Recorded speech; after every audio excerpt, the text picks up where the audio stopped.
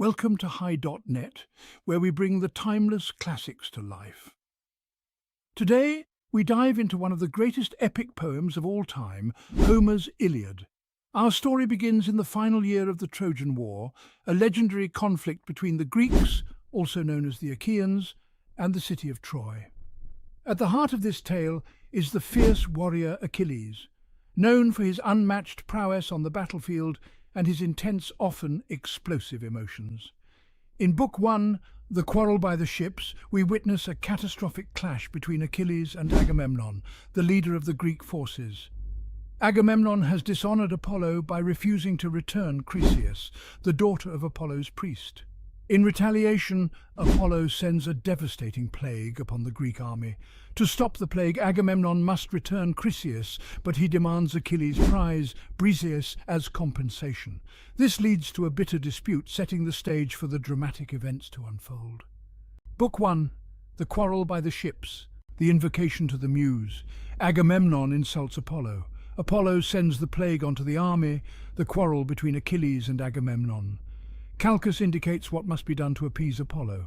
Agamemnon takes Briseis from Achilles. Achilles prays to Thetis for revenge. Achilles meets Thetis. Chryseis is returned to her father. Thetis visits Zeus. The gods converse about the matter on Olympus. The banquet of the gods sing, goddess, sing the rage of Achilles, son of Peleus. That murderous anger which condemned Achaeans to countless agonies and threw many warrior souls deep into Hades, leaving their dead bodies carrion food for dogs and birds, all in fulfillment of the will of Zeus. Start at the point where Agamemnon, son of Atreus, that king of men, quarrelled with noble Achilles. Which of the gods incited these two men to fight?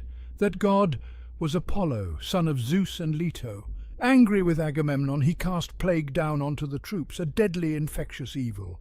For Agamemnon had dishonoured the god's priest Chryseis, who'd come to the ships to find his daughter Chryseis, bringing with him a huge ransom. In his hand he held up on a golden staff, the scarf sacred to archer god Apollo. He begged Achaeans, above all the army's leaders. Chryseis says, "Menelaus, Agamemnon, sons of Atreus, all you well-armed Achaeans, may the gods on Olympus grant you wipe out Priam's city, and then return home safe and sound. Release my dear child to me. Take this ransom. Honour Apollo, far-shooting son of Zeus." All the Achaeans roared out their support. "Respect the priest! Take the generous ransom!" Displeased, Agamemnon dismissed Chryseis roughly. "Old man, don't let me catch you by our hollow ships, sneaking back here today or later on. Who cares about Apollo's scarf and staff? I'll not release the girl to you, no, not before she's grown old with me in Argos far from home, working the loom, sharing my bed. Go away.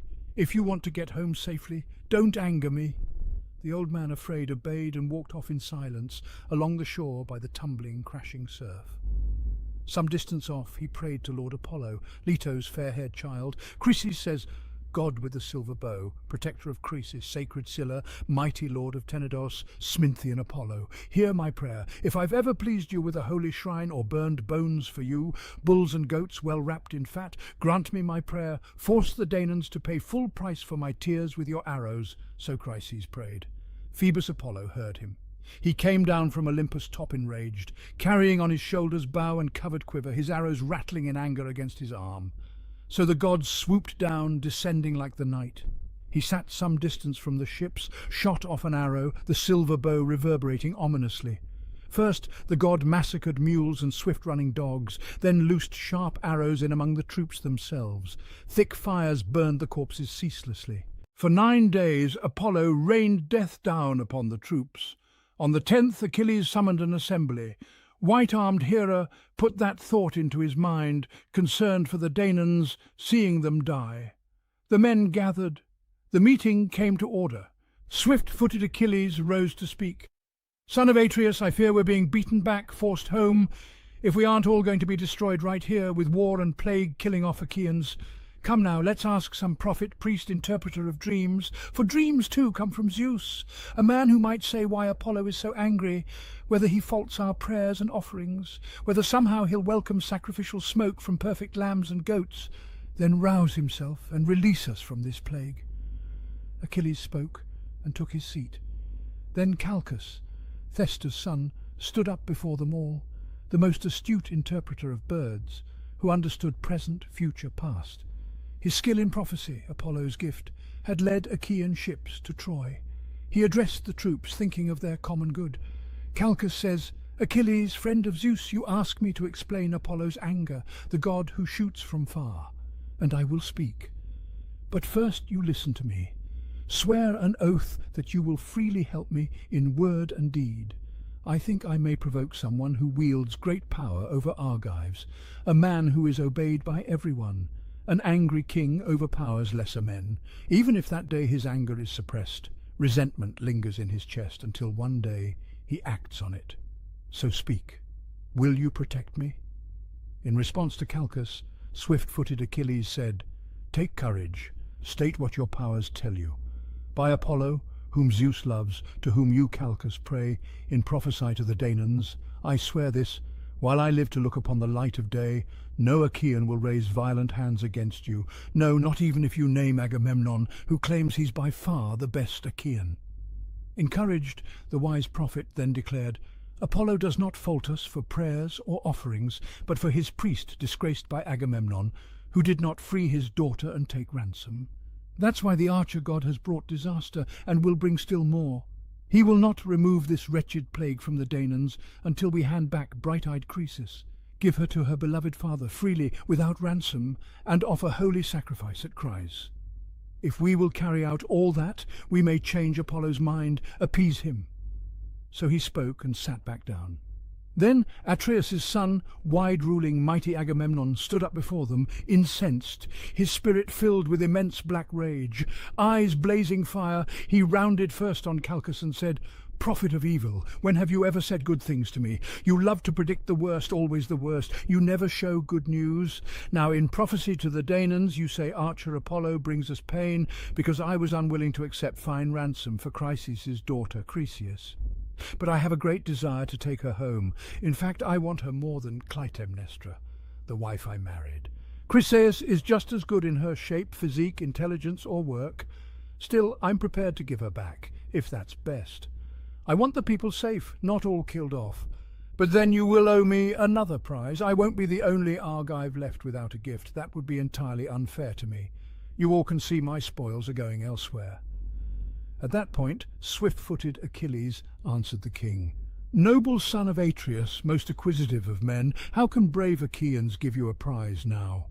There are none left for us to pass around. We've divided up what we allotted, loot from captured towns we devastated. For men to make a common pile again would be most unfair. Send the girl back now, as the god demands.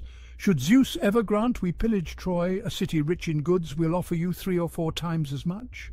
Mighty Agamemnon then said in reply, "Achilles, you're a fine man, like a god.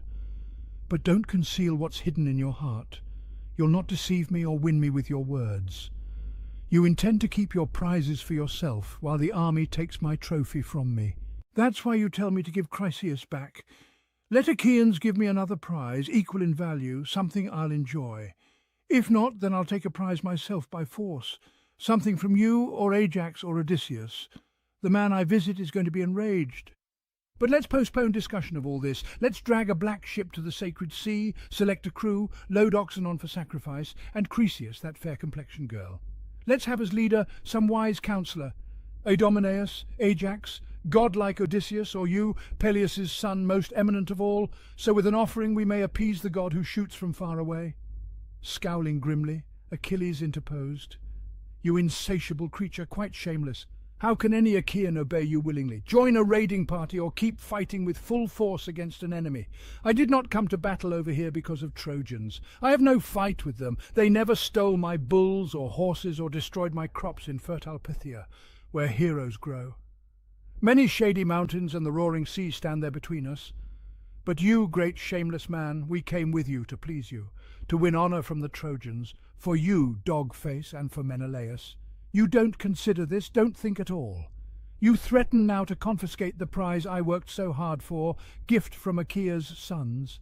When we Achaeans loot some well-built Trojan town, my prizes never match the ones you get. The major share of war's fury rests on me. But when we hand around the battle spoils, you get much larger trophies. Worn out in war, I reach my ships with something fine but small. So I'll return home now to Phthia. It's far better to sail back in my curved ships. I don't fancy staying here unvalued to pile up riches, treasures just for you." To that, Agamemnon, king of men, shot back, "Fly off home then, if that's your heart's desire. I'll not beg you to stay on my account. I have others around to honour me, especially all-wise Zeus himself. Of all the kings Zeus cherishes, it's you I hate the most. You love constant strife, war and combat. So what if you're strong? Some god gave you that. So scurry off home, take ships and friends, go rule your Myrmidons. I don't like you or care about your rage, but I'll make this threat. I'll take your prize, fair-cheeked Briseis. I'll fetch her in person. You'll see just how much I'm the better man, and others will hate to speak to me as peers, in public claiming full equality with me." As Agamemnon spoke, Peleus' son, Achilles, was overwhelmed with anguish, heart-torn two ways, debating in his shaggy chest what he should do. Should he draw out the sharp sword on his thigh, incite the crowd, kill Atreus' son, or suppress his rage, control his fury? As he argued in his mind and heart, he slid his huge sword part way from its sheath. At that moment, Athena came down from heaven. White-armed Hera sent her. She cherished both men, cared for them equally. Athena stood behind Achilles, grabbed him by his golden hair, invisible to all except Achilles. In astonishment he turned. At once he recognized Pallas Athena, the dreadful glitter in her eyes. Achilles spoke. His words had wings. "Child of Aegis-bearing Zeus, why have you come now? Do you wish to see how overbearing Agamemnon is? I'll tell you where all this is going to lead. That arrogance will soon cost him his life." Glittery-eyed Athena then spoke in reply. "I came down from heaven to curb your passion, if you obey. White-armed Hera sent me. She loves you both alike, cares equally. Give up this quarrel. Don't draw your sword. Fight him with words, so he becomes disgraced. For I say to you, and this will happen because of Agamemnon's arrogance, some day gifts 3 times greater than this girl will be set down before you. Control yourself. Obey." Achilles answered Athena, "Goddess, men should follow your instructions, though angry in their hearts. It's better so. The person who's obedient to the gods attend to all the more." Obeying Athena's words, Achilles relaxed his huge fist on the silver hilt and pushed the massive sword back in its scabbard. Athena then returned to heaven, home of Zeus, who bears the Aegis and the other gods. Achilles turned again on Agamemnon, Atreus' son, with harsh abuse, his anger still unabated. "You drunken sot, dog-eyed, dear timid coward, you're never strong enough within yourself to arm for war alongside other comrades, or venture with Achaea's bravest on a raid. To you, that smells too much like death. No, you'd much prefer to stroll around throughout the wide Achaean army, to grab gifts from a man who speaks against you, a king who gorges on his own people. You lord it over worthless men. If not, son of Atreus, this would be your last offence. I'll tell you, swear a great oath on this point by this sceptre, which will never sprout leaves and shoots again, since first ripped away from its mountain stump, nor bloom any more, now that bronze has sliced off leaf and bark. This sceptre Achaea's sons take in hand whenever they do justice in Zeus's name. An oath on this has power. On this I swear. The time will come when Achaea's sons all miss Achilles. A time when in distress you'll lack my help. A time when Hector, that man-killer, destroys many warriors. Then grief will tear your hearts apart because you shamed Achaea's finest man." So the son of Peleus spoke, throwing to the ground the sceptre with the golden studs. Then he sat down, directly facing furious Agamemnon. Then Nestor stood up, clear, sweet orator from Pylos. Sweeter than honey the words flowed from his tongue. In his own lifetime, 2 generations of mortal men had come and passed away, all those born and raised with him so long ago in sacred Pylos. Now he ruled a 3rd generation of his people. Concerned about their common good, he said, "Alas, this is great sorrow for Achaeans. Priam and Priam's children will be glad. The hearts of other Trojans swell with joy. Should they find out about such quarrelling, a fight between you two, among Danaans the very best for counsel or combat. But listen, you are both younger men than I, And I've been colleague of better men than you, men who never showed me any disrespect, men whose like I have not seen again, and never will, like Pirithous, Drias, a shepherd to his people, Caeneus, Exadios, godlike Polyphemus, Theseus, son of Aegeus, all godlike men, the mightiest earthborn men, the strongest, and the enemies they fought against were strong, the most powerful of mountain centaurs, but they destroyed those creatures totally. Associate of theirs, I came from Pylos, a long way from that land, summoned personally. I fought on my own behalf by myself. No man alive on earth could now fight them. Yet they heard me and followed my advice. So listen, both of you. That's what's best now. Agamemnon, you're an excellent man, but do not take Briseis from Achilles. Let that pass. Achaea's sons gave her to him first, and you, Peleus' son, don't seek to fight the king, not as your enemy. The sceptre-bearing king, whose powerful authority comes from Zeus, never shares honours equally. Achilles, you may be stronger since your mother was divine, but he's more powerful, for he rules more men. But you, son of Atreus, check your anger. Set aside, I urge you, your rage against Achilles, who provides in the middle of war's evils a powerful defence for all Achaeans. Mighty Agamemnon then replied to Nestor, Old man, everything you say is true enough, but this man wants to put the rest to shame, rule all of us, lord it over everyone. But some, I think, will not obey him. So what if the gods who live forever made him a spearman? Is that some reason we should let him say such shameful things? Achilles, interrupting Agamemnon, shouted, I'd be called a coward, a nobody, if I held back from any action because of something you might say. Order other men about. Don't tell me what I should do. I'll not obey you any more, but I will tell you this, remember it well. I'll not raise my hand to fight about that girl, no, not against you or any other man. You Achaeans gave her to me, and now you seize her back again. But you'll not take another thing from my swift black ship. You'll get nothing else with my consent. If you'd like to see what happens, just try. My spear will quickly drip with your dark blood. Thus the pair of them continued arguing. Then they stood up, dissolving the assembly by the ships. Peleus' son went back to his well-balanced ships and huts, along with Patroclus, Menelaus' son, and friends. Agamemnon dragged a swift ship down the shore, chose 20 sailors, loaded on the oxen, offerings for the god, and led on fair-cheeked Chryseis. Shrewd Odysseus shipped on as leader.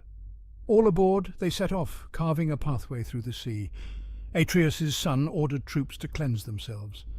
The men bathed in the sea, washed off impurities. They then made sacrificial offerings to Apollo, hundreds of perfect bulls and goats beside the restless sea. Savoury smells curled up amid the smoke high into heaven. The men thus occupied, Agamemnon did not forget the challenge he made earlier to Achilles. He called his heralds Talthybius and Eurybates.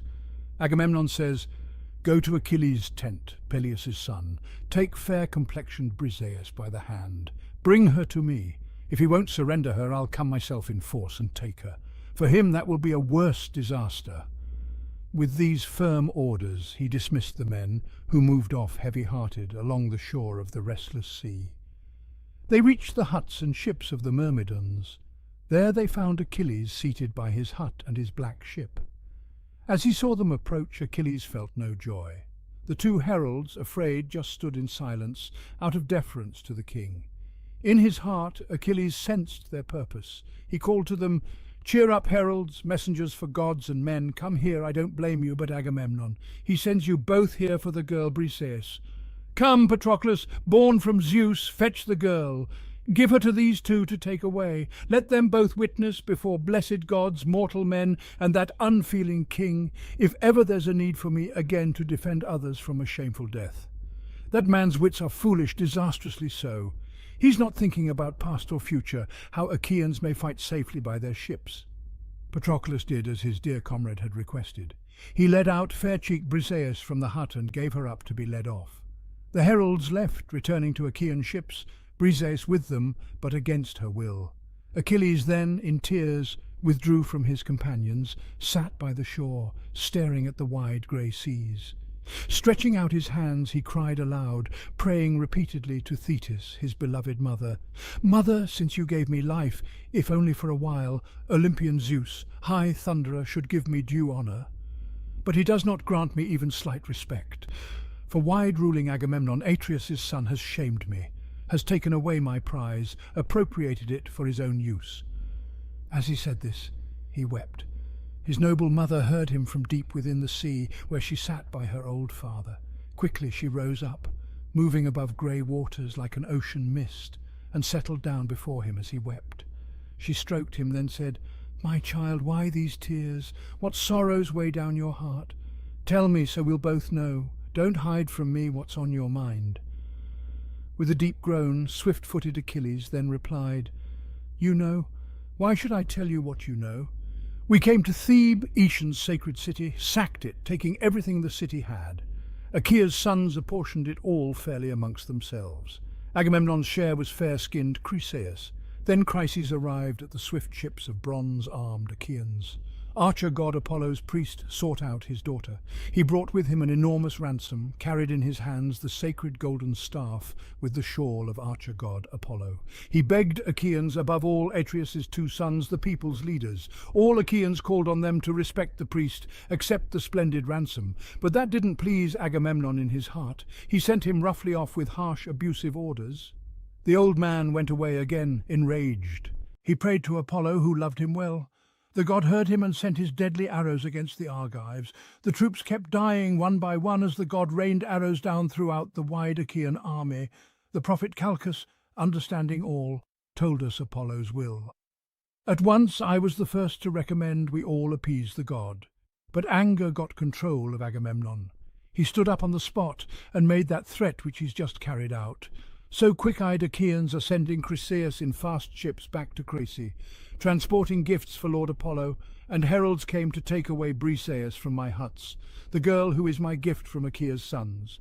So now, if you can, protect your son. Go to Mount Olympus and implore Zeus, if ever you in word or deed have pleased him. For often I have heard you boast in father's house that you alone, of all the deathless gods, saved Zeus of the dark clouds from disgraceful ruin. When other Olympians came to tie him up, Hera, Pallas Athena, and Poseidon. But you, goddess, came and set him free, by quickly calling up to high Olympus that 100-handed monster gods called Briareos, and men all name Aegaeon, a creature whose strength was greater than his father's. He sat down beside the son of Cronos, exulting in his glory. The sacred gods, afraid, stopped tying up Zeus. So sit down right by Zeus, clasp his knee, remind him of all that, so he'll want to help the Trojans somehow. Corner Achaeans by the sea, by their ships' prows, have them destroyed, so they all enjoy their king. So the son of Atreus, wide-ruling Agamemnon, himself may see his foolishness, dishonouring Achilles, the best of the Achaeans. Thetis, shedding tears, answered her son, Achilles. "O my child, why did I nurture you, since I brought you up to so much pain? Would you were safely by your ships, dry-eyed? Your life is fated to be short, you'll not live long. Now, faced with a quick doom, you're in distress, more so than any other man. At home I gave you life marked by an evil fate. But I'll tell these things to thunder-loving Zeus. I'll go myself to snow-topped Mount Olympus to see if he will undertake all this. Meanwhile you should sit by your swift ships, angry at Achaeans, take no part in war, for yesterday Zeus went to Oceanus to banquet with the worthy Ethiopians. The gods all journeyed with him. In 12 days, when he returns and comes home to Olympus, I'll go to Zeus's bronze-floored house, clasp his knee. I think I'll get him to consent." Thetis spoke. Then she went away, leaving Achilles there, angry at heart for lovely girdled Briseis, taken from him by force against his will. Odysseus sailed to Chryse, bringing with him the sacrificial animals as sacred offerings. When they had sailed into deep anchorage, they took in the sails and stowed them in the ship. With 4 stays, they soon set the mast down in its notch, then rowed the ship into its mooring place. They threw out anchor stones, lashed stern cables, and clambered out into the ocean surf. They brought off the offerings to archer god Apollo. Then Chryseis disembarked from the ocean ship. Resourceful Odysseus led her to the altar, placed her in her beloved father's hands, then said, "Chryses, I have been sent by Agamemnon, ruler of men, to bring your daughter to you, and then on behalf of the Danaans to make an offering to Lord Apollo, all these sacrificial beasts, to placate the god who now inflicts such dismal evil on us. After saying this, he handed the girl over. Chryses gave his daughter a joyful welcome back, and then, around the well-built altar, they arranged the splendid sacrifice. They washed their hands and picked up the barley grain for sprinkling. Raising his arms, Chryses prayed out loud on their behalf. "Hear me, God of the silver bow, protector of Chryse, mighty lord of holy Scylla, sacred Tenedos. You heard me earlier when I prayed to you, just as you honoured me, striking hard against Achaeans then. So now, grant me what I pray for. Remove disaster, this wretched evil, from the Daunans." So Chryses spoke. Phoebus Apollo heard him. Once they had prayed and scattered barley grain, they pulled back the heads of sacrificial beasts, slit their throats, flayed them, sliced the thigh bones out, and hid them in twin layers of fat with raw meat on top. Old Chryses burned them on split wood, poured wine on them. Young men beside him held out 5-pronged forks. Once the thighs were well burned, they sampled entrails, then sliced up all the rest, skewered the meat on spits, roasted it carefully, and drew off every piece. That work complete, they then prepared a meal and ate. No heart was left unsatisfied. All feasted equally. And when the men had had their fill of food and drink, young boys filled the mixing bowl with wine up to the brim and served it, pouring libations into every cup. Then all day long young Achaean lads played music, singing to the god a lovely hymn of praise, honouring in dance and song the god who shoots from far. Hearing them, Apollo felt joy fill his heart. At sunset, as dusk came on by the ship's stern, they went to sleep. But when early morn, rose-fingered dawn appeared, they set off once more back to the wide Achaean camp. Far-shooting Apollo sent them favourable winds. They raised the mast and then the sails. The wind blew, filling out the body of the sail. On both sides of the prow the purple waves hissed loudly as the ship sped on its way, its motion carving a path through the ocean swell. When they reached the broad Achaean army, they hauled the black ship high up on the sand, pushed long props tight beneath it, then dispersed, each man returning to his own huts and ships. Meanwhile, Achilles, divinely born son of Peleus, sat down in anger alongside his swift ships. Not once did he attend assembly where men win glory or go out to fight, but he pined away at heart, remaining idle by his ships, yearning for the hue and cry and clash of battle. 12 days later, the company of gods came back together to Olympus, with Zeus in the lead. Thetis did not forget the promise to her son. She rose up through the ocean waves at daybreak, then moved high up to great Olympus.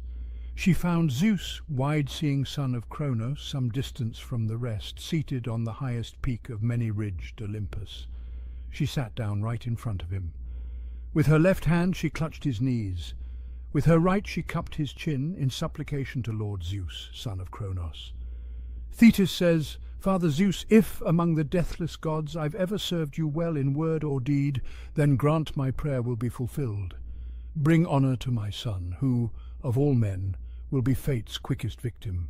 For just now Agamemnon, king of men, has shamed him. He seized his prize, robbing him in person, and kept it for himself. But honour him, Zeus, all-wise Olympian. Give the Trojans the upper hand, until Achaeans respect my son, until they multiply his honours." Thetis finished. Cloud-gatherer Zeus did not respond. He sat a long time silent. Thetis held his knees, clinging close, repeating her request once more. "Promise me truly, nod your head or deny me, since there's nothing here for you to fear. So I'll clearly see how among the gods I enjoy the least respect of all." Cloud-gatherer Zeus, greatly troubled, said, "A nasty business. What you say will set Hera against me. She provokes me so with her abuse. Even now in the assembly of immortal gods she's always insulting me, accusing me of favouring the Trojans in the war. But go away for now in case Hera catches on. I'll take care of this, make sure it comes to pass. Come to convince you, I'll nod my head. Among gods, that's the strongest pledge I make. Once I nod my assent, nothing I say can be revoked, denied, or unfulfilled." Zeus, son of Cronos, nodded his dark brows. The divine hair on the king of gods fell forward, down over his immortal head, shaking Olympus to its very base. The conference over, the two parted. Thetis plunged from bright Olympus back into the sea. Zeus went inside his house. Their father present, all the gods at once stood up from their seats. No one dared stay put as he came in, all rose together. Zeus seated himself upon his throne. Looking at him, Hera sensed he had made some deal with Thetis, silver-footed daughter of the old man of the sea. At once she spoke up accusingly. "Which god has been scheming with you, you crafty one? You always love to work on things in secret without involving me. You never want to tell me openly what you intend." The father of gods and men replied, "Hera, don't hope to understand my every plan. Even for my own wife that's dangerous. What's appropriate for you to hear about, no one, god or man, will know before you. But when I wish to hide my thoughts from gods, don't you go digging after them, or pestering me for every detail." Hera then replied to Zeus, "Most dread son of Cronos, what are you saying? I have not been overzealous before now, in questioning you or seeking answers. Surely you're quite at liberty to plan anything you wish. But now in my mind, I've got this dreadful fear that Thetis, silver-footed daughter of the old man of the sea, has won you over. For this morning early she sat down beside you, held your knees. I think you surely nodded your agreement to honour Achilles killing many soldiers, slaughtering them by the Achaean ships." Zeus, the cloud-gatherer, spoke out in response. "My dear lady, you're always fancying things. Your attention picks up every detail, but you can't do anything about it, except push yourself still further from my heart, making matters so much worse for you. If things are as they are, then that's the way I want them.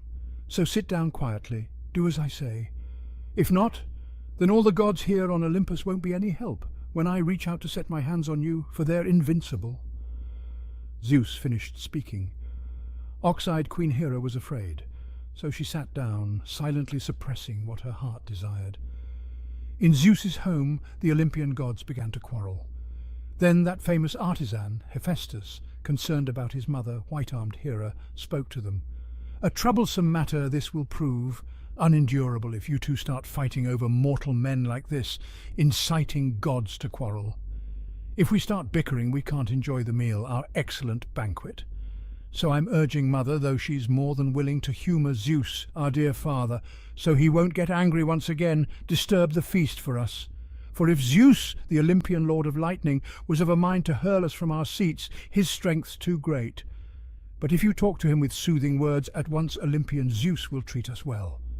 Hephaestus spoke, then stood up, passed a double goblet across to his dear mother, saying to her, "Stay calm, mother, even though you are upset. If not, then, as beloved as you are, I may see you beaten up before my eyes, with me incapable of helping out, though the sight would make me most unhappy.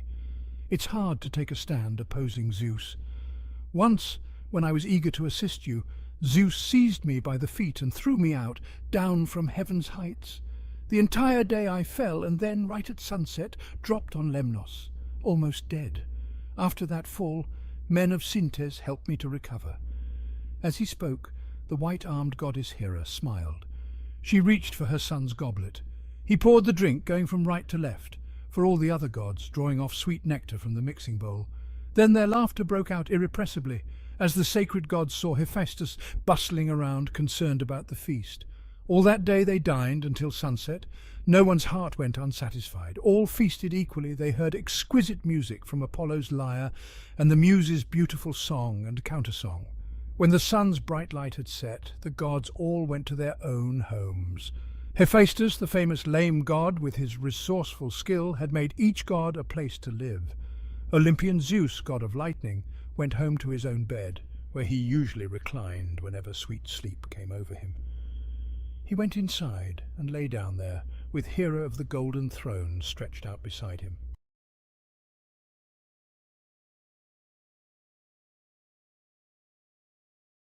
Welcome to Book 2 of Homer's Iliad, a towering epic of Greek mythology and a cornerstone of ancient literature. In this book, often referred to as the Catalogue of Ships, we are transported to the battlegrounds of Troy, where a vast assembly of Achaean forces is stirring. Here, Homer not only showcases his mastery in recounting the intricate details of the assembled armies, but also sets the stage for the conflicts and heroics that will unfold.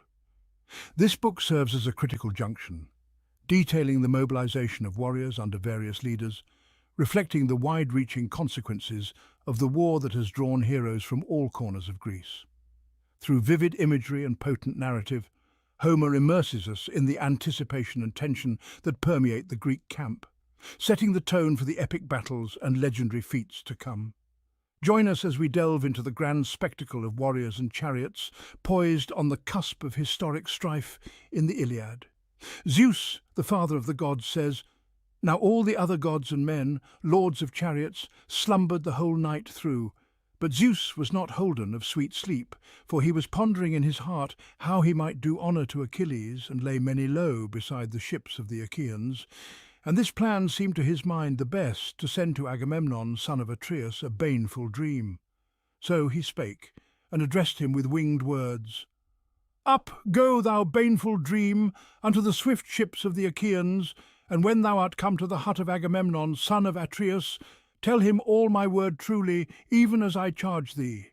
Bid him arm the long-haired Achaeans with all speed, since now he may take the broad-wayed city of the Trojans.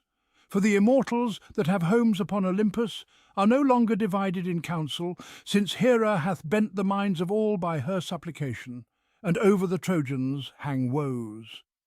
So spake he, and the dream went his way, when he had heard this saying.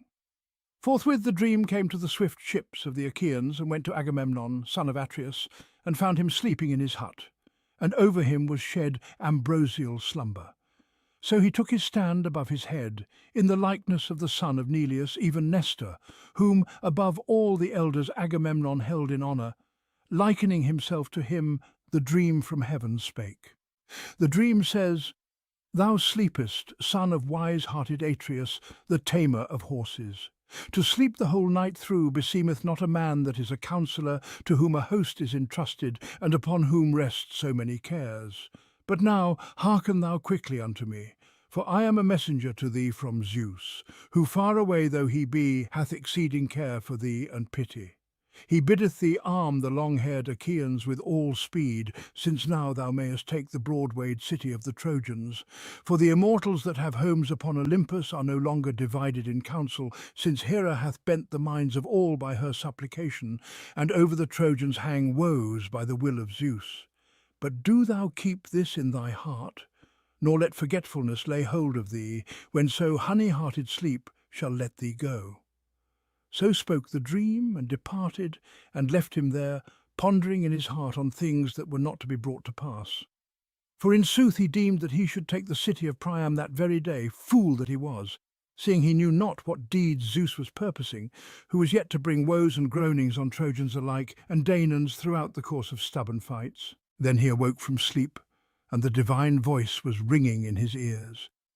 He sat upright, and did on his soft tunic, fair and glistering, and about him cast his great cloak, and beneath his shining feet he bound his fair sandals, and about his shoulders flung his silver-studded sword, and he grasped the sceptre of his fathers, imperishable ever, and therewith took his way along the ships of the brazen-coated Achaeans. Now the goddess Dawn went up to high Olympus, to announce the light to Zeus and the other immortals. But Agamemnon bade the clear-voiced heralds summon to the place of gathering the long-haired Achaeans. And they made summons, and the men gathered full quickly. But the king first made the council of the great-souled elders to sit down beside the ship of Nestor, the king Pylos born.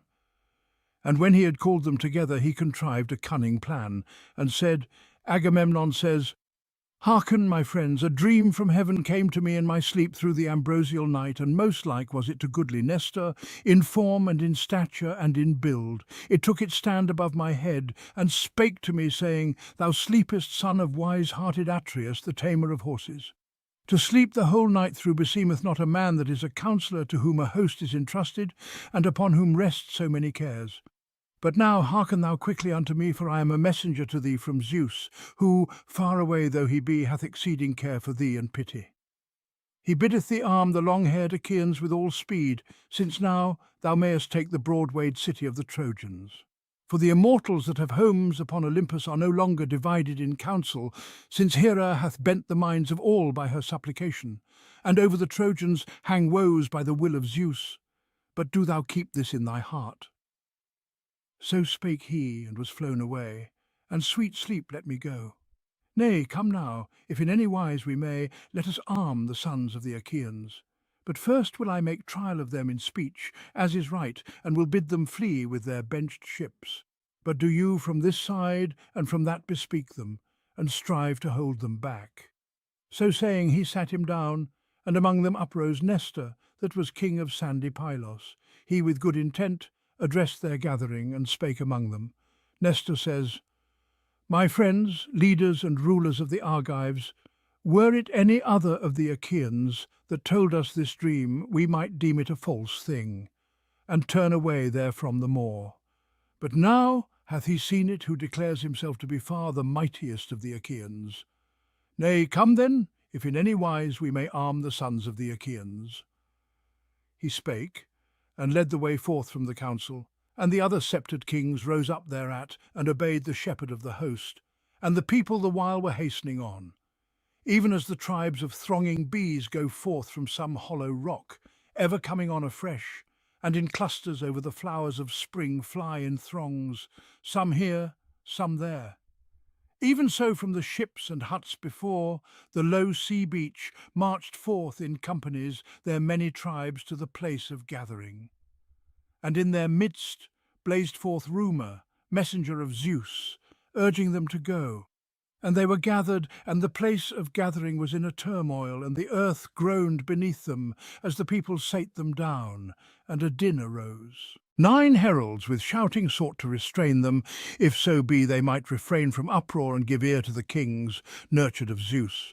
Hardly at the last were the people made to sit, and were stayed in their places, ceasing from their clamour.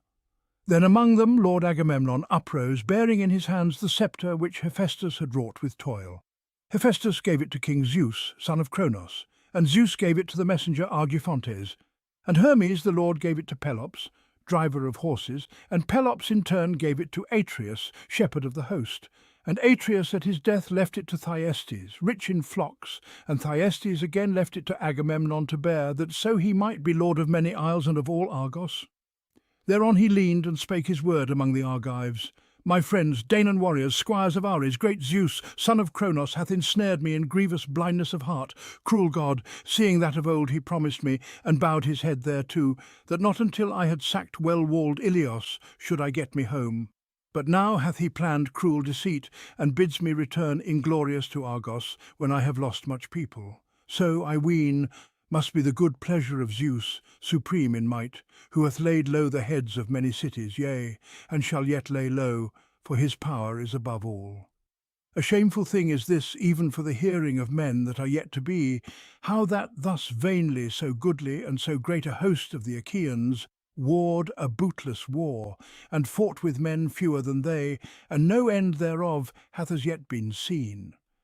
For should we be minded, both Achaeans and Trojans, to swear a solemn oath with sacrifice, and to number ourselves, and should the Trojans be gathered together, even all they that have dwellings in the city, and we Achaeans be marshalled by tens, and choose each company of us a man of the Trojans to pour our wine, then would many tens lack a cupbearer. So far I deem do the sons of the Achaeans outnumber the Trojans that dwell in the city. But allies there be out of many cities, men that wield the spear, who hinder me mightily, and for all that I am fain, suffer me not to sack the well-peopled citadel of Ilios. Already have 9 years of great Zeus gone by, and lo, our ship's timbers are rotted and the tackling loosed. And our wives, I ween, and little children sit in our halls awaiting us. Yet is our task wholly unaccomplished, in furtherance whereof we came hither. Nay, come, even as I shall bid, let us all obey. Let us flee with our ships to our dear native land, for no more is there hope that we shall take broad-wayed Troy. So spake he, and roused the hearts in the breasts of all throughout the multitude, as many as had not heard the counsel. And the gathering was stirred, like the long sea waves of the Icarian main, which the east wind or the south wind has raised, rushing upon them from the clouds of Father Zeus. And even as when the west wind at its coming stirreth a deep cornfield with its violent blast, and the ears bow thereunder, even so was all their gathering stirred, and they with loud shouting rushed towards the ships, and from beneath their feet the dust arose on high. And they called each one to his fellow to lay hold of the ships and draw them into the bright sea. And they set themselves to clear the launching ways, and their shouting went up to heaven, so fain were they of their return home. And they began to take the props from beneath the ships. Then would the Argives have accomplished their return even beyond what was ordained, had not Hera spoken a word to Athena, saying, "Out upon it, child of Zeus that beareth the aegis, unwearied one! Is it thus indeed that the Argives are to flee to their dear native land over the broad back of the sea? Ay, and they would leave to Priam and the Trojans their boast, even Argive Helen, for whose sake many an Achaean hath perished in Troy, far from his dear native land. But go thou now throughout the host of the brazen-coated Achaeans. With thy gentle words seek thou to restrain every man, neither suffer them to draw into the sea their curved ships." So spake she, and the goddess, flashing-eyed Athena, failed not to hearken. Down from the peaks of Olympus she went darting, and speedily came to the swift ships of the Achaeans. There she found Odysseus, the peer of Zeus, in council as he stood. He laid no hand upon his benched black ship, for that grief had come upon his heart and soul, and flashing-eyed Athena stood near him, and said, "Son of Laertes, sprung from Zeus, Odysseus of many wiles, is it thus indeed that ye will fling yourselves on your benched ships to flee to your dear native land?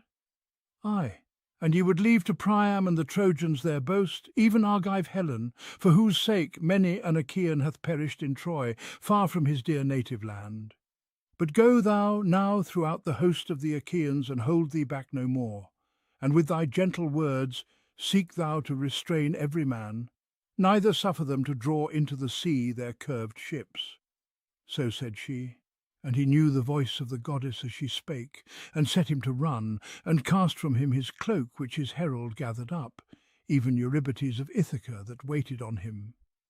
But himself he went straight to Agamemnon, son of Atreus, and received at his hand the staff of his fathers, imperishable ever, and therewith went his way along the ships of the brazen-coated Achaeans.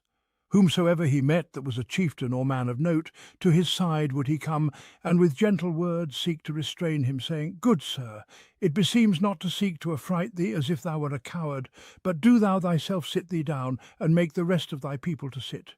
For thou knowest not yet clearly what is the mind of the son of Atreus.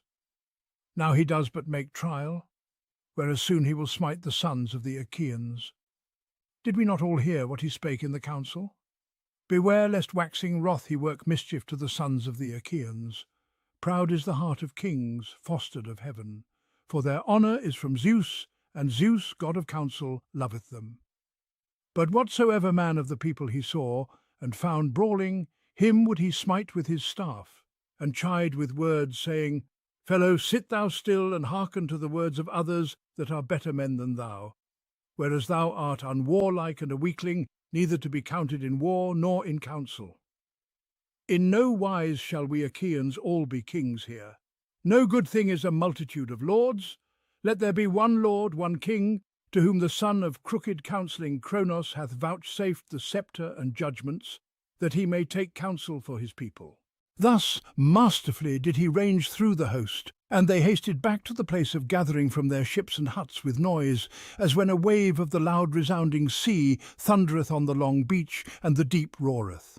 Now the others set them down and were stayed in their places, only there still kept chattering on Thersites of measureless speech, whose mind was full of great store of disorderly words, wherewith to utter revilings against the kings, idly and in no orderly wise.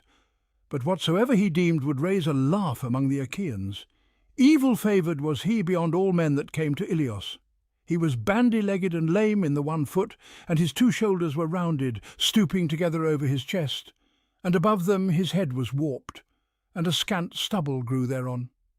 Hateful was he to Achilles above all, and to Odysseus, for it was they twain that he was wont to revile. But now again, with shrill cries, he uttered abuse against goodly Agamemnon. With him were the Achaeans exceeding wroth, and had indignation in their hearts. Howbeit with loud shoutings he spake and chid Agamemnon, "Son of Atreus, with what art thou now again discontent, or what lack is thine? Filled are thy huts with bronze, and women full many are in thy huts. chosen spoils that we Achaeans give thee first of all, whensoe'er we take a citadel?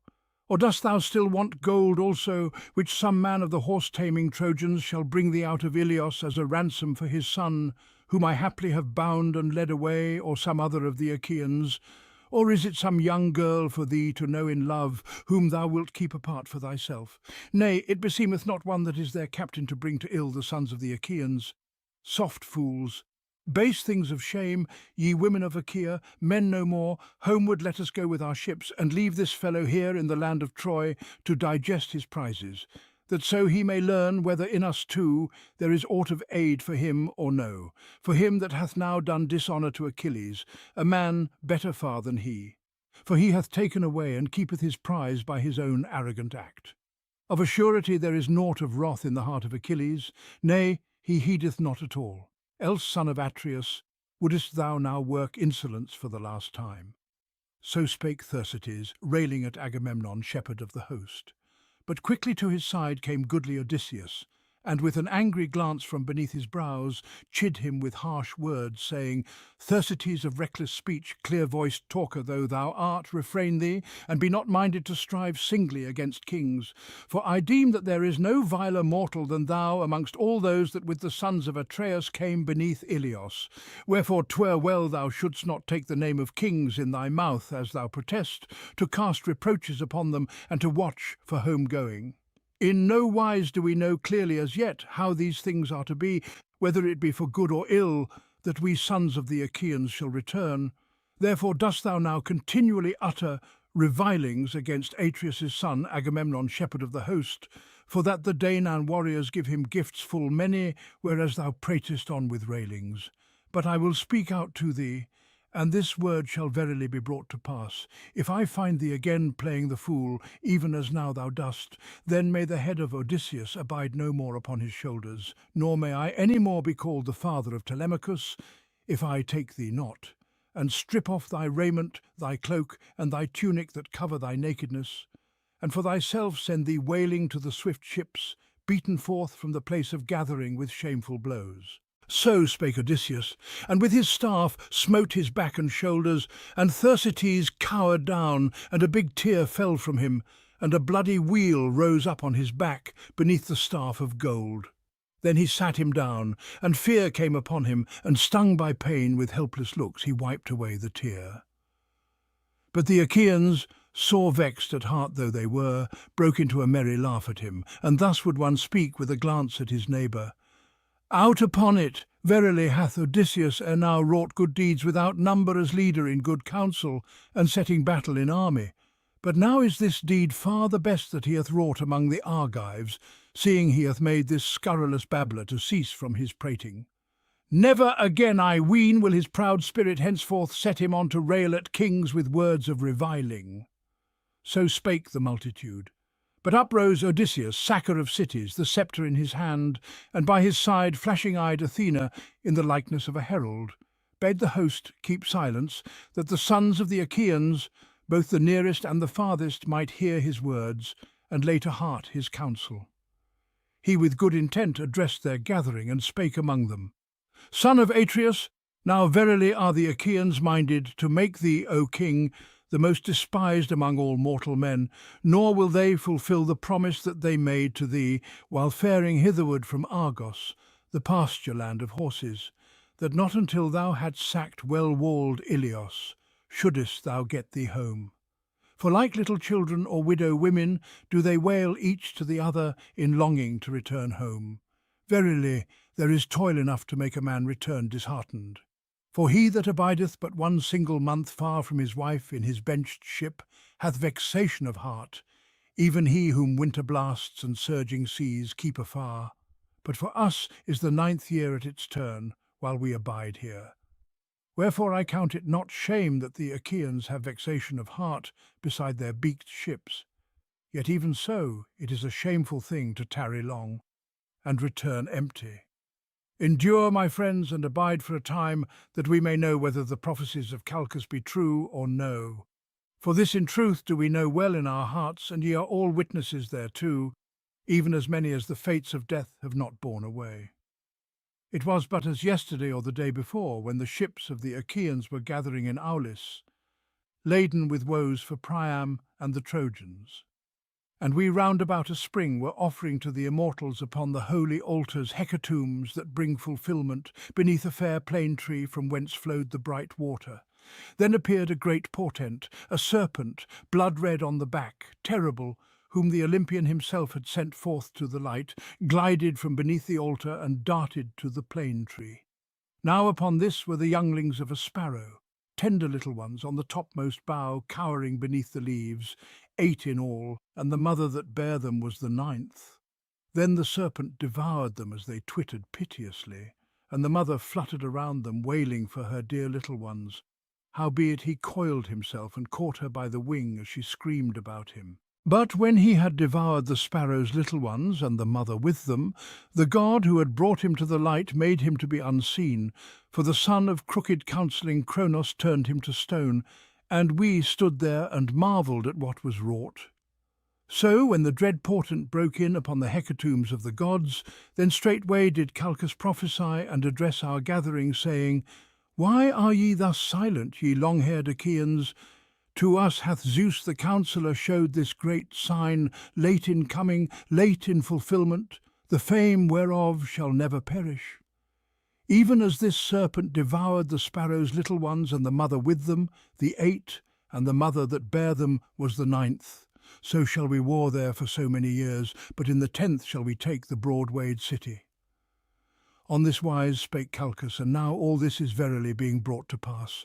Nay, come, abide ye all, ye well-grieved Achaeans, even where ye are, until we take the great city of Priam. So spake he, and the Argives shouted aloud, and all round about them the ships echoed wondrously beneath the shouting of the Achaeans, as they praised the words of godlike Odysseus. And there spake among them the horseman Nestor of Gerenia. Now look you, in very truth are ye holding assembly after the manner of silly boys that care no whit for deeds of war. What then is to be the end of our compacts and our oaths? Nay, into the fire let us cast all counsels and plans of warriors, the drink offerings of unmixed wine, and the hand-clasps wherein we put our trust. For vainly do we wrangle with words, nor can we find any device at all for all our long tarrying here. Son of Atreus, do thou as of old keep unbending purpose, and be leader of the Argives throughout stubborn fights. And for these let them perish, the 1 or 2 of the Achaeans that take secret counsel apart, yet no accomplishment shall come therefrom, to depart first to Argos, or ever we have learned whether the promise of Zeus that beareth the aegis be a lie or no. For I declare that Cronos' son, supreme in might, gave promise with his nod on that day when the Argives went on board their swift-faring ships, bearing unto the Trojans death and fate, for he lightened on our right and showed forth signs of good. Wherefore let no man make haste to depart homewards until each have lain with the wife of some Trojan, and have got him requital for his strivings and groanings for Helen's sake. Howbeit, if any man is exceeding fain to depart homewards, let him lay his hand upon his black, well-benched ship, that before the face of all he may meet death and fate. But do thou, O king, thyself take good counsel, and hearken to another. The word whatsoever I speak shalt thou not lightly cast aside. Separate thy men by tribes, by clans, Agamemnon. That clan may bear aid to clan, and tribe to tribe. If thou do thus, and the Achaeans obey thee, thou wilt know then who among thy captains is a coward, and who among thy men, and who too is brave. For they will fight each clan for itself. So shalt thou know whether it is even by the will of heaven that thou shalt not take the city, or by the cowardice of thy folk, and their witlessness in war. Then in answer to him spake the king Agamemnon. Ay, verily once more, old sir, art thou preeminent in speech above the sons of the Achaeans. I would, O Father Zeus and Athene and Apollo, that I had 10 such counsellors. Then would the city of King Priam forthwith bow her head, taken and laid waste beneath our hands. But the son of Kronos, even Zeus that beareth the aegis, hath brought sorrows upon me, in that he casteth me into the midst of fruitless strifes and wranglings. For verily I and Achilles fought about a girl with violent words, and it was I that waxed wroth the first. But if e'er we shall be at one in council, then shall there no more be any putting off of evil for the Trojans, no, not for an instant. But for this present go ye to your meal, that we may join battle. Let every man whet well his spear, and bestow well his shield, and let him well give to his swift-footed horses their food, and look well to his chariot on every side, and bethink him of fighting, that the whole day through we may contend in hateful war. For of respite shall there intervene, no, not a whit, until night at its coming shall part the fury of warriors. Wet with sweat about the breast of many a man shall be the baldric of his sheltering shield, and about the spear shall his hand grow weary, and wet with sweat shall a man's horse be as he tugs at the polished car. But whomsoever I shall see minded to tarry apart from the fight beside the beaked ships, for him shall there be no hope thereafter to escape the dogs and birds. So spake he. And the Argives shouted aloud as a wave against a high headland, when the south wind cometh and maketh it to swell, even against a jutting crag that is never left by the waves of all the winds that come from this side or from that. And they arose and hasted to scatter among the ships, and made fires in the huts, and took their meal. And they made sacrifice one to one of the gods that are for ever, and one to another, with the prayer that they might escape from death and the toil of war.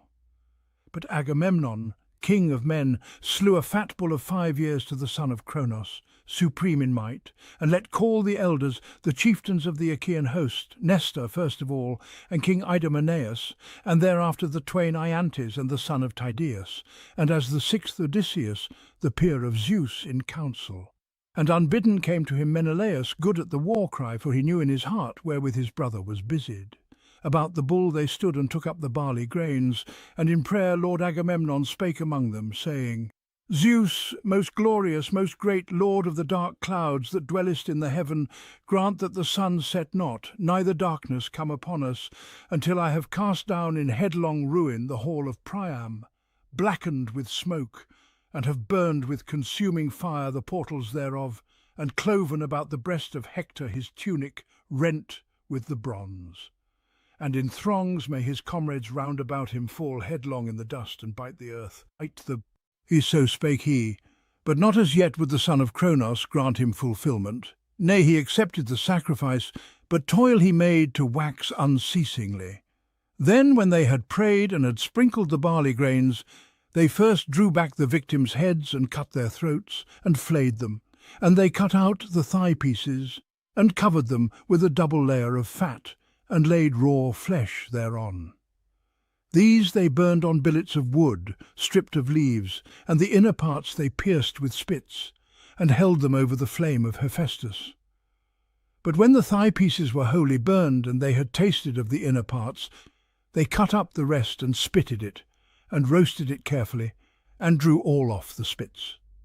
Then, when they had ceased from their labour and had made ready the meal, they feasted, nor did their hearts lack aught of the equal feast. But when they had put from them the desire of food and drink, among them the horseman, Nestor of Gerenia, was first to speak, saying, Most glorious son of Atreus, Agamemnon, king of men, let us now not any more remain gathered here, nor any more put off the work which verily the God vouchsafeth us. Nay, come, let the heralds of the brazen-coated Achaeans make proclamation, and gather together the host throughout the ships, and let us go thus in a body through the broad camp of the Achaeans, that we may with the more speed stir up sharp battle. So spake he, and the king of men. Agamemnon failed not to hearken. Straightway he bade the clear-voiced heralds summon to battle the long-haired Achaeans, and they made summons, and the host gathered full quickly. The kings, nurtured of Zeus that were about Atreus' son, sped swiftly, marshalling the host, and in their midst was the flashing-eyed Athene, bearing the priceless aegis that knoweth neither age nor death, wherefrom are hung 100 tassels all of gold, all of them cunningly woven, and each one of the worth of 100 oxen. Therewith she sped dazzling throughout the host of the Achaeans, urging them to go forth.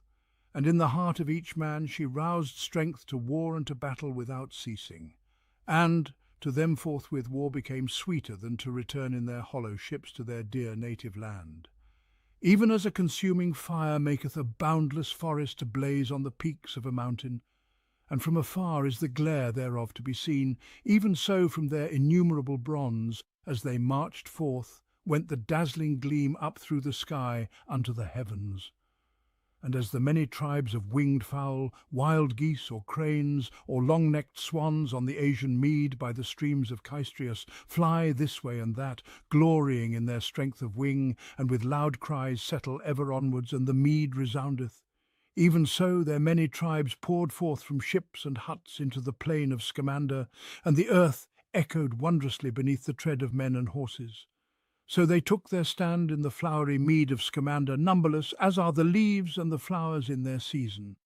Even as the many tribes of swarming flies that buzz to and fro throughout the herdsman's farmstead in the season of spring, when the milk drenches the pails, even in such numbers stood the long-haired Achaeans upon the plain, in the face of the men of Troy, eager to rend them asunder. And even as goat-herds separate easily the wide scattered flocks of goats when they mingle in the pasture, so did their leaders marshal them on this side and on that to enter into the battle, and among them Lord Agamemnon, his eyes and head like unto Zeus that hurleth the thunderbolt, his waist like unto Ares, and his breast unto Poseidon. Even as a bull among the herd stands forth far the chiefest over all, for that he is preeminent among the gathering kine, even such did Zeus make Agamemnon on that day, preeminent among many, and chiefest amid warriors. Tell me now, ye muses that have dwellings on Olympus, for ye are goddesses and are at hand and know all things, whereas we hear but a rumour and know not anything, who are the captains of the Danans and their lords.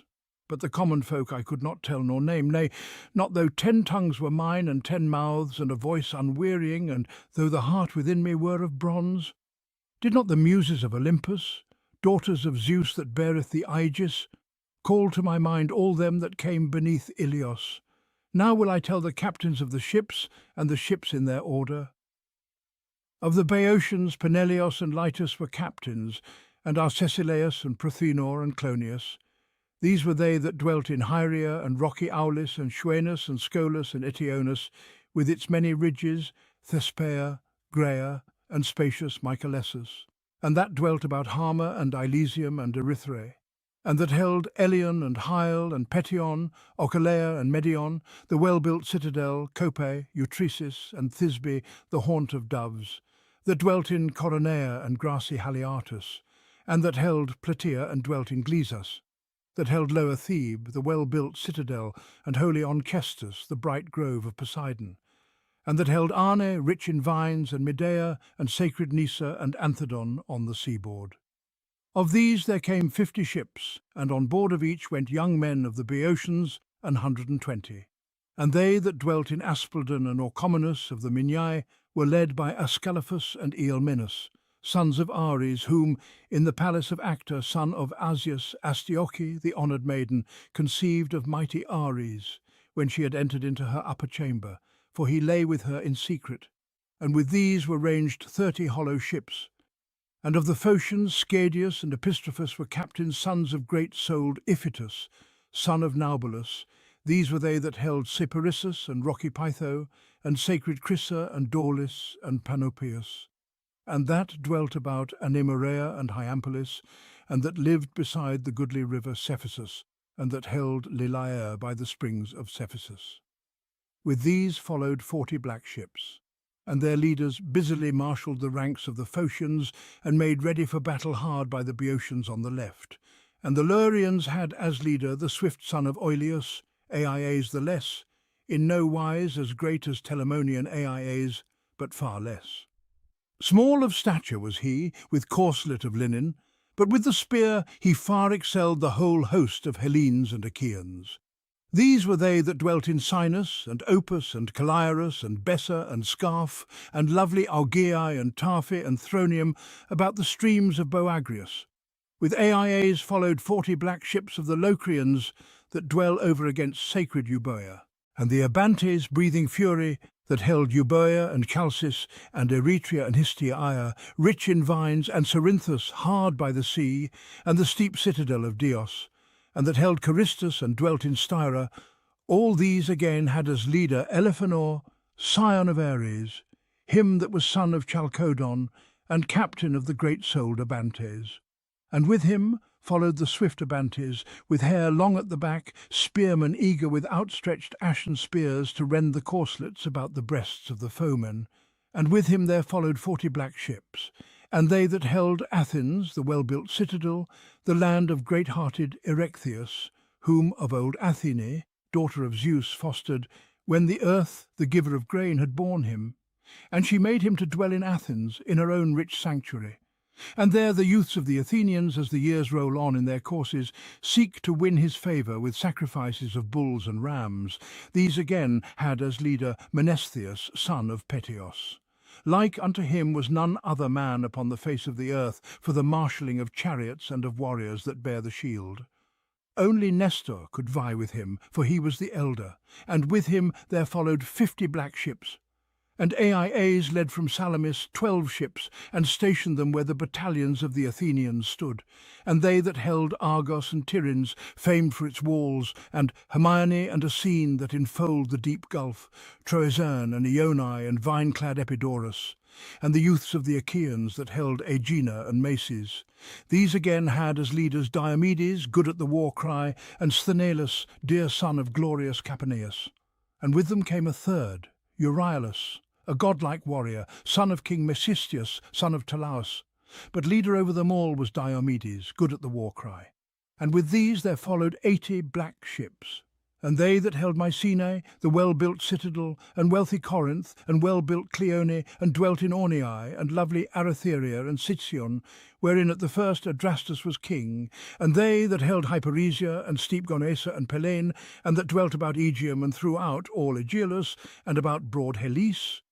Of these was the son of Atreus, Lord Agamemnon, captain with 100 ships. With him followed most people by far and goodliest. And among them he himself did on his gleaming bronze a king all glorious, and was preeminent among all the warriors, for that he was noblest and led a people far the most in number. And they that held the hollow land of Lacedaemon, with its many ravines, and Pharis and Sparta and Messe, the haunt of doves, and that dwelt in Brisae and lovely Ogae, and that held Amyclae and Helus, a citadel hard by the sea, and that held Las and dwelt about Huetilus. These were led by Agamemnon's brother, even Menelaus, good at the war cry, with 60 ships, and they were marshalled apart. And himself he moved among them, confident in his zeal, urging his men to battle. And above all others was his heart, fain to get him requital for his strivings and groanings for Helen's sake. And they that dwelt in Pylos, and lovely Eryne and Thryum, the ford of Alpheus, and fair-founded Api, and that had their abodes in Cyparisseus and Amphigenea and Teleos, and Helus and Dorium, where the Muses met Thamyris the Thracian, and made an end of his singing, even as he was journeying from Oechalia, from the house of Eurytus the Oechalian.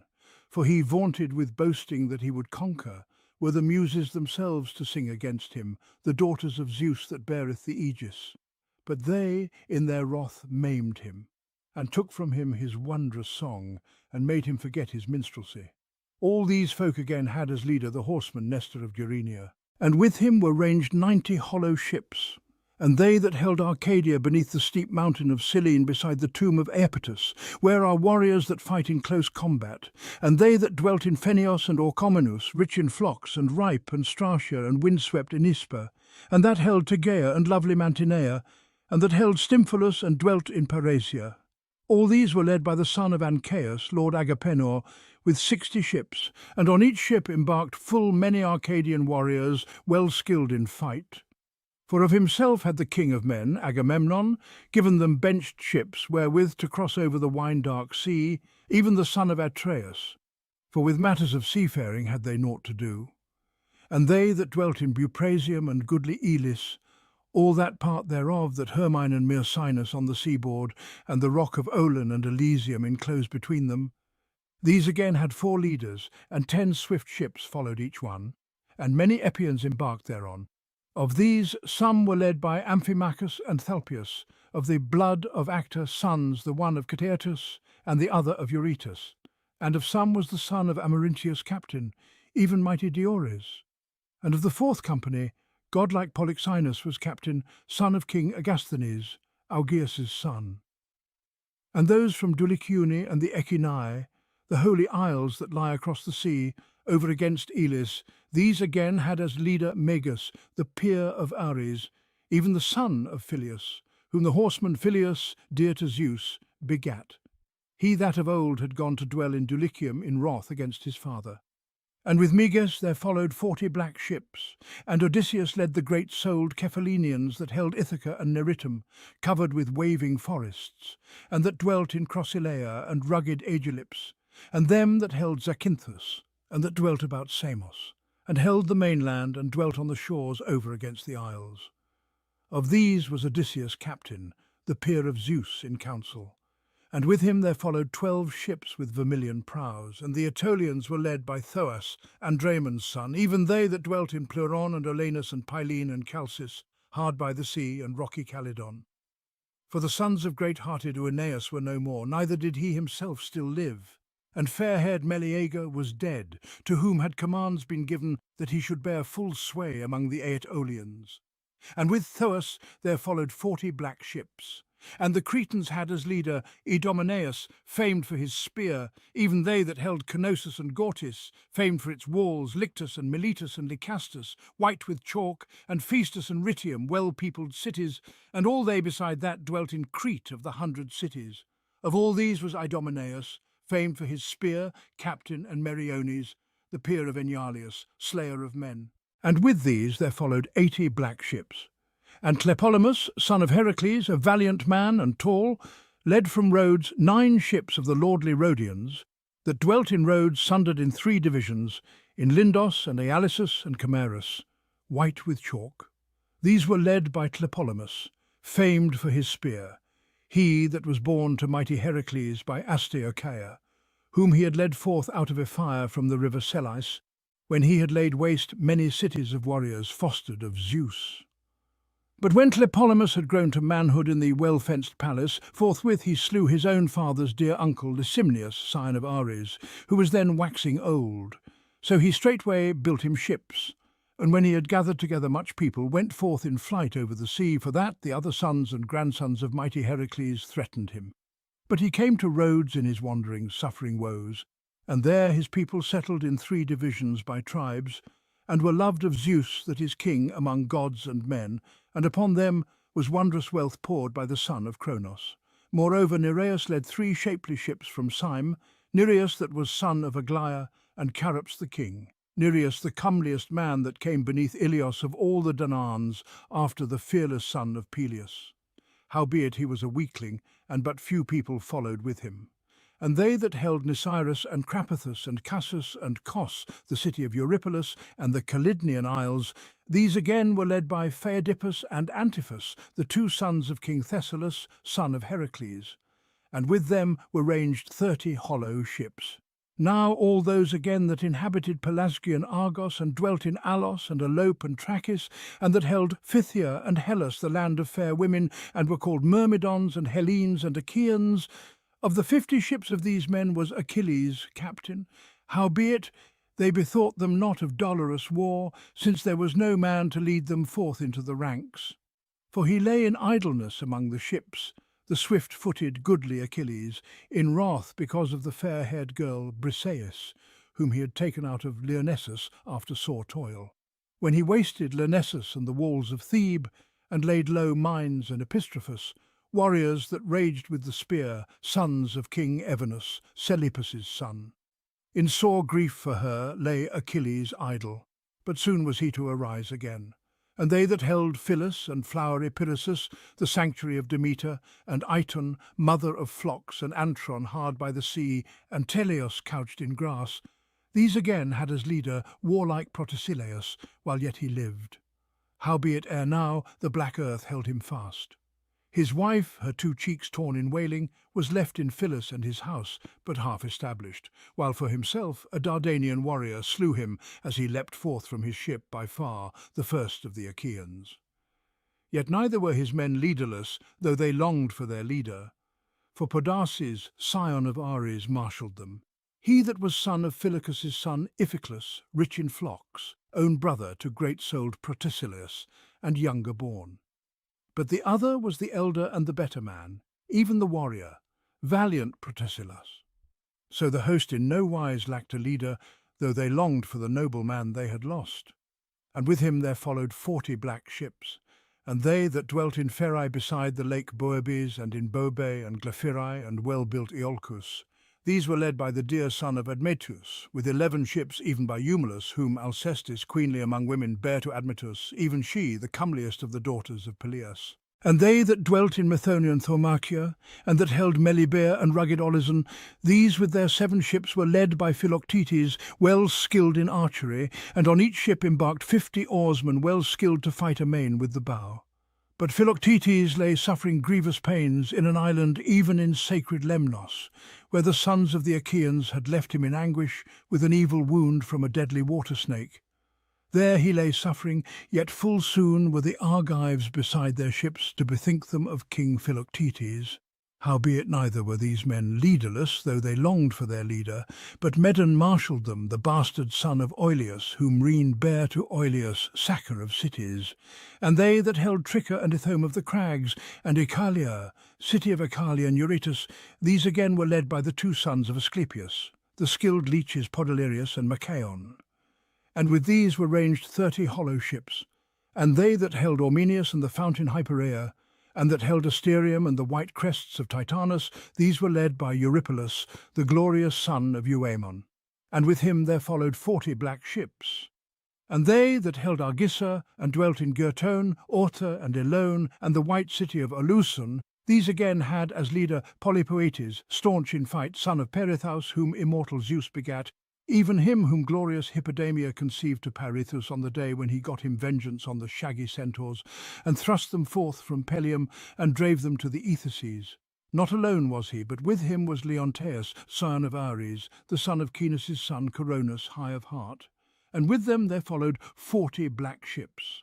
And Guneus led from Cyphus 22 ships, and with him followed the Aeneanes and the Paraibi, staunch in fight, that had set their dwellings about wintry Dodona, and dwelt in the ploughland about lovely Titaressus, that poureth his fair-flowing streams into Peneus. Yet doth he not mingle with the silver eddies of Peneus, but floweth on over his waters like unto olive oil. For that he is a branch of the water of Styx, the dread river of oath. And the Magnetes had as captain Prothaus, son of Tenthredon. These were they that dwelt about Peneus and Pelion, covered with waving forests. Of these was swift Prothous captain, and with him there followed 40 black ships. These were the leaders of the Danaans and their lords. But who was far the best among them, do thou tell me, Muse, best of the warriors and of the horses that followed with the sons of Atreus? Of horses best by far were the mares of the son of Pheres, those that Eumelus drave, swift as birds, like of coat, like of age, their backs as even as a levelling line could make.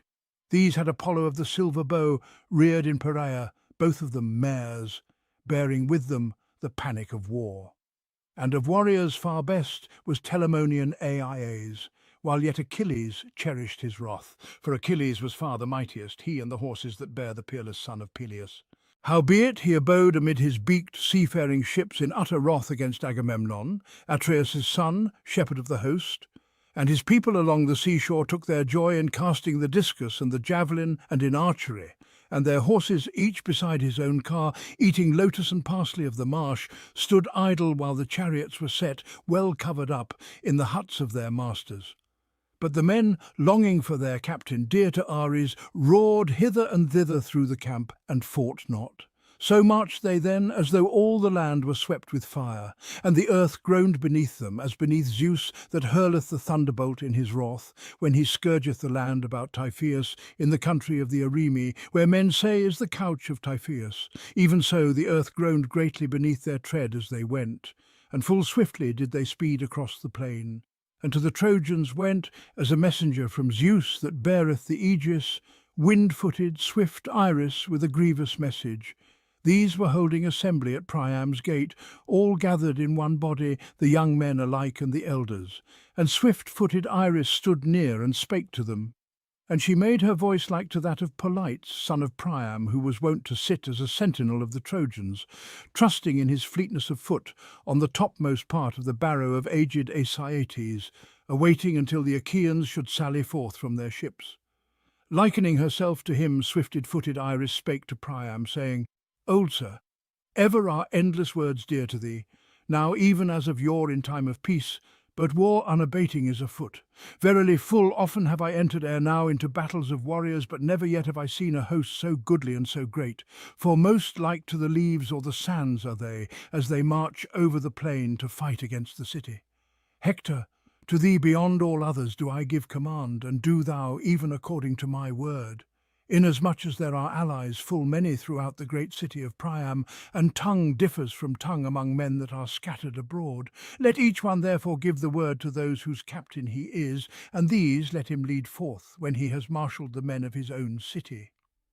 So spake she, and Hector in no wise failed to know the voice of the goddess, but forthwith brake up the gathering, and they rushed to arms. The gates one and all were opened wide, and forth the folk hasted, both footmen and charioteers, and a great din arose. Now there is before the city a steep mound afar out in the plain, with a clear space about it on this side and on that. This do men verily call Batiaea, but the immortals call it the Barrow of Myrene, light of step. There on this day did the Trojans and their allies separate their companies. The Trojans were led by great Hector of the flashing helm, the son of Priam, and with him were marshalled the greatest hosts by far and the goodliest, raging with the spear. Of the Dardanians again the valiant son of Anchises was captain, even Aeneas, whom fair Aphrodite conceived to Anchises amid the spurs of Ida, a goddess couched with a mortal man. Not alone was he. With him were Antenor's two sons, Archelicus and Acamas, well skilled in all manner of fighting. And they that dwelt in Zelea beneath the nethermost foot of Ida, men of wealth, that drink the dark water of Aesopus, even the Tros, these again were led by the glorious son of Lycaon Pandarus, to whom Apollo himself gave the bow. And they that held Adrasteia and the land of Apesus, and that held Pityeia and the steep mount of Tyria, these were led by Adrastus and Araphius, with corslet of linen, sons twain of Merops of Pacot, that was above all men skilled in prophesying, and would not suffer his sons to go into war, the bane of men. But the twain would in no wise hearken, for the fates of black death were leading them on. And they that dwelt about Percote and Practius, and that held Cestus and Abydus and goodly Arisbe, these again were led by Hyrtacus's son Asius, a leader of men, Asius, son of Hyrtacus, whom his horses tawny and tall had borne from Arisbe, from the river Selais.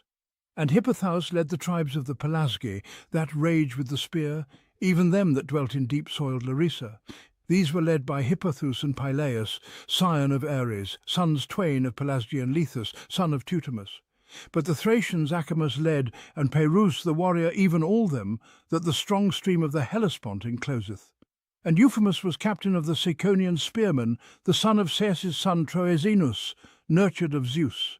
But Pyraechmes led the Paeonians with curved bows from afar, out of Amydon from the wide-flowing Axius.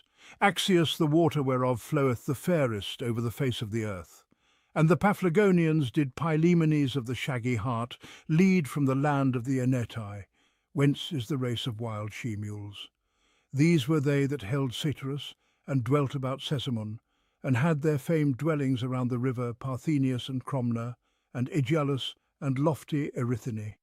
But of the Halizones, Odius and Epistrophus were captains from afar, from Alebe, where is the birthplace of silver.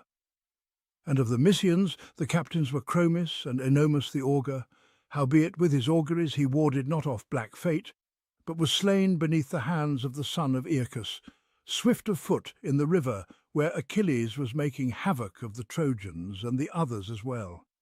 And Phorcys and godlike Ascanius led the Phrygians from afar, from Ascania, and were eager to fight in the press of battle. And the Maeonians had captains twain, Mesles and Antiphus, the two sons of Thyamenes, whose mother was the nymph of the Gygaean lake.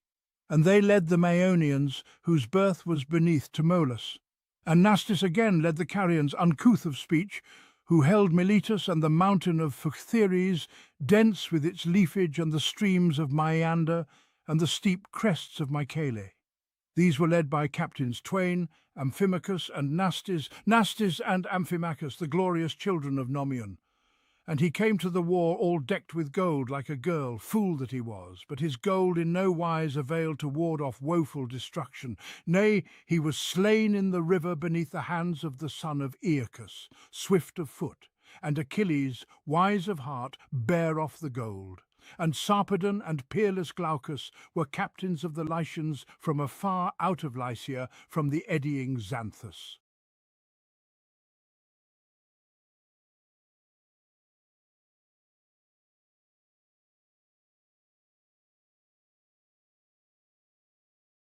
Book 3.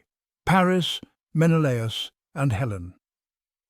Once troops had formed in ranks under their own leaders, Trojans marched out, clamouring like birds, like cranes screeching overhead, when winter's harsh storms drive them off, screaming as they move over the flowing ocean, bearing death and destruction to the pygmies, launching their savage attack on them at dawn. Achaeans came on in silence, breathing ferocity, determined to stand by each other in the fight. Just as south wind spreads mist around the mountain peak, something shepherds hate, but thieves prefer to night, for one can see only a stone's throw up ahead. So, as men marched, dense dust clouds rose from underfoot. They advanced at full speed out across the plain.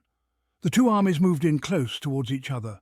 Then godlike Paris stepped out as Trojan champion, on his shoulders a leopard skin. He had bow and sword. Brandishing two bronze-tipped spears, he challenged the best men in the whole Achaean force to fight, a single combat to the death. War-loving Menelaus noticed Alexander striding there, his troops bunched up in ranks behind him, and he rejoiced, like a famished lion finding a large carcass, antlered stag or wild goat, and devouring it at once, though fierce young hunters and swift dogs attack. So Menelaus was pleased to see Paris there, right before his eyes. Menelaus had in mind taking revenge on the man who had dishonoured him. At once Menelaus jumped from his chariot, down to the ground, his weapons in his fists. When godlike Alexander saw Menelaus there, among the fighters at the front, his heart sank. He moved back into the ranks, among his comrades, avoiding death. Just as a man stumbles on a snake in some mountainous ravine and gives way, jumping back, his limbs trembling, his cheeks pale, so godlike Paris, afraid of Atreus' son, slid back into proud Trojan ranks. Seeing this, Hector went at Alexander, insulting him. "Despicable Paris, handsomest of men, but woman-mad seducer! How I wish you never had been born or died unmarried. That's what I'd prefer, so much better than to live in shame, hated by others. Now long-haired Achaeans are mocking us, saying we've put forward as a champion one who looks good but lacks a strong, brave mind. Was this what you were like back on that day you gathered up your faithful comrades, sailed seaworthy ships across the ocean, went out among a foreign people, and carried back from that far-off land a lovely woman, linked by marriage to warrior spearmen, thus bringing on great suffering for your father and your city, all your people, joy to your enemies and to yourself disgrace? And can you now not face Menelaus? If so, you'd learn the kind of man he is whose wife you took. You'd get no help then from your lyre, long hair, good looks, Aphrodite's gifts, once face down, lying in the dirt. Trojans must be timid men. If not, for all the evil things you've done by now, you'd wear a garment made of stones." To Hector, godlike Alexander then replied, "Paris says, 'Hector, you're right in what you say against me. Those complaints of yours are not unjustified. Your heart is tireless, like a wood-chopping axe wielded by a craftsman cutting timber for a ship. The axe makes his force stronger. Your mind's like that. The spirit in your chest is fearless. But don't blame me for golden Aphrodite's lovely gifts. Men can't reject fine presents from the gods, those gifts they personally bestow on us, though no man would take them of his own free will. You want me now to go to battle, get others to sit down, Trojans and Achaeans. Put me and war-loving Menelaus in their midst to fight it out for Helen all her property. The one who triumphs comes off victorious, the better man. Let him take all the goods and lead her home as his wife. Let others swear a solemn oath as friends, either to live on in fertile Troy or to return to horse-breeding Argos, land of the lovely women of Achaea." Paris spoke. Hearing those words, Hector felt great joy. He went to the middle ground between the armies, halted Trojan troops, grasping the centre of his spear shaft. The men sat, but long-haired Achaeans kept on shooting. attempting to hit Hector with rocks and arrows. Then Agamemnon, king of men, roared out at them. Agamemnon says, "Argives, Achaean lads, stop hurling things. Hector of the flashing helmet wants to talk to us." Once Agamemnon spoke, the men stopped fighting, quickly falling silent. Hector then addressed both sides. Hector says, "You Trojans, you well-armed Achaeans, listen now to what Paris has to say, the man whose actions brought about our fight. He bids the other Trojans, all Achaeans, set their weapons on the fertile ground. He and war-loving Menelaus here will fight it out alone between the armies for Helen and for all her property. Whichever one comes out victorious, the stronger man, let him seize all the goods and take the woman as his wife back home. Let others swear a solemn oath as friends." So Hector spoke. The soldiers all grew silent. Then Menelaus, loud in war, answered Hector. Menelaus says, "Listen now to me. More than anyone, my heart has suffered pain. So now I think Argives and Trojans should part company, since you have suffered many hardships, thanks to the fight between myself and Paris, a fight that he began. Whichever one of us death takes, our fate, let that man perish. You others quickly go your separate ways. So bring 2 lambs here, white male, black female. For earth and sun, we'll bring 1 more for Zeus. Lead out great Priam to administer the oath in person, for his sons are overproud, untrustworthy. No man should transgress by violence oaths sworn in Zeus's name. Young men's minds are fickle. An older man who joins them thinks of past and future. So with both groups, things happen for the best." Achaeans and Trojans were elated, full of hope that wretched war would end. They pulled the chariots back into the ranks, climbed out, disarmed, and placed their weapons next to each other on the ground, with little room between both groups. Hector sent 2 heralds to the city to fetch the lambs with speed and summon Priam. Agamemnon sent Talthybius to the hollow ships, instructing him to bring a sacrificial lamb. Talthybius obeyed godlike Agamemnon's orders. Then Iris came as messenger to white-armed Helen, taking on the image of her sister-in-law, wife of Antenor's son, fine Helicon. Her name was Laodice, of all Priam's daughters, the most beautiful.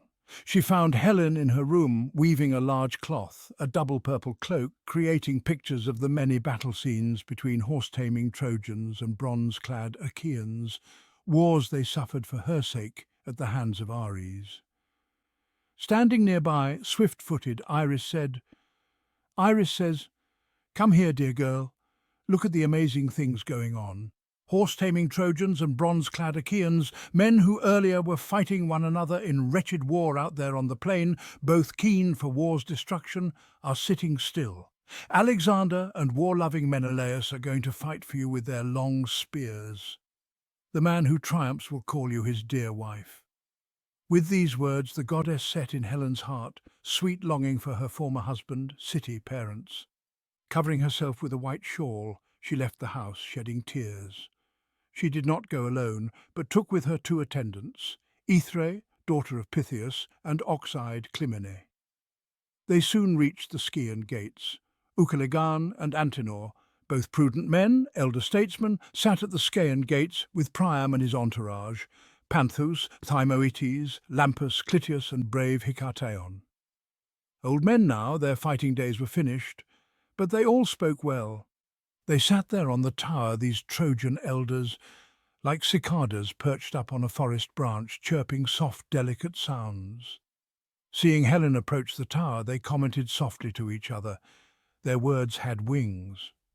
Trojan elders say, "There's nothing shameful about the fact that Trojans and well-armed Achaeans have endured great suffering a long time over such a woman, just like a goddess, immortal, awe-inspiring. She's beautiful.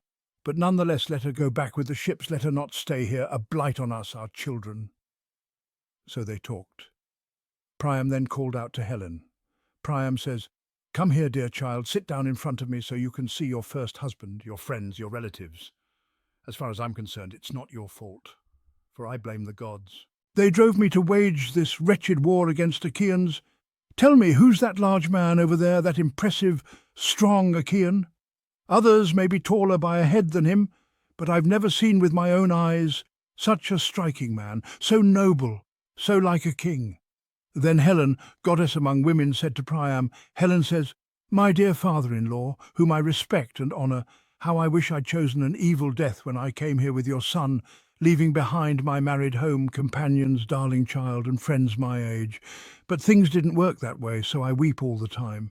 But to answer you, that man is wide-ruling Agamemnon, son of Atreus, a good king, fine fighter, and once he was my brother-in-law, if that life was ever real. I'm such a whore." Priam gazed in wonder at Agamemnon, saying, Priam says, "Son of Atreus, blessed by the gods, fortune's child, divinely favoured. Many long-haired Achaeans serve under you. Once I went to Phrygia, that vine-rich land, where I saw Phrygian troops with all their horses, thousands of them, soldiers of Atreus, godlike Mygdon, camped by the banks of the Sangarius river. I was their ally, part of their army, the day the Amazons, men's peers in war, came on against them. But those forces then were fewer than these bright-eyed Achaeans." The old man then spied Odysseus and asked, Priam says, "Dear child, come tell me who this man is. Shorter by a head than Agamemnon, son of Atreus, but he looks broader in his chest and shoulders. His armour's stacked there on the fertile earth, but he strides on, marching through men's ranks just like a ram moving through large white multitudes of sheep. Yes, a woolly ram, that's what he seems to me." Helen, child of Zeus, then answered Priam. Helen says that is Laertes' son, crafty Odysseus, raised in rocky Ithaca. He's well versed in all sorts of tricks, deceptive strategies. At that point, wise Antenor said to Helen, Antenor says, "Lady, what you say is true. Once Lord Odysseus came here with war-loving Menelaus as an ambassador in your affairs. I received them both in my residence and entertained them. I got to know them from their appearance and their wise advice. When those two men mingled with us Trojans in our meeting and Menelaus rose, his broad shoulders were higher than the others. But once they sat, Odysseus seemed more regal, and when the time came for them to speak to us, setting out their thoughts quite formally, Menelaus spoke with fluency. Few words but very clear, no chatter, no digressions, although he was the younger of the two. But when wise Odysseus got up to speak, he just stood, eyes downcast, staring at the ground. He didn't move the sceptre to and fro, but gripped it tightly, like some ignoramus, a bumpkin or someone idiotic. But when that great voice issued from his chest with words like winter snowflakes, no man alive could match Odysseus. We were no longer disconcerted at witnessing his style. Priam, the old man, saw a third figure, Ajax, and asked Priam says, "Who is that other man? He's over there, that huge, burly Achaean. His head and shoulders tower over the Achaeans." Then Helen, long-robed goddess among women, answered. Helen says, "That's massive Ajax, Achaea's bulwark. Across from him stands Idomeneus, surrounded by his Cretans like a god. Around him there stand the Cretan leaders. Often war-loving Menelaus welcomed him in our house whenever he arrived from Crete. Now I see all the bright-eyed Achaeans whom I know well, whose names I could recite. But I can't see two of the men's leaders, Castor, tamer of horses, and Pollux, the fine boxer. They are both my brothers, whom my mother bore along with me. Either they did not come with the contingent from lovely Lacedaemon, or they sailed here in their seaworthy ships, but have no wish to join men's battles, fearing the disgrace, the many slurs, which are justly mine." Helen spoke. But the life-nourishing earth already held her brothers in Lacedaemon, in their own dear native land. Through Troy, heralds brought offerings to seal the binding oaths, 2 lambs, and in a goatskin sack some sparkling wine, fruit of the earth. Idaeus the herald brought in the gleaming mixing bowl and golden cups. Standing close by Priam, he encouraged him. Idaeus says, "Son of Laomedon, the leading officers among horse-taming Trojans and bronze-clad Achaeans are calling you to come down to the plain to administer their binding promises. Paris and war-loving Menelaus are going to fight it out with their long spears over the woman. The man who wins, who comes off the victor, gets the woman and her property. The others will all swear an oath of friendship, a binding one. We will live in fertile Troy, they in Argos where horses breed, and in Achaea, land of lovely women." Idaeus finished. The old man trembled, then ordered his attendants to prepare his chariot. They obeyed at once. Priam climbed in and pulled back on the reins. Antenor climbed in the fine chariot beside him. The 2 men led swift horses through the Scaean gate, out to the plain. Once they reached the Trojans and Achaeans, They climbed out of the chariot onto fertile ground in the space between the Trojan and Achaean troops. At once Agamemnon and crafty Odysseus stood up to greet them. Noble heralds fetched the offerings to ratify their solemn oaths pledged to the gods. They prepared wine in the mixing bowl, then poured water over the king's hands. Atreus' son drew out the dagger which always hung beside his sword's huge scabbard, then sliced hairs off lambs' heads. Attendants passed these hairs among the leaders of the Trojans and Achaeans. Raising his hands, Agamemnon then intoned a mighty prayer on their behalf. Agamemnon says, "Father Zeus, ruling from Mount Ida, most glorious, most powerful, and you too, God of the sun, who sees everything, hears everything, you rivers, earth, you gods below the earth, who punish the dead when men swear false oaths, you gods are witnesses. Keep this oath firm. If Alexander slays Menelaus, let him keep Helen, all her property. Let us return in our seaworthy ships. But if fair-haired Menelaus kills Alexander, then let the Trojans hand back Helen with all her property, and compensate Achaeans with something suitable, which future ages will remember. If Alexander's killed, and Priam's children are unwilling to reimburse me, then I'll remain here. Fight on until I'm fully satisfied, until I end this war appropriately." So Agamemnon prayed. With his bronze dagger he slit the lambs' throats, placed them on the ground, gasping in their death throes as their life ebbed out, their spirits sliced away by Agamemnon's knife. Next, from the mixing bowl, they drew off wine in cups, poured out libations to the deathless gods. Then Trojans and Achaeans all spoke out this prayer. Trojans and Achaeans say, "Most powerful, mighty Zeus, and you others, you immortal gods, may you make sure the men who first violate these oaths will have their brains spill out onto the ground just like this wine, they and their children. May their wives be carried off by other men." So they prayed. But the son of Cronos did not grant their wish. Then Priam, descendant of Dardanus, addressed them all. Priam says, "Hear me, you Trojans, you well-armed Achaeans. I am returning now to windy Troy. I have no wish to see with my own eyes my dear son fight war-loving Menelaus. Zeus and other immortal gods know well which of them is fated to end up dead." So Priam spoke. He placed the lambs in his chariot. The godlike man climbed in, held back the reins. Antenor climbed in the fine chariot by Priam. Then both men set off, moving back toward Troy. Then Hector, Priam's son, and Lord Odysseus first measured out the ground, took lots and shook them up in a bronze helmet to see who'd throw his bronze spear first. Then every Trojan and Achaean held up his hands and uttered a prayer to the immortal gods. Trojans and Achaeans say, "Father Zeus, ruling from Mount Ida, mighty, all-powerful of these two men, let the one who brought this war to both sides be killed, and then go down to Hades' house, and grant our oath of friendship will hold firm." So they prayed. Hector of the flashing helmet turned his eyes to one side and shook out the lots. Alexander's token fell out immediately. The troops sat down in their respective places, by their high-stepping horses and their inlaid armour. Paris, husband to Helen with the lovely hair, hoisted his fine armour on his shoulders. On his shins he clipped leg armour fitted with silver ankle clasps. Then he put around his chest the body armour belonging to his brother Lycaon. It fit him well.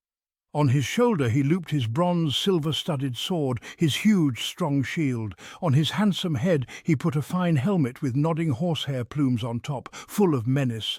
Then he picked out a brave spear which fit his grip. Menelaus prepared himself as well. When the two men, standing on each side with their troops, had armed themselves, they strode out to the open space between the Trojans and Achaeans, staring ferociously. As horse-taming Trojans and well-armed Achaeans gazed at the two men, they were overcome with wonder. The two men approached each other over measured ground, brandishing their spears in mutual fury. Alexander was the first to hurl his spear. It struck Menelaus' shield, a perfect circle, but the bronze did not break through, the point deflected by the sturdy shield. Then Menelaus, Atreus' son, threw in his turn. First he made this prayer to Zeus. Menelaus says, "Lord Zeus, grant I may be revenged on this man who first committed crimes against me, Lord Alexander. Let him die at my hands, so generations of men yet to come will dread doing wrong to anyone who welcomes them into his home as friends." Menelaus then drew back his long, shadowed spear and hurled it. It hit the son of Priam's shield, a perfect circle. The heavy spear pierced through it, went straight through the fine body armour, through the shirt which covered Alexander's naked flesh. But Paris twisted to the side, evading a black fate. Pulling out his silver-studded sword, the son of Atreus raised it and struck the crest of Paris's helmet. But the sword shattered into 3 or 4 pieces, falling from his hand. The son of Atreus, in vexation, looked up into wide heaven, crying out, "Menelaus says, 'Father Zeus, what god brings us more trouble than you do? I thought I was paying Alexander for his wickedness, but now my sword has shattered in my fist, while from my hand my spear has flown in vain. I haven't hit him.'" As Menelaus said these words, he sprang forward, grabbing the horse hair crest on Paris's helmet, twisting him around. He began dragging Paris off, back in the direction of well-armed Achaeans. The fine leather strap stretched round Paris's soft neck right below his chin was strangling him to death. At that point, Menelaus would have hauled back Paris and won unending fame, if Aphrodite, Zeus's daughter, had not had sharp eyes. Her force broke the ox-hide strap, leaving Menelaus clutching in his massive hands an empty helmet. Whipping it around, Menelaus hurled the helmet in among well-armed Achaeans. His loyal companions retrieved it. He charged back with his bronze spear, intent on killing Alexander. But Aphrodite had snatched Paris up, for a god an easy feat, concealed him in a heavy mist, and placed him in his own sweetly scented bedroom. Then Aphrodite went to summon Helen. She found her on the high tower, in a crowd among the Trojan women. She clutched Helen by her perfumed dress, twitched it, then addressed her in the form of an old woman, a wool carder, someone who used to live in Lacedaemon, producing fine wool, a woman Helen really liked. In this shape, divine Aphrodite spoke to Helen. Aphrodite says, "Alexander is asking you to come back home. He's in the bedroom on the carved-out bed, his beauty and his garments glistening. You wouldn't think he's just come from some fight. He looks as if he's going to a dance, or if he's sitting down right after dancing." Narrator. Aphrodite spoke, stirring emotion in Helen's heart. Noticing the goddess's lovely neck, enticing breasts, her glittering eyes, Helen was astonished. Helen says, "Goddess, why do you wish to deceive me so? Are you going to take me still further off to some well-populated city somewhere in Phrygia or beautiful Maeonia, because you're in love with some mortal man, and Menelaus has just beaten Paris and wants to take me, a despised woman, back home with him? Is that why you're here, you and that devious trickery of yours? Why don't you go with Paris by yourself? Stop walking around here like a goddess. Stop guiding your feet toward Olympus and lead a miserable life with him, caring for him until he makes you his wife or slave." "I won't go to him in there. That would be shameful, serving him in bed. Every Trojan woman would revile me afterwards. Besides, my heart is hurt enough already." Divine Aphrodite, angry at Helen, answered her. Aphrodite says, "Don't provoke me, you obstinate girl. I might lose my temper, abandon you, and hate you just as much as I have loved you. I could make Trojans and Danaans hate you too. Then you'd suffer a miserable death." Aphrodite spoke. Helen, born from Zeus, was too afraid. She covered herself in her soft white linen shawl, went off in silence, unnoticed by all the Trojan women. With goddess Aphrodite in the lead, they came to Alexander's lovely house. There the attendants quickly set about their work. Helen, goddess among women, went to her room upstairs, where laughter-loving goddess Aphrodite picked up a chair and carried it for Helen. She placed it facing Paris. Helen, child of Zeus, who bears the aegis, sat down. With eyes averted, she began to criticize her husband. Helen says, "You've come back from the fight. How I wish you'd died there, killed by that strong warrior who was my husband once. You used to boast you were stronger than warlike Menelaus, more strength in your hands, more power in your spear. So go now. Challenge war-loving Menelaus to fight again in single combat. I'd suggest you stay away. Don't fight it out man to man with fair-haired Menelaus without further thought. You might well die, come to a quick end on his spear." Replying to Helen, Paris says, "Wife, don't mock my courage with your insults. Yes, Menelaus has just defeated me, but with Athena's help. Next time I'll beat him, for we have gods on our side too. But come, let's enjoy our love together on the bed. Never has desire so filled my mind as now, not even when I first took you away from lovely Lacedaemon sailing off in our seaworthy ships, or when I lay with you in our lover's bed on the Isle of Cranae. That's how sweet passion has seized hold of me, how much I want you now." Paris finished speaking. He led the way to bed. His wife went too. The two lay down together on the bed. Atreus' son paced through the crowd like a wild beast, searching for some glimpse of godlike Alexander. But no Trojan, nor any of their famous allies, could reveal Alexander to warlike Menelaus. If they'd seen him, they had no desire to hide him, for they all hated Paris as they hated gloomy death. Agamemnon, king of men, addressed them. Agamemnon says, "Listen to me, Trojans, Dardanians, allies. Victory clearly falls to war-loving Menelaus. So give back Argive Helen and her property. Compensate us with a suitable amount, something future ages will all talk about." As he finished speaking, the other Achaeans cheered. Meanwhile, the gods on Mount Olympus were observing the events unfold. Zeus, the father of gods and men, turned to Hera and Athena, who had been watching the battle with keen interest. Zeus says, "Hera, Athena, come close and see how Menelaus has triumphed over Paris. What should be done now to conclude this conflict? Shall we stir up more fighting and suffering, or bring peace to both sides?" Hera, filled with anger and resentment against the Trojans, responded first. Hera says, "Zeus, father of us all, what are you saying? How can you consider making peace now after all the suffering the Greeks have endured? Let the war continue until Troy is utterly destroyed." Athena, ever wise and strategic, added her voice. Athena says, "I agree with Hera, father. The Greeks have fought bravely and should not be denied their victory. Let us ensure that Paris faces the consequences of his actions and that the Greeks receive their due reward." Zeus, seeing the determination in their eyes, nodded in agreement. Zeus says, "Very well, Athena, go down to the battlefield and see to it that the fighting resumes. Ensure that the Trojans break the truce and rekindle the conflict."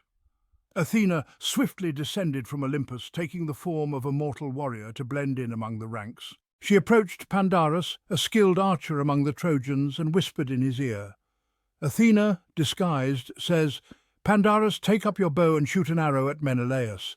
This will break the truce and reignite the battle. The glory of the Trojans depends on your bravery." Pandarus, tempted by the promise of glory, drew his bow and took aim at Menelaus. The arrow flew through the air, striking Menelaus in the side. Though the wound was not fatal, it was enough to shatter the fragile piece. Menelaus cried out in pain, and the Greeks were incensed by the treachery. Agamemnon, seeing his brother wounded, rallied his men. Agamemnon says, "Achaeans, see how the Trojans have broken their oath. Rise up and fight with all your might. Let us avenge this treachery and bring ruin to Troy." The Greeks surged forward with renewed fury, and the battle resumed with greater ferocity than before. Spears clashed, arrows flew, and the cries of war echoed across the plain. Amid the chaos, the gods themselves took sides, some aiding the Greeks, others supporting the Trojans.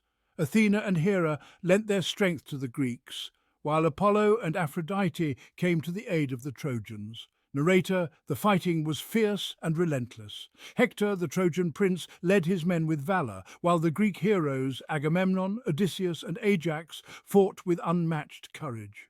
As the day wore on, the battlefield became a scene of carnage, with countless warriors falling on both sides. The gods themselves intervened directly at times, turning the tide of battle with their divine powers. Amid the turmoil, Menelaus continued to seek out Paris, driven by a burning desire for revenge. Paris, however, was nowhere to be found, having been whisked away by Aphrodite to the safety of his chambers. Back in Troy, Helen watched the battle with a heavy heart, torn between her past and present, her love for Menelaus and her bond with Paris. As night fell, the fighting ceased and both sides withdrew to their camps, exhausted and blooded. The Greeks, despite their losses, remained resolute, while the Trojans, though battered, stood defiant. The truce was shattered, and the war continued unabated. The fate of Troy hung in the balance, as heroes on both sides prepared for another day of relentless combat. And so the epic struggle of the Iliad continued, a testament to the enduring spirit of warriors and the capricious will of the gods. Dawn broke over the battlefield, casting a pale light over the carnage of the previous day. The Greeks and Trojans roused themselves from their weary slumber, prepared to face another day of relentless combat. Agamemnon, the leader of the Greeks, summoned his captains for a council of war. He addressed them with a voice full of resolve. Agamemnon says, "My friends, the Trojans have shown their treachery by breaking the truce. We must strike them with all our might today. Let us organize our forces and prepare for a fierce assault on their walls. Hector and his men will not find us unprepared." Narrator. The captains agreed and dispersed to rally their troops. Meanwhile, in the Trojan camp, Hector was also preparing his men for battle. He knew that the Greeks would come at them with renewed fury and addressed his warriors with determination. Hector says, "Trojans, we have fought bravely and defended our city well.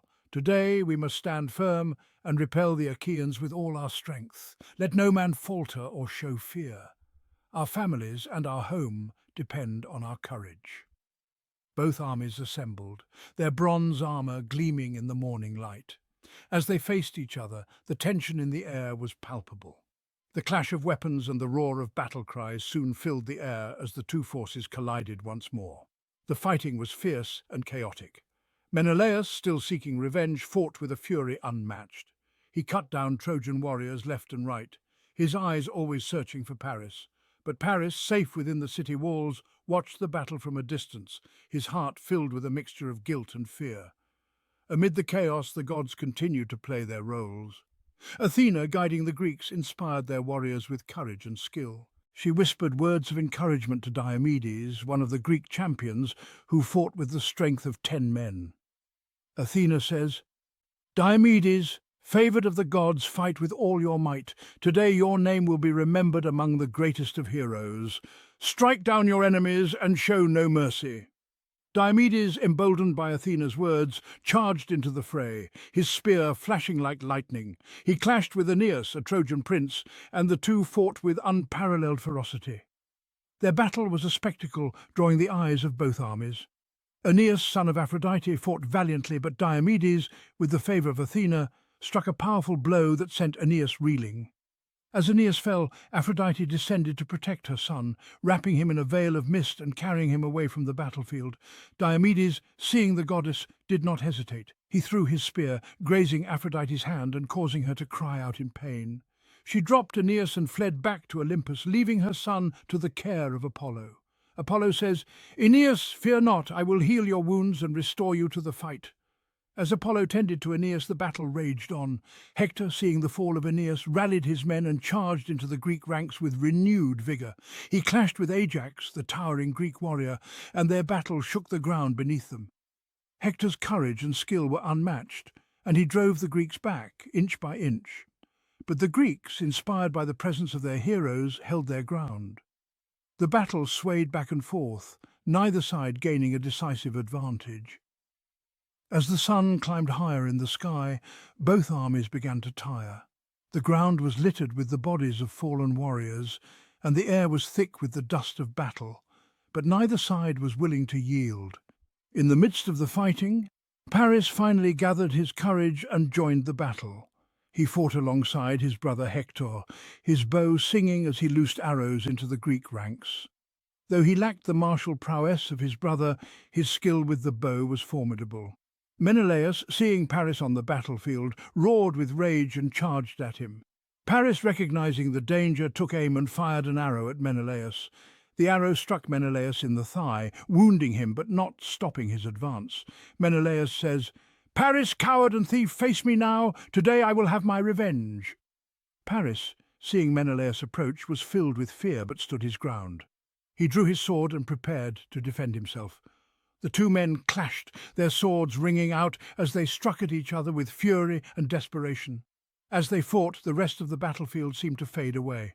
The warriors of both sides paused to watch the duel, the outcome of which could determine the fate of the war. The gods themselves looked on with keen interest, their own rivalries and alliances playing out in the mortal conflict. The duel was intense, with neither man gaining a clear advantage. Menelaus fought with the strength of his fury and desire for revenge, while Paris, driven by fear and desperation, matched him blow for blow. Finally, as the sun began to set, the two men broke apart, both exhausted and blooded.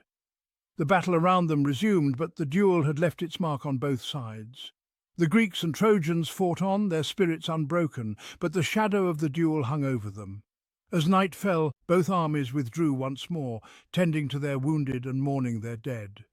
The war continued, its outcome uncertain, as heroes and warriors prepared themselves for another day of battle. And so, the epic saga of the Iliad continued, with the fates of men and gods intertwined in a story of honour, courage, and the relentless pursuit of glory.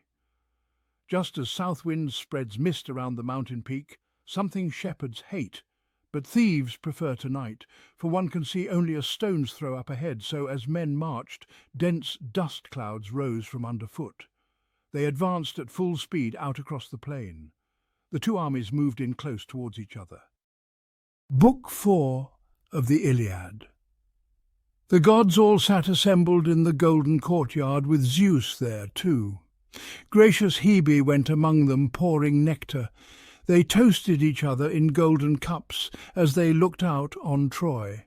Then Zeus, son of Cronos, wishing to irk Hera with a sarcastic speech, addressed them in deviously provoking words. Zeus says, "Menelaus has two goddesses assisting him, Hera of Argos and Athena of Alalcomene, but they sit far away, looking on, enjoying themselves, while Aphrodite, who loves laughter, helps Paris all the time, protecting him from death. Now, for instance, she's just rescued him from certain death. For war-loving Menelaus was the victor, no doubt of that. But why don't we discuss how this warfare is going to finish up? Whether we should reignite harsh combat, this horrific strife, or make both sides friends? If this second option pleases all of us, if we find it sweet, then King Priam's city remains inhabited, and Menelaus takes Argive Helen home with him. Athena and Hera sat together muttering, plotting trouble for the Trojans. Angry at Zeus, her father, Athena sat there silently, so enraged she didn't say a word, but Hera, unable to contain her anger, burst out. Hera says, "Most fearful son of Cronos, what are you saying? How can you wish to undermine my efforts, prevent them from achieving anything? What about the sweat which dripped from me as I worked so hard, wearing my horses out, gathering men to wipe out Priam and his children? Go ahead then, but all we other gods do not approve of what you're doing."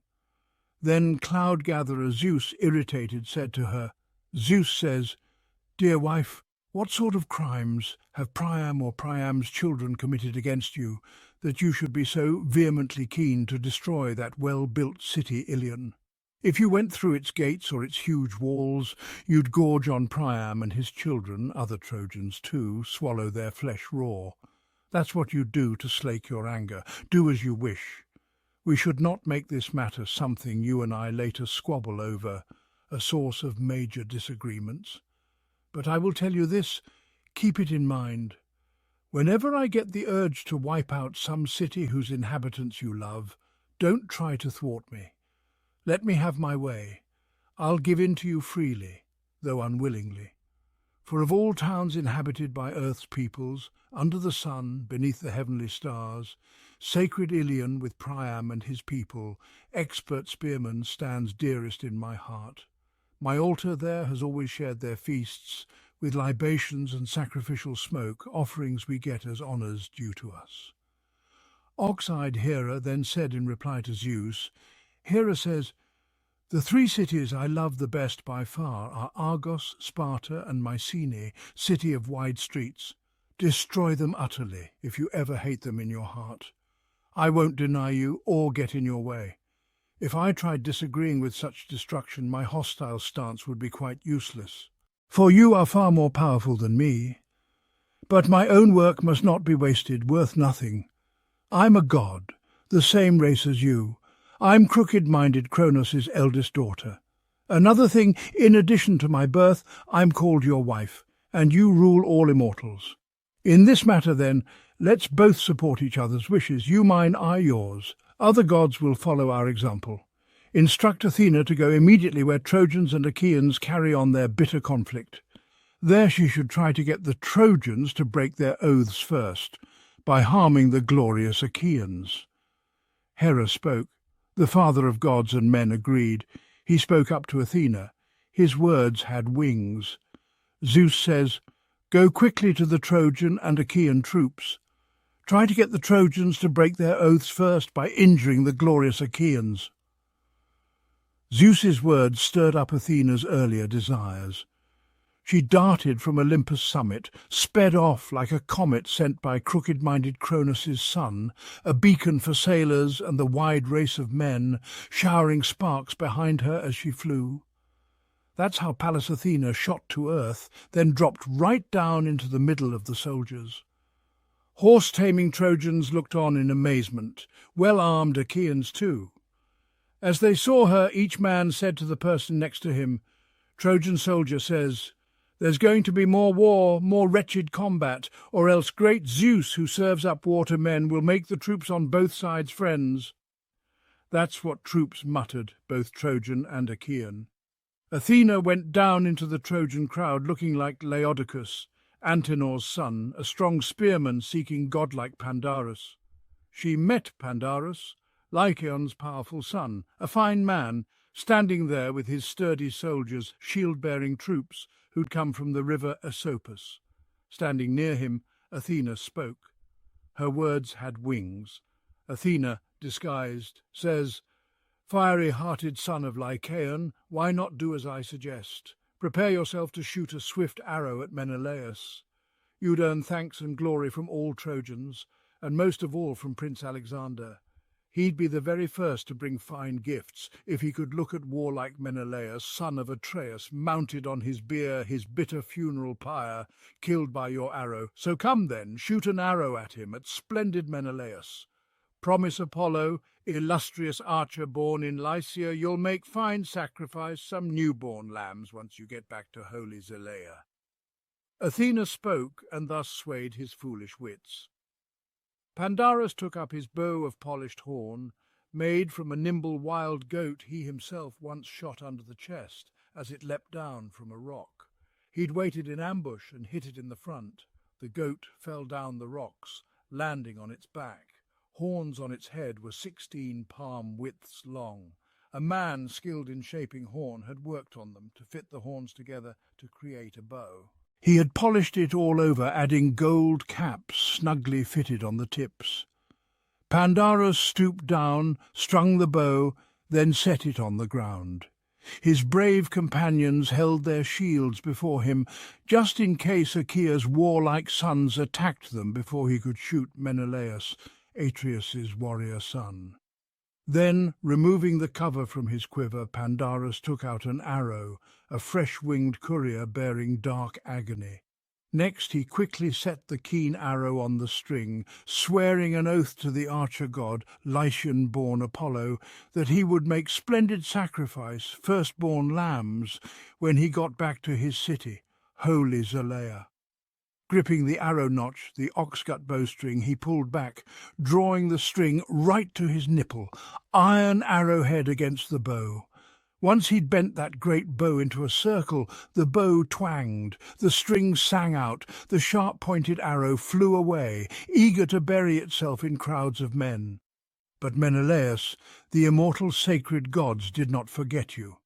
Athena, Zeus's daughter, goddess of war's spoils, was first to stand before you. To ward off the piercing arrow, she brushed it from your skin, just as a mother brushes a fly off her child while he lies sweetly sleeping.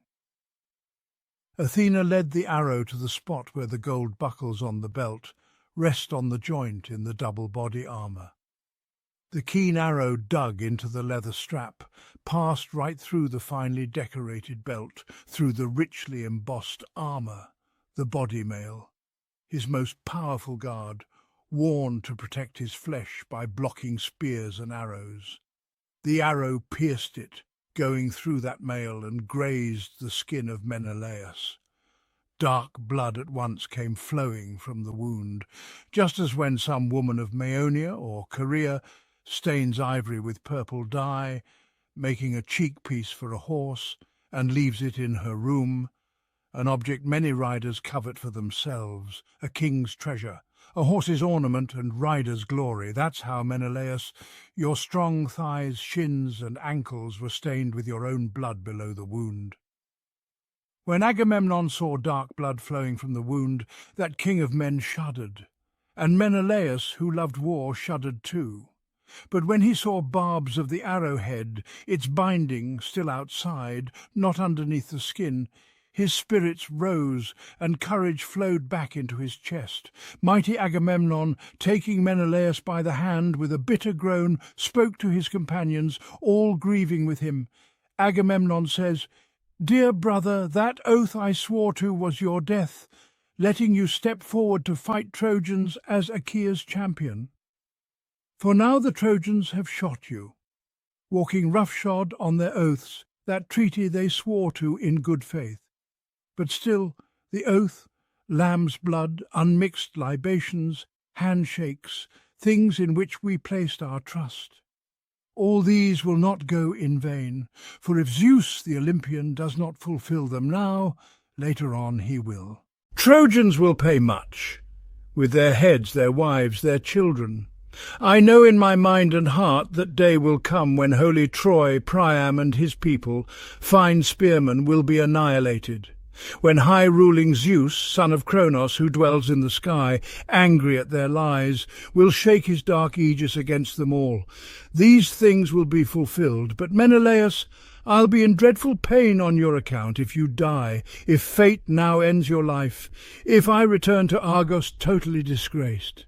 For Achaeans immediately will think of home, leaving Priam and his Trojans here in triumph, abandoning Helen, an Argive woman. Your bones will lie rotting here in Trojan soil, recalling the work we failed to finish. Then some arrogant Trojan, leaping up onto the tomb of famous Menelaus, will shout, "May Agamemnon's anger always end like this. His Achaean army he brought here in vain. He returned home, back to his native land in empty ships, abandoning courageous Menelaus." That's what he'll say. Before that day I hope the broad earth will lie over me. Then Menelaus, to cheer up Agamemnon, said, Menelaus says, "Take courage, don't upset Achaeans. This sharp arrow is not a fatal hit. My gleaming belt protected me on top, as did my body chainmail underneath, forged in bronze." Mighty Agamemnon answered. Agamemnon says, "My dear Menelaus, I hope that's true, but a healer must inspect your wound, apply his medicine to relieve black pain." Agamemnon ordered Talthybius, his godlike herald. Agamemnon says, "Talthybius, as quickly as you can, get Machaon here, son of Asclepius, healer without equal, to look over warlike Menelaus, son of Atreus, shot by someone's arrow, a skilled archer, Trojan or Lycian, to his glory and our grief." Once he heard the order, Talthybius obeyed. He set off among bronze-clad Achaeans, seeking heroic Machaon. He saw him there, standing among the ranks of his strong warriors, shield-bearing men who'd come with him from Tricca, land where horses breed. Standing close beside him, Talthybius spoke. His words had wings. Talthybius says, "Son of Asclepius, rouse yourself, for mighty Agamemnon calls for you to look at warrior Menelaus, Achaea's leader, shot by someone's arrow, a skilled archer, Trojan or Lycian, to his glory and our grief." At Talthybius's words, Machaon's spirits were stirred up in his chest. They set off together through the wide Achaean army's crowded ranks. They came where wounded, fair-haired Menelaus lay. Around him all the noblest men had gathered in a circle. Machaon, godlike man, strode into the middle, drew the arrow from the belt without delay, twisting back the sharp barbs as he pulled the arrow out. He undid the finely decorated belt and armour, then under that the chain-mail, forged in bronze. Next he inspected the wound the keen arrow made, sucked out the blood, then skilfully applied his potions, soothing medicines which Chiron gave his father. While the Achaeans were looking after Menelaus, lord of the loud war shout, Trojan ranks advanced, shields ready, once more armed with all their weapons, fully charged with passionate desire for battle. Then you would not have seen Lord Agamemnon sleeping, hiding, or not keen to fight. Quite the reverse, he was moving out to combat, to man-ennobling war. He left his horses and ornate bronze chariot with his aide Eurymedon, son of Ptolemaeus, son of Piraeus, who held the panting horses at a distance. For Agamemnon had ordered him repeatedly to keep the horses ready for the time his limbs grew tired from moving through so many soldiers. He went around on foot, inspecting warrior ranks. When he saw Danaans coming up with horses, he approached them, shouting words of encouragement. Agamemnon says, "Argives, don't lose your warlike spirit. Father Zeus will never help those liars. By attacking us, these Trojans were the first to violate their oaths. Vultures will gnaw away their tender flesh, while we lead off their wives and their dear delicate children to our ships after we've demolished their city." But when Agamemnon saw soldiers holding back from hateful war, he lashed out at them in anger. Agamemnon says, "You cowards, worthless Argives, aren't you ashamed? What are you doing just standing here like dazed fawns, exhausted after running over a large plain, now motionless, hearts drained of spirit? That's how you stand in a trance, not marching up to battle. Are you waiting for Trojans to come closer, up to the fine sterns of our ships beached here on the grey seashore, so you can see if the hand of Cronos' son will shield you?" In this way, Agamemnon moved around the army, exerting his authority throughout the ranks. Going past crowds of men, he met the troops from Crete as they armed themselves around Idomeneus, their fiery-hearted leader at the front, fierce as a wild boar. In the rear, Meriones roused the ranks for action. Looking at these two, Agamemnon, king of men, rejoiced. He spoke out, talking straight to Idomeneus in a friendly tone. Agamemnon says, "Idomeneus, above all Danaans with their swift horses, I value you in war, in all other matters, and at banquets, when Achaea's finest prepare gleaming wine, the kind reserved for kings in mixing bowls. Other long-haired Achaeans drink their portion, the amount allotted to them, but your cup always stands full of wine, as does mine, so you drink any time your heart desires. Set off to battle, then. Show you're a man, the splendid man you claimed to be before." Idomeneus, Cretan leader, answered Agamemnon. Idomeneus says, "Son of Atreus, indeed I'll prove myself a loyal comrade to you, as I promised that first time long ago. But you should rouse other long-haired Achaean men to action, so we may fight at once without delay. Since Trojans have broken their sworn promises, death and sorrow will come to them at last, for they attacked us first, breaking their oaths." At these words Agamemnon felt joy fill his heart. Then he moved off. As he continued on his way, he met both men called Ajax, arming themselves among the hordes of troops, with crowds of men on foot. Just as a goatherd high on a lookout sees a cloud coming across the sea, driven by west wind's force, something that from a distance seems pitch black as it moves across the sea, driving a huge storm, and shuddering at the sight, he takes his flocks into a cave. That's how the dense ranks of young men, God's favourites, marched around both Ajaxes, ready for war, all dressed in black with shields and spears. Seeing them, powerful Agamemnon felt great joy. He shouted out to them in words with wings.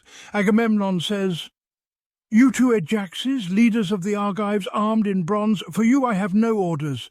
It's not right for me to urge you forward. Both of you are rousing men to fight with all their force. By Father Zeus, Athena, and Apollo, I wish such spirit would fill each man's chest. Then King Priam's city would soon topple. We'd capture it, destroy it utterly." With these words he left them there, going on to others. He met Nestor, clear-voiced orator from Pylos, setting his troops in order, urging them to fight under huge Pelagon, Alastor, Chromius, Haemon, and mighty Bias, his people's shepherd. Nestor set horses, chariots, and charioteers in front. In the rear he placed his many brave foot soldiers, a battle wall. In the middle he placed his poorer troops to force them to keep fighting on against their will. First, he told the charioteers to control their horses so they did not confuse the battle line. Nestor says, "In your eagerness to engage the Trojans, don't any of you charge ahead of others, trusting your own power and horsemanship, and don't lag behind. That will hurt our charge. Any man whose chariot confronts an enemy's should thrust out with his spear at him from there. That's the most effective tactic, the way men wiped out city strongholds long ago, their chests full of that style and spirit." Thus that old man, skilled in war's traditions, roused his men. Seeing him, mighty Agamemnon was elated. He spoke to Nestor. His words had wings. Agamemnon says, "Old man, how I wish the power in those knees of yours could match the spirit in your chest. Your strength remain unbowed, but old age, our common enemy, has worn you down. If only that had happened to some other man and left you in place among the ranks of younger warriors." To these words, Gerenian horseman Nestor says, "Son of Atreus, yes, indeed, I wish I were the man I used to be back then, when I cut down Lord Ereuthalion. But gods don't give men everything at once. Then I was young. Now old age follows me, but I'll be with my horsemen, advising them, giving them their orders. An old man's right. Fighting with spears is for the younger men born after me, men who rely on strength." Nestor spoke. Filled with joy, Atreus' son moved on. Next he came upon Menestheus, Peteos' son, a charioteer, standing still among Athenians, famous for their battle cries. Close by them, resourceful Odysseus stood among his troops, Cephallenian soldiers, powerful fighting men. These warriors had not yet heard the call to battle, for the armies of horse-taming Trojans and Achaeans had only just begun to march against each other. So Odysseus' soldiers stood waiting for the rest of the Achaeans to charge against the Trojans and begin the fight. Seeing this, Agamemnon, king of men, spoke out, rebuking them. His words had wings. Agamemnon says, "Son of Peteos, god-given king, and you, Odysseus, skilled in sly deception, crafty-minded, why are you holding back, standing apart? Are you waiting for the rest? By rights you too should be with those in front, sharing the heat of battle. At banquets, when we Achaeans feast our senior men, you hear me call your name out first. Then you like to have roast meat and cups of wine, honey-sweet to your full heart's content. But now you'd be quite happy looking on if 10 Achaean groups were fighting here with ruthless bronze before your very eyes." Resourceful Odysseus, scowling grimly, then replied, Odysseus says, "Son of Atreus, how can you say such things? How can you claim I'm hanging back from battle each time we Achaeans rouse ourselves for war against horse-taming Trojans? If it's of interest to you, then you'll see Telemachus' dear father battling horse-taming Trojans at the very front. What you've been saying is clearly nonsense." Mighty Agamemnon saw the anger in Odysseus. He smiled at him and took back what he'd just said. Agamemnon says, "Odysseus, you resourceful man, divinely born son of Laertes, I'm not finding serious fault with you. I'm issuing no orders to you.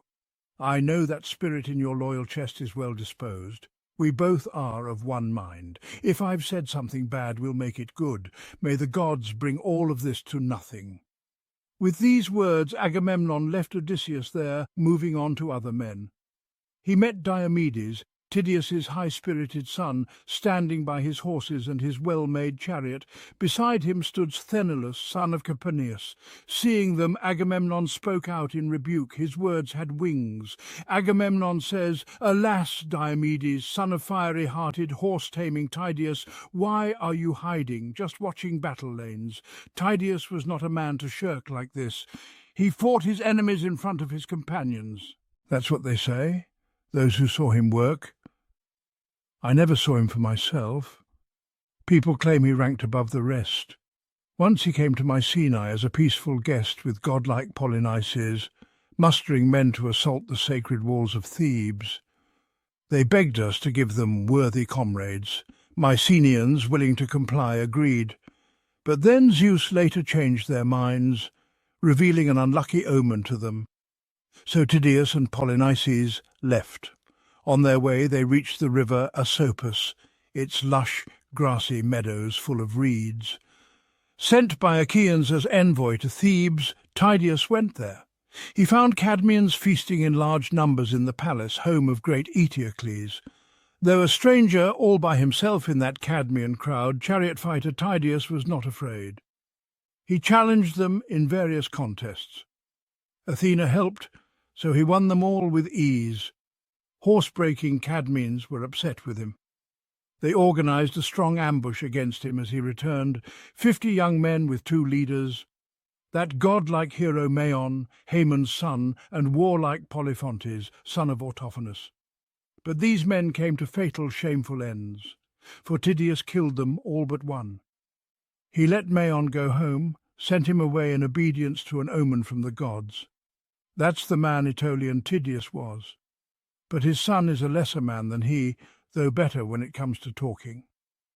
Mighty Diomedes did not reply to Agamemnon's words, shamed at the rebuke from a king whom he respected. But Sthenelus, son of famous Capaneus, answered.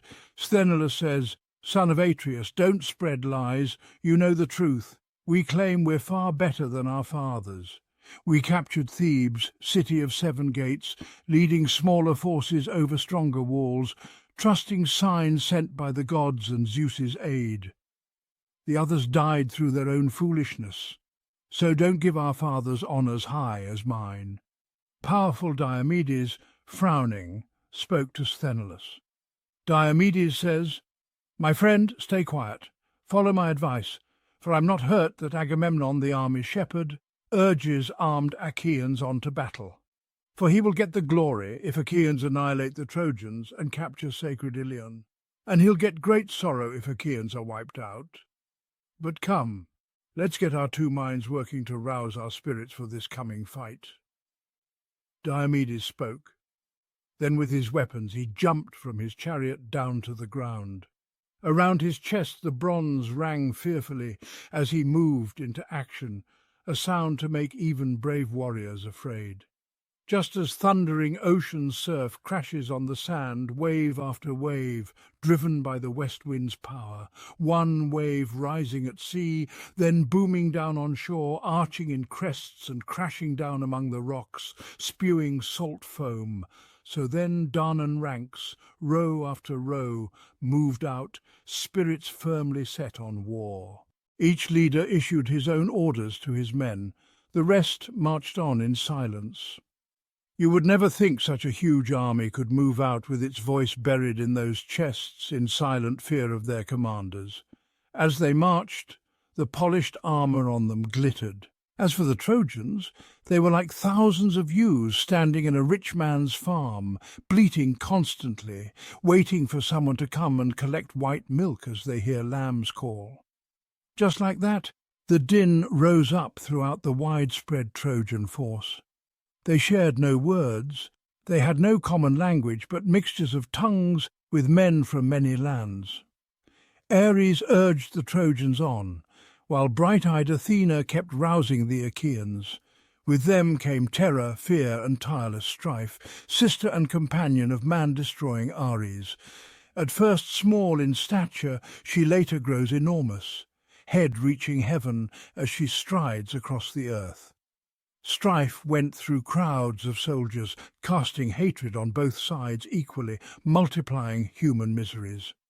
When the 2 armies came to one common ground, they smashed into each other. Shields, spears, fierce, angry men encased in bronze, studded shields bashed one another. A huge din arose, human cries of grief and triumph, those killing and those killed. Earth flowed with blood, just as streams swollen with melting snows pour out, flow downhill into a pool, and meet some torrent from a great spring in a hollow gully there.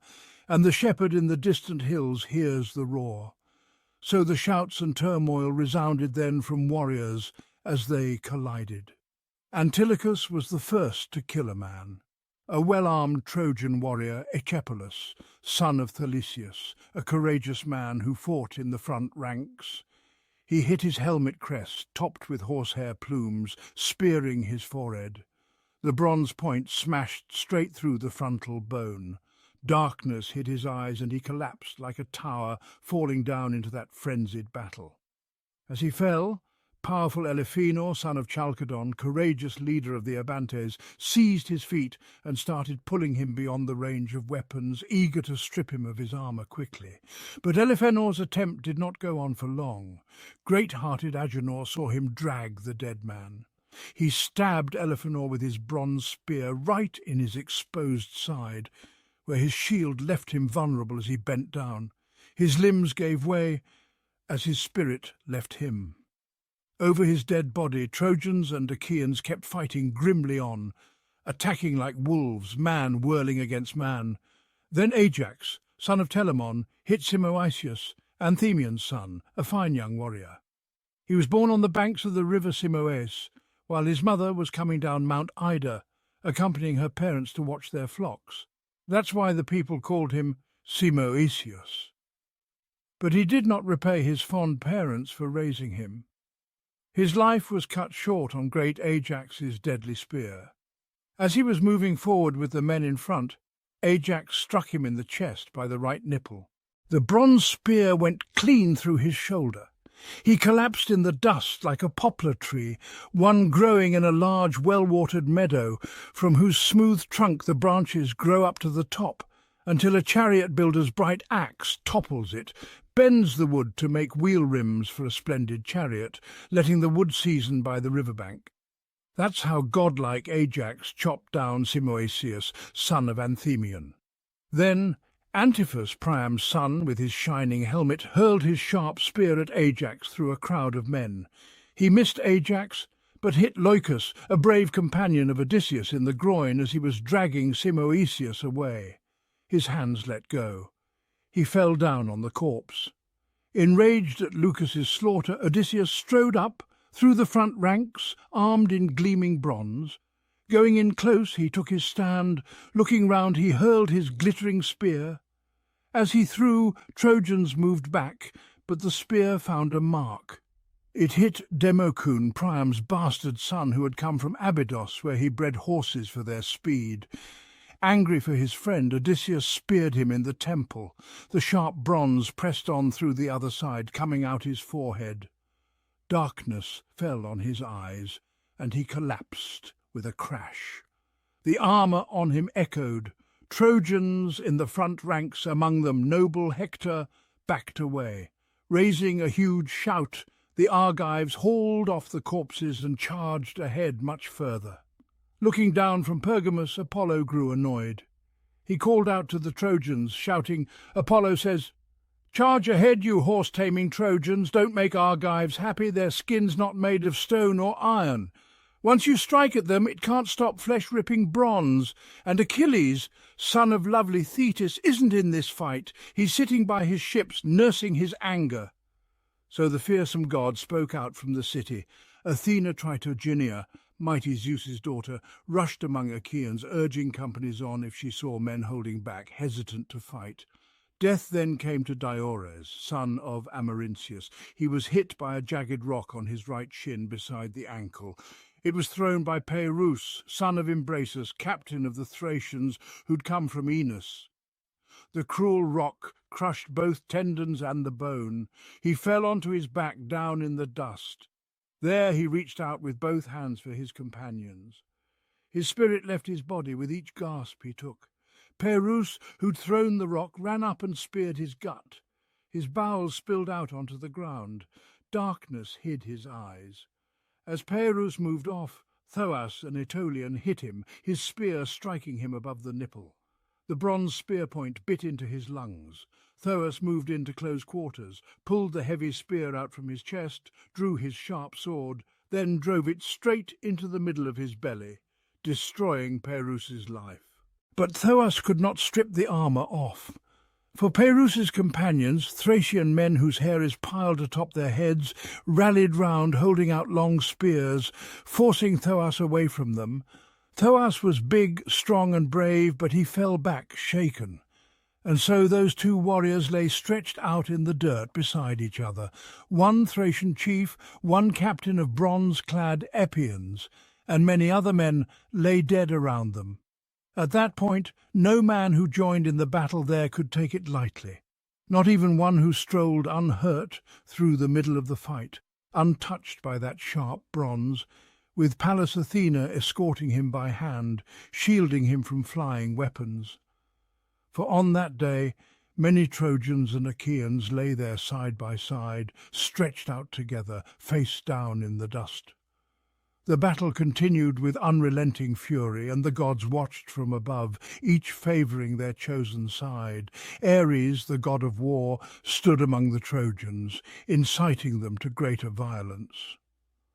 Meanwhile, Athena and Hera inspired the Achaeans, urging them to press their advantage. The clashing armies surged against each other, the sound of bronze on bronze echoing across the plain. The air was thick with the cries of the wounded and the dying, and the ground was stained with blood. Amid the chaos, the heroes of both sides distinguished themselves. Hector, the Trojan prince, fought with unparalleled bravery, his spear striking down many Achaeans. His presence on the battlefield was like a storm, unstoppable and fierce. On the Achaean side, Diomedes, inspired by Athena, performed feats of extraordinary valour. With the goddess's aid, he moved through the Trojan ranks like a whirlwind, his spear and sword cutting down all who opposed him. Diomedes, seeing a group of Trojan leaders, charged at them with a fierce battle cry. He hurled his spear at Pandarus, the archer who had wounded Menelaus. The spear struck true, piercing Pandarus's face and killing him instantly. Aeneas, the noble Trojan warrior and son of Aphrodite, saw Pandarus fall and rushed to protect his body. He faced Diomedes in single combat, their clash echoing above the din of battle. The two warriors fought fiercely, their weapons striking against each other with incredible force. Diomedes, with Athena's guidance, gained the upper hand. He struck Aeneas with his spear, wounding him severely. Seeing her son in danger, Aphrodite descended to the battlefield. She shielded Aeneas with her veil and began to carry him away from the fight. But Diomedes, undaunted by the presence of a goddess, pursued them. Diomedes hurled his spear at Aphrodite, grazing her hand and causing her to drop Aeneas. She cried out in pain and fled back to Olympus, leaving her son behind. Apollo, witnessing the plight of Aeneas, intervened. He enveloped Aeneas in a protective cloud and carried him to safety away from the battlefield. He then turned his divine wrath on Diomedes, warning him to respect the gods. Apollo says, "Diomedes, beware. Do not challenge the immortals. The wrath of the gods is not something you can withstand." Heeding the warning, Diomedes withdrew, but his courage and prowess had already inspired his comrades. The Achaeans, emboldened by his deeds, pushed the Trojans back. The battle raged on with no end in sight. The warriors on both sides fought with everything they had, driven by the desire for glory and the will of the gods. The fields of Troy were drenched in blood, and the cries of the fallen echoed across the plain. The gods continued to intervene, each seeking to influence the outcome according to their own desires. Zeus watched from Olympus, considering the balance of the conflict and weighing the fates of men and cities. Zeus says, "The time will come when Troy must fall, but not today. Let the battle continue, and let the heroes prove their valour." As the day wore on, the fighting intensified. The Achaeans, led by their greatest warriors, began to gain the upper hand. The Trojans, though fierce and determined, struggled to hold their ground against the relentless assault. Hector, seeing his men falter, called out to them with a voice that carried across the battlefield. Hector says, "Trojans, do not give in to fear. Stand your ground and fight with all your might. Remember your homes, your families, and your honour. Let no man retreat. We fight for Troy and for our very lives." His words rallied the Trojans, and they renewed their efforts, pushing back against the Achaeans with renewed ferocity. The battle seesawed back and forth, with neither side able to secure a decisive victory. As the sun began to set, casting long shadows over the battlefield, both armies were exhausted. The cries of the wounded and the dying filled the air, and the ground was littered with the bodies of fallen heroes. With night approaching, the commanders of both sides called for a temporary ceasefire to tend to their wounded and recover their dead. The fighting ceased, and a tense silence fell over the plains of Troy.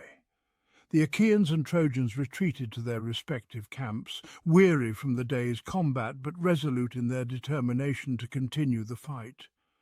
They knew that the struggle was far from over, and that the dawn would bring a new day of battle.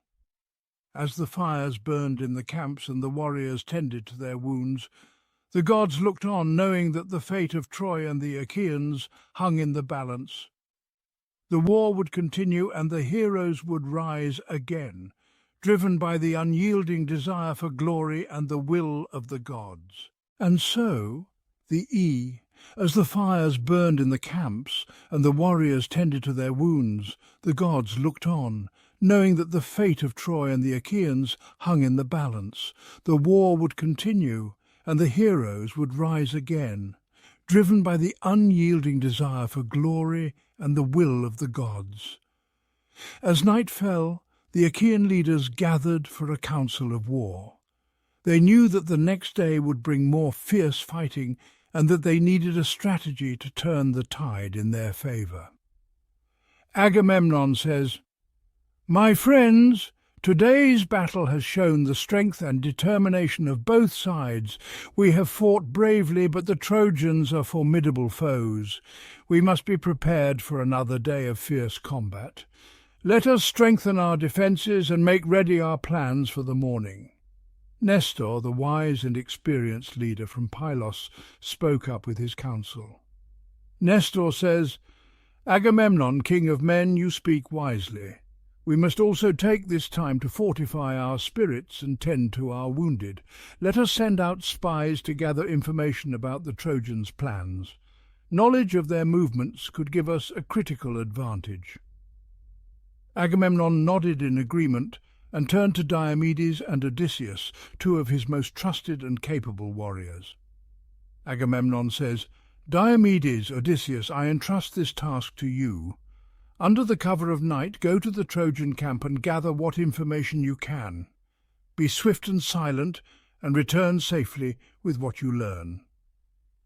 Diomedes and Odysseus accepted the mission without hesitation, preparing themselves for the dangerous task ahead. They armed themselves lightly and set out into the night, moving stealthily toward the Trojan camp. Meanwhile, in the Trojan camp, Hector and the other leaders held their own council of war. They discussed their strategies and the day's events, knowing that the Achaeans would be relentless in their pursuit of victory. Hector says, "Trojans, we have fought valiantly today, but we cannot afford to become complacent. The Achaeans are strong and determined. We must remain vigilant and ready for anything. Let us strengthen our defences and prepare for another day of battle." As the Trojans fortified their positions, Diomedes and Odysseus crept closer, listening carefully to the discussions and observing the movements within the camp. They gathered valuable information about the Trojans' plans and returned to the Achaean camp before dawn. Diomedes says, "Agamemnon, we have learned much. The Trojans plan to strengthen their defences and launch a fierce assault in the morning. We must be prepared to meet their attack and counter with our own strategies." Agamemnon thanked them for their bravery and insight. With the new information, he and the other Achaean leaders devised a plan to confront the Trojans and seize the advantage. As the first light of dawn began to creep over the horizon, both armies prepared for the new day's combat. The warriors donned their armour, readied their weapons, and steeled themselves for the fierce fighting that awaited them.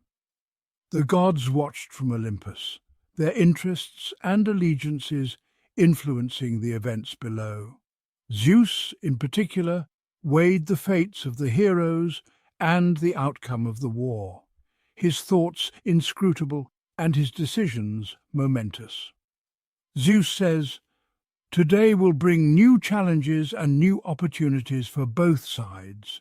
Let us see how the mortals fare and which heroes will rise to the occasion. As the sun rose higher, casting its golden light over the battlefield, the Achaeans and Trojans faced each other once more, their spirits unbroken and their resolve unwavering. The clash of weapons and the cries of warriors filled the air as the two great armies met in battle. The struggle was fierce and unrelenting, with both sides determined to secure victory. Hector, leading the Trojans with unmatched bravery, drove his men forward, urging them to press the attack and break through the Achaean lines. His presence on the battlefield was like a beacon, inspiring his troops to greater feats of valour. On the Achaean side, Agamemnon, Diomedes and the other leaders fought with all their might, their determination fueled by the desire to avenge their fallen comrades and achieve glory. They rallied their men, encouraging them to stand firm and fight with all their strength. The battle raged on with no sign of either side yielding. The ground was littered with the bodies of the fallen, and the air was thick with the dust and blood of combat. Amid the chaos, the gods continued to influence the events, each seeking to sway the outcome in favour of their chosen side. Athena and Hera supported the Achaeans, while Ares and Apollo lent their aid to the Trojans. As the day wore on, the fighting grew even more intense. Heroes on both sides distinguished themselves with acts of incredible bravery and skill, their names and deeds destined to be remembered for generations to come. The fate of Troy and the Achaeans hung in the balance, with the outcome of the war uncertain and the will of the gods ever present. The struggle for glory and honour continued, a testament to the enduring spirit of the heroes and the capricious nature of the divine. And so the epic saga of the Iliad continued, with each new day bringing new challenges, new battles, and new opportunities for heroism. The story of the Trojan War, with its blend of mortal courage and divine intervention, remained a timeless tale of honour, valour, and the relentless pursuit of destiny. Epic saga of the Iliad continued, a tale of honour, courage, and the relentless pursuit of destiny. As night fell, the Achaeans and Trojans withdrew to their camps, weary and bloodied, but filled with a renewed sense of determination. The day's fighting had been fierce, but the war was far from over. In the Achaean camp, the leaders gathered once more to discuss their strategy. The atmosphere was tense, but there was a palpable sense of resolve among the warriors. Agamemnon says, "We fought bravely today, but the Trojans are formidable foes. We must use every advantage we have to ensure victory. Let us not forget the valour of our warriors and the favour of the gods." Nestor, the wise elder, spoke up, his voice steady and full of experience. Nestor says, "Agamemnon, we must also be mindful of our wounded. Let us take this time to tend to them and prepare for the battles to come. We should also send emissaries to Achilles to see if we can persuade him to return to the fight. His strength and prowess are sorely needed." Agamemnon nodded, understanding the wisdom in Nestor's words. He turned to Odysseus and Ajax, two of his most trusted leaders. Agamemnon says, "Odysseus, Ajax, I entrust you with this mission. Go to Achilles and convey our earnest plea. Offer him gifts and honours, whatever it takes to bring him back to our side. We need his strength if we are to prevail." Odysseus and Ajax set out for Achilles' camp, their hearts heavy with the weight of their mission. They knew that convincing the proud and angry Achilles would not be easy. Meanwhile, in the Trojan camp, Hector and the other leaders were also deep in discussion. The day's battle had been grueling, and they knew the Achaeans would not rest until Troy was taken. Hector says, "We fought well today, but the Achaeans are relentless. We must fortify our defences and be prepared for their next assault. Let us also send scouts to gather intelligence on their movements. Knowledge is our greatest weapon. Priam, the wise and aged king of Troy, added his voice to the council. Priam says, "Hector, my son, you have led our men with great courage, but we must also seek the favour of the gods. Let us offer sacrifices and prayers to ensure their protection and guidance in the days to come." Hector agreed, knowing the importance of divine favour in their struggle. The Trojans prepared their sacrifices, seeking the blessings of the gods as they readied themselves for another day of battle. Back at Achilles' camp, Odysseus and Ajax arrived and found the great warrior brooding by the sea. Patroclus, his closest companion, stood by his side, sharing in his friend's sorrow and anger. Odysseus says, "Achilles, son of Peleus, we come with an urgent plea from Agamemnon and the Achaean leaders. We beg you to return to the fight. The Trojans are strong, and we need your strength to turn the tide. Agamemnon offers you gifts and honours, whatever you desire." Achilles listened, his expression hard and unyielding. His anger at Agamemnon's earlier slight still burned within him, but he knew the importance of the war and the fate of his comrades. Achilles says, "Odysseus, Ajax, I understand the gravity of your plea, but my anger at Agamemnon's insult cannot be so easily soothed. He dishonoured me and took what was rightfully mine. How can I fight for a leader who shows me such disrespect?" Ajax, sensing the depth of Achilles' grievance, spoke with a voice full of empathy and understanding. Ajax says, "Achilles, we know the wrong done to you was great, but think of your comrades, your friends who fight and die on the battlefield. Think of the glory and honour that await you. The Achaeans need you, and the war cannot be won without your might." Patroclus, seeing the struggle in Achilles' eyes, added his voice to the plea. Patroclus says, "Achilles, my friend, I share in your anger and sorrow, but let us not forget why we came to Troy. The Achaeans are our brothers in arms, and they need us. Let us set aside our pride for the sake of victory and honour." Achilles sighed deeply, his heart torn between his anger and his duty. He looked out at the sea, the waves crashing against the shore, and felt the weight of his decision.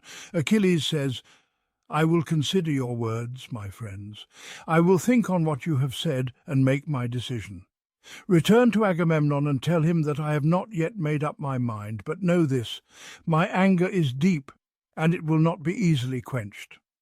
Odysseus, Ajax, and Patroclus nodded, understanding the depth of Achilles' struggle. They returned to the Achaean camp with heavy hearts, knowing that the fate of the war hung in the balance. As the night wore on, the Achaeans and Trojans prepared for another day of battle. The fires burned brightly in their camps, casting long shadows and illuminating the faces of the warriors who stood ready to fight.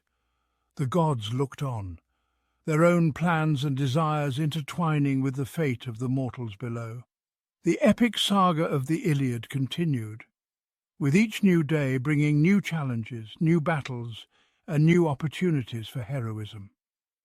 The story of the Trojan War, with its blend of mortal courage and divine intervention, remained a timeless tale of honour, valour, and the relentless pursuit of destiny. The heroes of the Iliad, driven by their desire for glory and their devotion to their comrades, would rise again to face the trials that awaited them on the plains of Troy. The gods all sat assembled in the golden courtyard, with Zeus there too. Gracious Hebe went among them, pouring nectar. They toasted each other in golden cups as they looked out on Troy.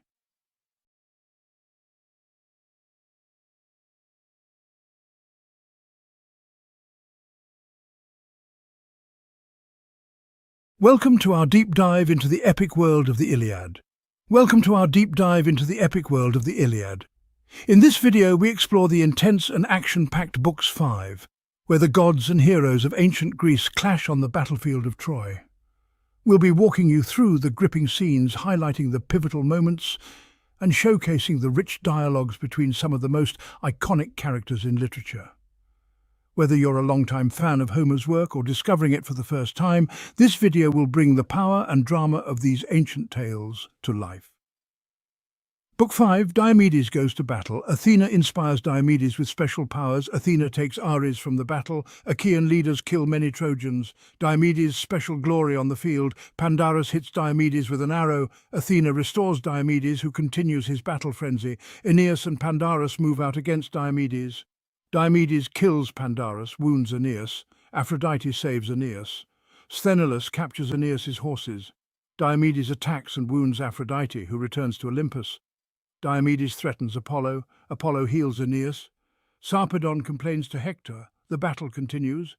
Sarpedon kills Tlepolemus but is wounded. Athena and Hera go down to the battlefield. Athena and Diomedes attack and wound Ares. Ares returns to Olympus. Then Pallas Athena gave Diomedes, son of Tydeus, strength and courage, so among all Argives he would stand out and win heroic glory. She made his helmet blaze with tireless flames, his shield as well, like a late star in summer which shines especially bright, newly risen from its bath in ocean streams. Around his head and shoulders the goddess put a fiery glow, then drove him forward, right into the middle of the strife, the killing zone, where most warriors fight. Among the Trojans was a rich and honourable man called Dares, priest of Hephaestus. He had 2 sons, Phegeus and Idaeus, both very skilled in all aspects of war. Moving forward in their chariot to the front, these 2 charged Diomedes, who was on foot, staying on the ground. When they were at close range, Phegeus was the first to hurl his long, shadowed spear. The spear point flew by Diomedes' left shoulder. It missed him. Tydeus' son then threw his spear. The weapon did not leave his hand and missed the target. It hit Phegeus right between the nipples and knocked him from his splendid chariot. Idaeus jumped out and ran off from his horses. He didn't dare protect his slaughtered brother's corpse. Even so, he would not have escaped black doom, but Hephaestus saved him with a dark cloud cover, so his aged father would not waste away with grief. Tydeus' son, great Diomedes, drove the horses off, then gave them to his comrades to take back to the ships. When great-hearted Trojans saw those 2 sons of Dares, one shunning battle, one dead beside his chariot, all their hearts were stirred. Then Athena, eyes glittering, took her brother, headstrong Ares, by the hand and said, "Athena, Ares, insatiable man-killer, destroyer of cities, why don't we leave Trojans and Achaeans to fight it out? Father Zeus will make one group victorious. Let's withdraw, avoiding Zeus's anger." With these words she led headstrong Ares from the battle, then sat him down by Scamander riverbank. Darnans then began to push the Trojans back. Each leader killed his enemy. First, Agamemnon, king of men, threw huge Odius, chief of the Halizoni, from his chariot. His spear first struck him in the back, between the shoulder blades as he turned to flee. It drove clean through his chest. Odius pitched forward with a thud, his armour rattling round him as he fell. Idomeneus slaughtered Phaestus, son of Borus, a Maeonian who'd come from fertile Tarn. With his long spear, skilful Idomeneus struck him in his right shoulder as he climbed in his chariot. Dreadful darkness came and gathered Phaestus in. Those attending Idomeneus stripped the armour. Then with his sharp spear Menelaus, son of Atreus, killed Scamandrius, son of Strophius, a huntsman. Artemis herself had taught him how to shoot every animal raised in the mountain forests. But archer Artemis was no help to him then, no more than was his expertise in archery, at which he'd been preeminent in former times. For fine spearman Menelaus, son of Atreus, caught him as he ran away in front of him, hitting him in the back between his shoulder blades, forcing the spear right through Scamandrius' chest.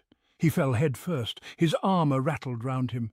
Meriones then killed Phereclus, son of Tecton, Harmon's son, whose hands could make fine objects of all sorts. Pallas Athena had a special love for him.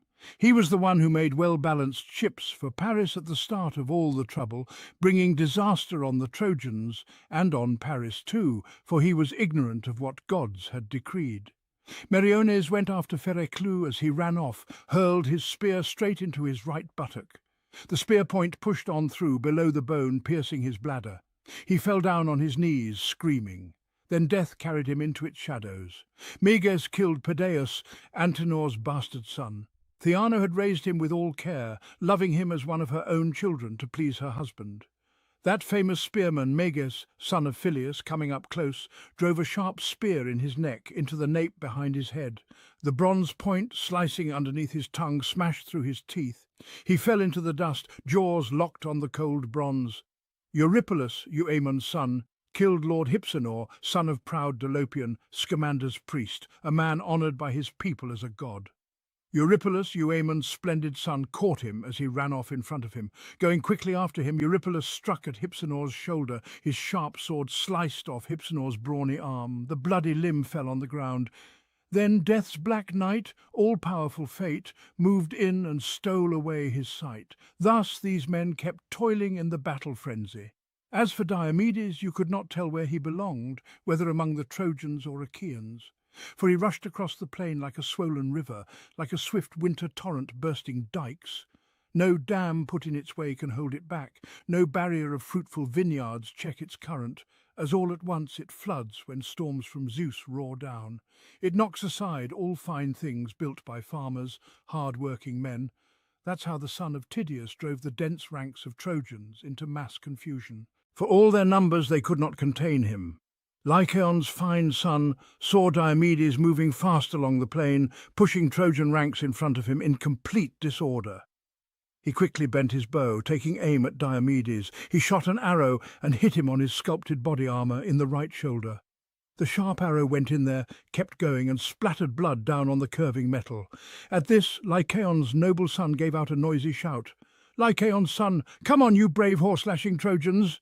For the finest of Achaeans has been hurt. I don't think he'll long survive my arrow's force if Apollo, son of Zeus, really was the one who put it in my heart to leave Lycia." That's what Lycaon's son cried out, boasting aloud. But his sharp arrow had not killed Diomedes, who moved back to stand beside his chariot and horses. He called to Sthenelus, son of Capaneus. "Diomedes, my friend, son of Capaneus, come on, get down from the chariot, so you can pull this sharp arrow from my shoulder for me." Diomedes spoke. Sthenelus jumped down on the ground. Standing beside him, he pulled out the sharp arrow stuck in his shoulder. Blood seeped through the woven shirt. Diomedes, expert in war cries, then spoke this prayer. Diomedes, hear me, Athena, unwearied daughter of Aegis-bearing Zeus. If you've ever loved my father, stood by his side in murderous combat, be my friend now. Grant that I kill this man, that I come a spear's throw from the one who hit me unexpectedly, and now boasts about it, saying I won't see daylight for much longer. As Diomedes prayed, Pallas Athena heard. She put fresh strength into his legs and upper arms. Standing close beside him, she spoke. Her words had wings. Athena, take courage, Diomedes, in this fight with Trojans. I put your father's strength into your chest, that shield-bearing horseman's fearless power, and I've removed the filter from your eyes which covered them before, so now you'll easily distinguish gods from men. If a god comes here and stands against you, don't offer to fight any deathless one, except for Aphrodite, Zeus's daughter. If she fights, go at her with your sharp bronze." Bright-eyed Athena left. Asterisk, asterisk, bright-eyed Athena left. Diomedes charged off, joining at once those soldiers fighting in the front, his spirit on fire to battle Trojans, seized by frenzy 3 times greater than before.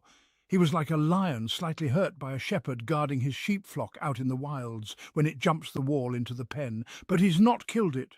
The wound rouses the beast's strength. The shepherd can't keep the charging lion from his sheep, who, left unguarded, panic.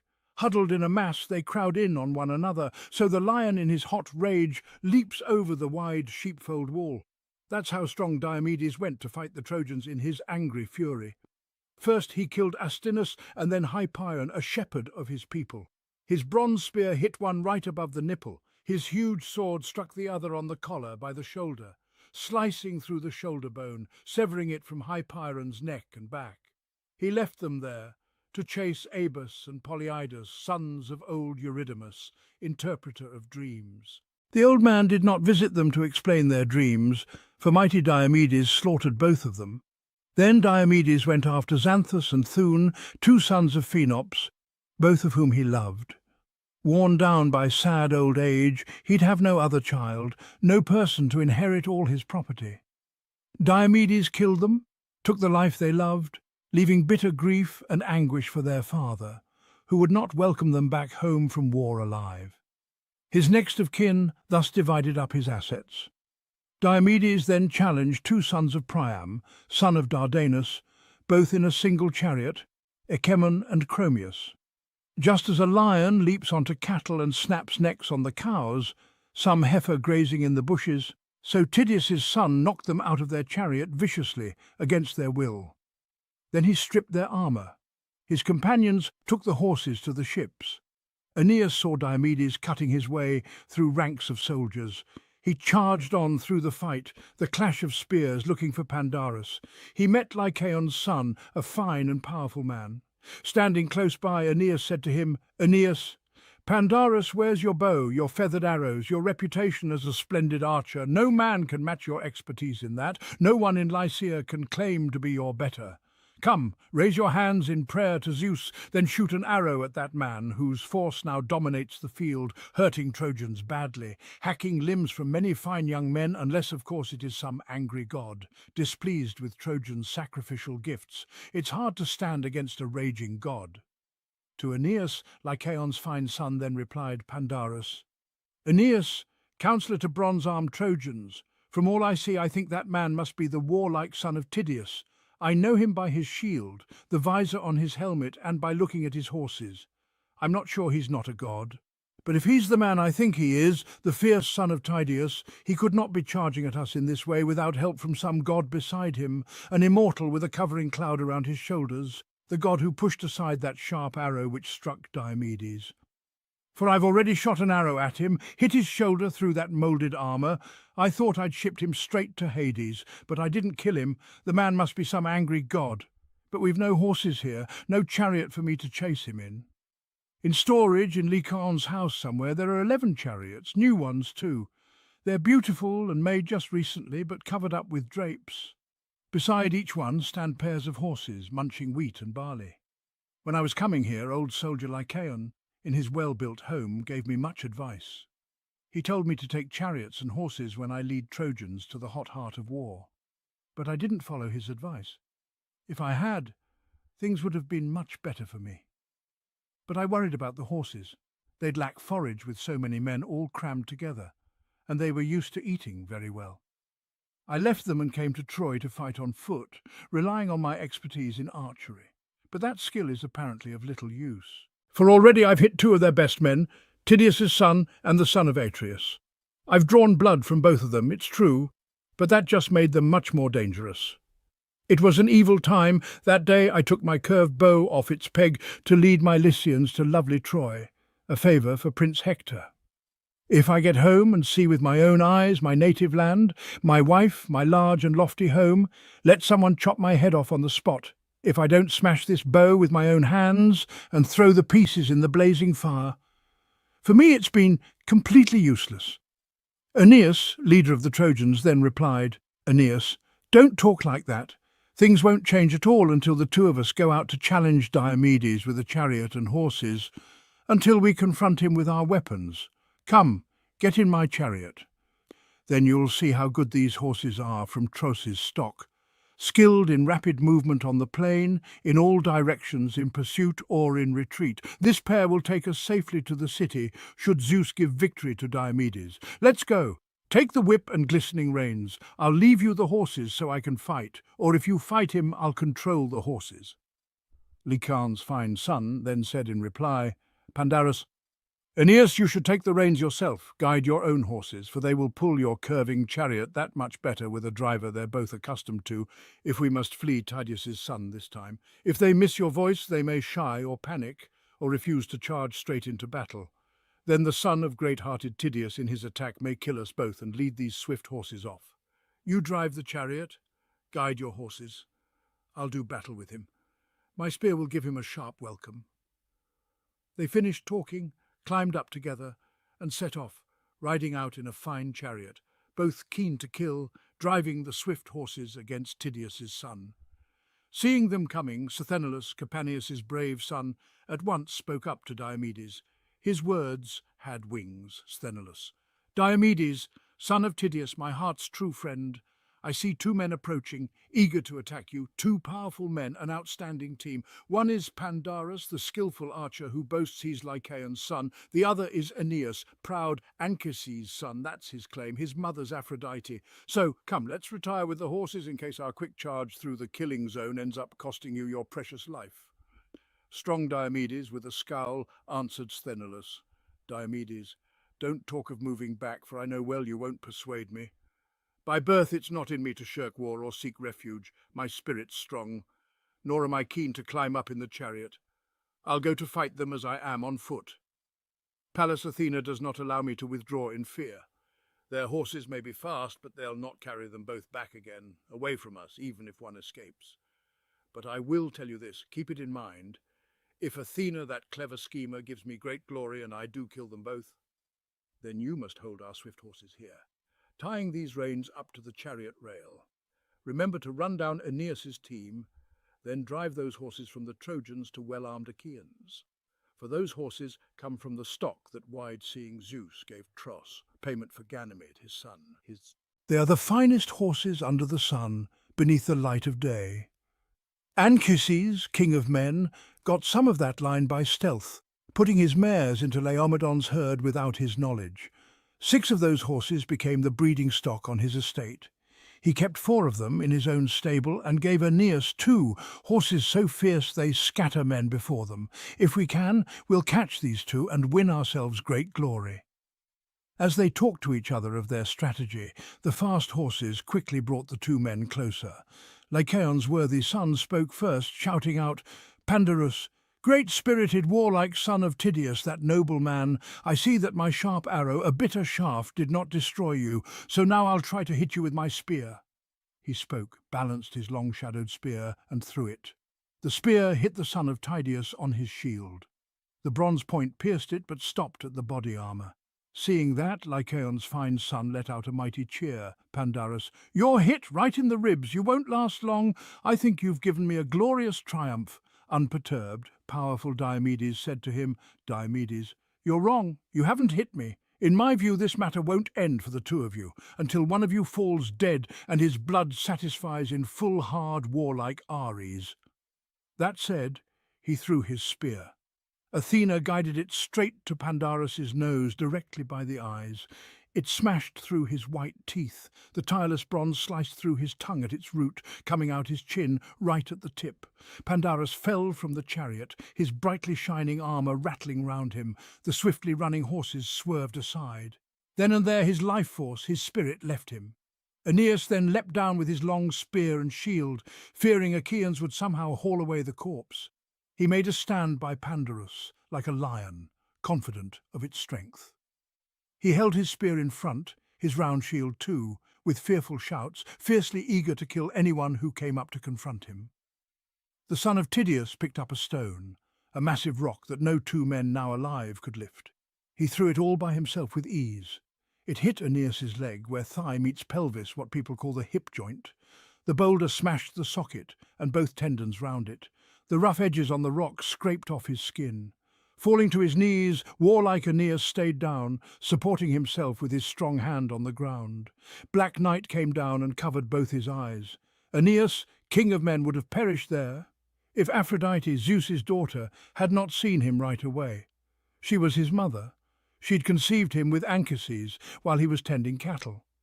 Wrapping her white arms around the son she loved, she hid him in the folds of her bright gown to ward off any spears, should some Danaan driving with swift horses hurl a spear into his chest and take his life.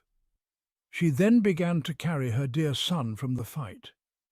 Meanwhile, Sthenelus, son of Capaneus, did not forget what Diomedes, skilled in war cries, told him.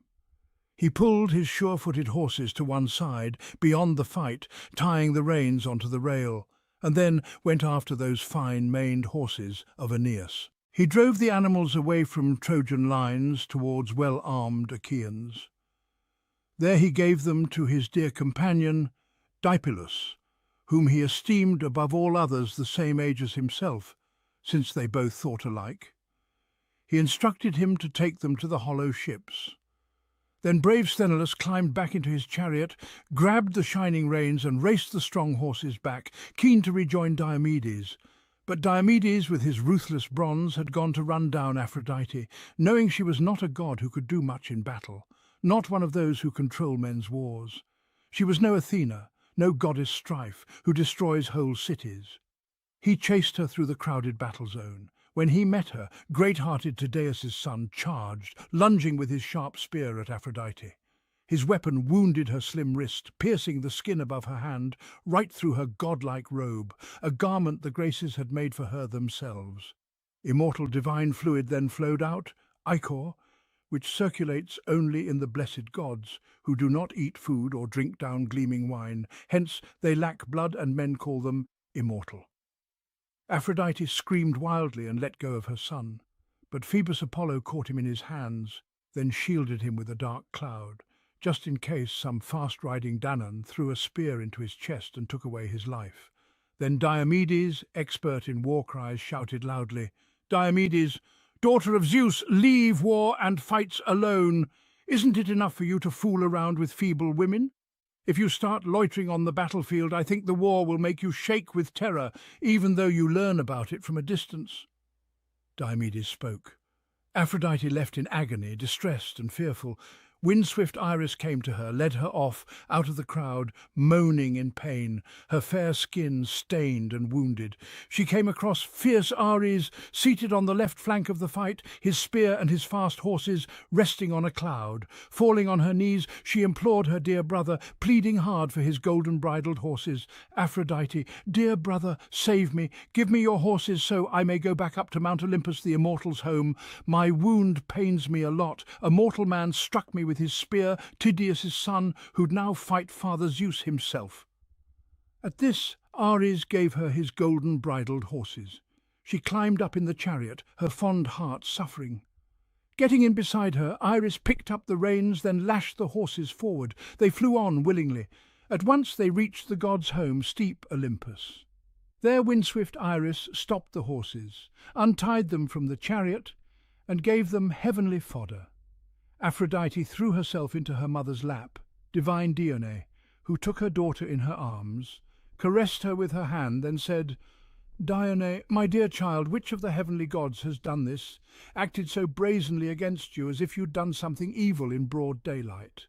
Laughter-loving Aphrodite answered her, "Aphrodite, proud Diomedes, son of Tydeus, wounded me, for I was carrying off Aeneas, my dear son, away from battle. Of all men, he's the one I love the most. Now, grim war is not just Trojans and Achaeans, for Danaans fight against immortals too." "Dione, queen among the goddesses," replied Dione, "be brave, my child, hold on, though you're in pain. Many of us living on Olympus have been hurt by men in our attempts to bring harsh troubles on each other. Ares suffered too when mighty Otus and Ephialtes, children of Aloeus, tied him up in powerful manacles, then kept him prisoner in a brass jar for 13 months. Ares would have died there with all his warlust if their stepmother, fair Erybeia, had not told Hermes. He stole Ares secretly.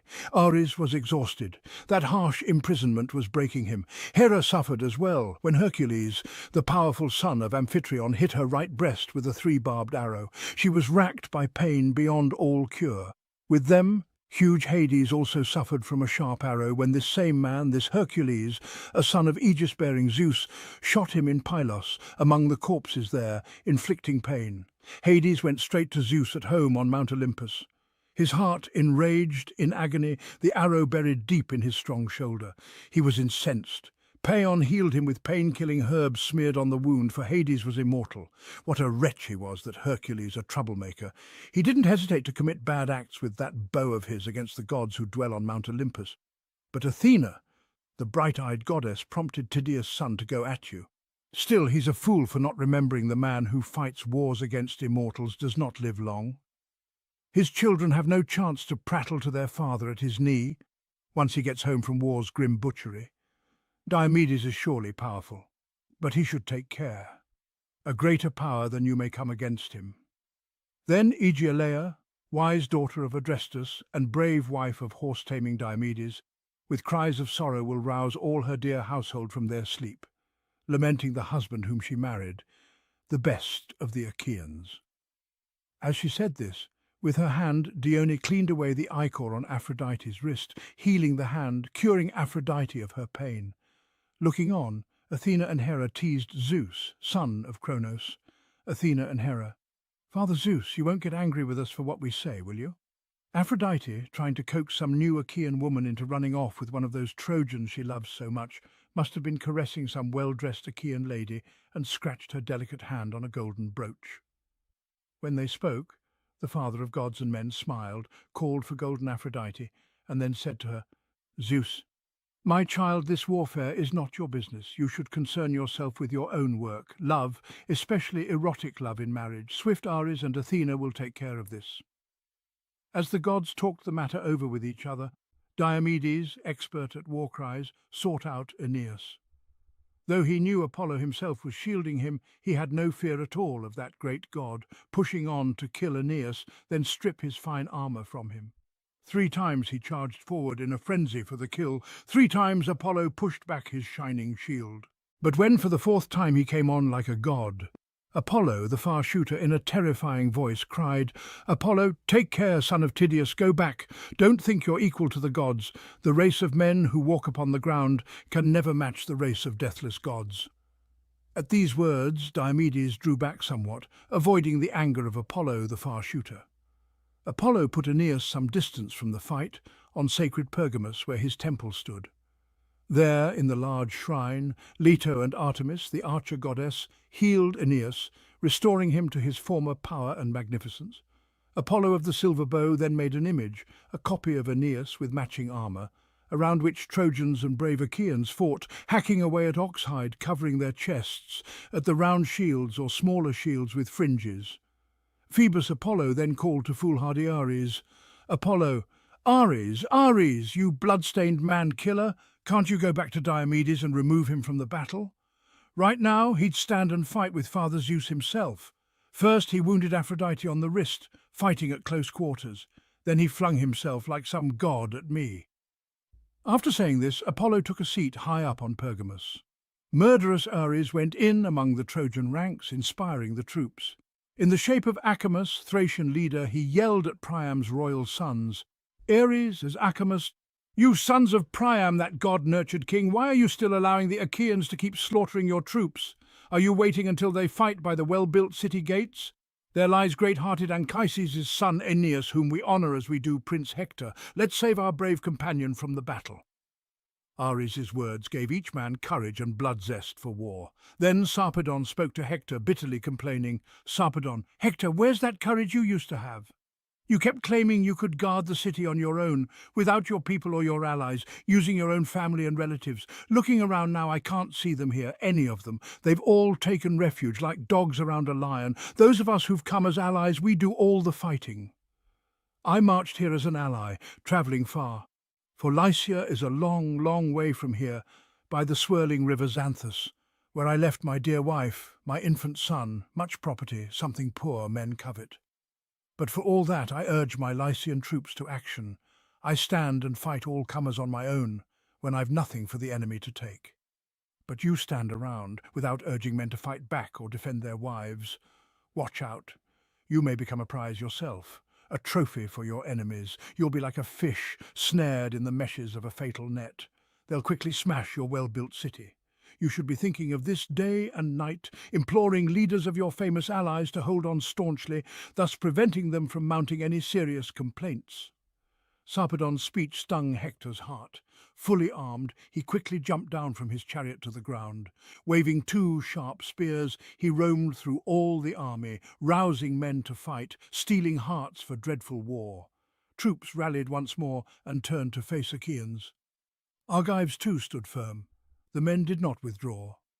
As on the sacred threshing floor, wind blows the chaff, while men stand winnowing the crop, when Demeter, with her golden hair, separates the grain from chaff in the rushing breeze, and piles of chaff grow whiter, so then Achaean troops grew white, covered with dust stirred up by horses' hooves. It coloured the sky bronze.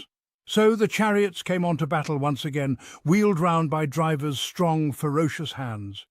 Headstrong Ares assisted Trojans in the battle, concealing them in darkness, roaming everywhere, carrying out his orders from Phoebus Apollo, god with the golden sword, who told him to arouse the Trojan spirits when he saw Pallas Athena leave the fighting, for she was helping the Danans. Apollo then sent Aeneas from his costly shrine, putting fighting strength into this warrior's heart, his people's shepherd. Aeneas rejoined his friends who were overjoyed to see him safe and sound, alive, approaching with brave spirits. They did not question him. They had too much other work at hand to do, for Apollo, god with the silver bow, and Ares, the man-killer, along with insatiable strife, had stirred things up there on the battlefield. Then the two Ajaxes, Odysseus and Diomedes, roused Danaans, urging them to battle. They did not fear the Trojans' powerful attack, and stood their ground like clouds set in place by Zeus, son of Cronos, above a range of mountain peaks on a windless day, quite motionless, while the force of north wind and other raging blasts is sound asleep. When these storm winds blow, they scatter shadowy clouds. That's the way Danaans held their positions then, without flinching, without fear. The son of Atreus moved through the troops and gave out many orders. Agamemnon: "My friends, be men. Let courage fill your hearts. In the heat of battle, remember honour, each man's reputation. When men recall their honour, more troops are saved than slaughtered. Those who run away lose life and fame." Agamemnon spoke, then quickly hurled his spear. He hit a good fighting man, comrade to Aeneas, great-hearted Dicon, son of Pergasus, whom Trojans honoured as they did King Priam's sons, for he was quick to take his place among the best, the men who do their fighting at the very front. Mighty Agamemnon's spear struck against his shield, but the shield could not hold out. The bronze went through, piercing Dicon's belt and sinking in his gut. He fell with a thud, his armour rattling round him. Then Aeneas killed two of the best Danaans, Orsilochus and Crethon, whose father lived in well-built Fair, a man of property, descended from the river Alpheus, whose broad streams flow through Pylian land. The river bore Orsilochus, king of many men, and Orsilochus fathered great-hearted Diocles, to whom were born twin sons Orsilochus and Crethon, experts in all aspects of war. These two, once grown, came with Argives in black ships to Troy, city rich in horses, to win honour for Agamemnon and Menelaus, sons of Atreus. Death's final moment took them in, as two lions, cared for by their mother in a deep, thick forest on a mountain peak, steal stout sheep and cattle and plunder people's farmsteads until they perish, killed by sharp bronze in the hands of men. So these two died, cut down by Aeneas. They fell like lofty pines. War-loving Menelaus felt pity for these two, seeing them die. He made his way through the men's front ranks, armed in glittering bronze, brandishing his spear. Ares stirred his battle spirit, planning his death at Aeneas's hand. But then Antilochus, son of great-hearted Nestor, saw Menelaus. He hurried through the foremost ranks, in his concern for this shepherd of the people, that if he came to grief, all their efforts would be completely futile. Menelaus and Antilochus now faced Aeneas with eager hands and spears, ready to begin the fight. But when Antilochus stood by Menelaus, Aeneas, though a swift fighter, started to withdraw, seeing these two men standing their ground together. So Menelaus and Antilochus dragged the corpses of Crethon and Orsilochus to Achaean troops, placed the two dead heroes in the hands of friends, then turned back to fight with those in the front ranks. Antilochus and Menelaus then killed Pylaemenes, a man like Ares, leader of the Paphlagonians, great-hearted, shield-bearing men. The son of Atreus' famous spearman Menelaus struck him as he stood up in his chariot, hitting him right on his collarbone. Antilochus hit Mydon, Atimneus' noble son, the attendant driver, as he was wheeling his sure-footed horses round. He struck him with a rock square on the elbow. The reins, decorated with rich ivory, fell from his hands down onto the dusty ground. Antilochus sprang out and with his sword struck Mydon on the temple. Gasping with pain, Mydon pitched over and tumbled from the well-made chariot head first, his head and shoulders disappearing in the dirt. For some time he stayed stuck, buried in deep sand, until his horses kicked him flat, level with the dust, stamping him into the ground, as Antilochus whipped them on, leading them back to Achaean troops. Hector saw this from the lines. He ran against them, shouting wildly, with strong Trojan soldiers in support. Leading these men came Ares, along with fearful strife, bringing war's pitiless and murderous confusion. Ares worked with a huge spear in his hands, moving round, sometimes behind Hector, sometimes in front of him. When Diomedes, skilled in war cries, noticed Ares, he shuddered. Just a man crossing a large plain, stops at a raging river rushing to the sea, looks helplessly at swirling foam and moves away. So Tydeus' son backed off then, saying to his men, Diomedes, "My friends, we're so amazed Prince Hector is such a spearman, so courageous, warlike. But he's always got some god beside him to ward off destruction. Right now, it's Ares he has with him, looking like a mortal man. Stay turned towards the Trojans, but fall back. Don't try to battle on against the gods." Diomedes spoke. Trojans then approached much closer. Hector killed 2 men, keen warriors, Menestheus and Anchialus, both riding in a single chariot. Seeing them fall, great Telamonian Ajax felt pity. He approached, stood firm, then threw his shining spear. The spear struck Amphius, son of Selagus, who owned much property in Paesus with many crops. Fate led him to become allied with Priam and his sons. Ajax, son of Telamon, hit Amphius in the belt. The long-shadowed spear struck hard, low in his gut. He collapsed with a crash. Noble Ajax ran up to strip the armour off, but Trojans showered him with bright, sharp spears. His shield took many hits. Pushing his heel into the corpse, he pulled out his bronze spear. But the hail of weapons stopped him, stripping off Amphius's splendid armour from his shoulders. He feared the fierce, brave Trojans standing by the corpse, for many spearmen crowded him and forced him back. And Ajax, for all his massive size and strength, for all his courage, had to move back, shaken. As these men toiled in frantic battle, powerful fate drove strong, brave Tlepolemus, son of Hercules, against godlike Sarpedon. These 2 men approached, facing each other at close quarters, son and grandson of cloud-gathering Zeus. Tlepolemus called out first, "Tlepolemus, Sarpedon, counsellor to the Lycians, what forces you to cower down right here, quite ignorant in battle? Those who say you're Aegis-bearing Zeus's son are liars. You're far inferior to those men born of Zeus in times long past. Consider mighty Hercules, my father. He was quite different, they say, steadfast, brave, his spirit like a lion.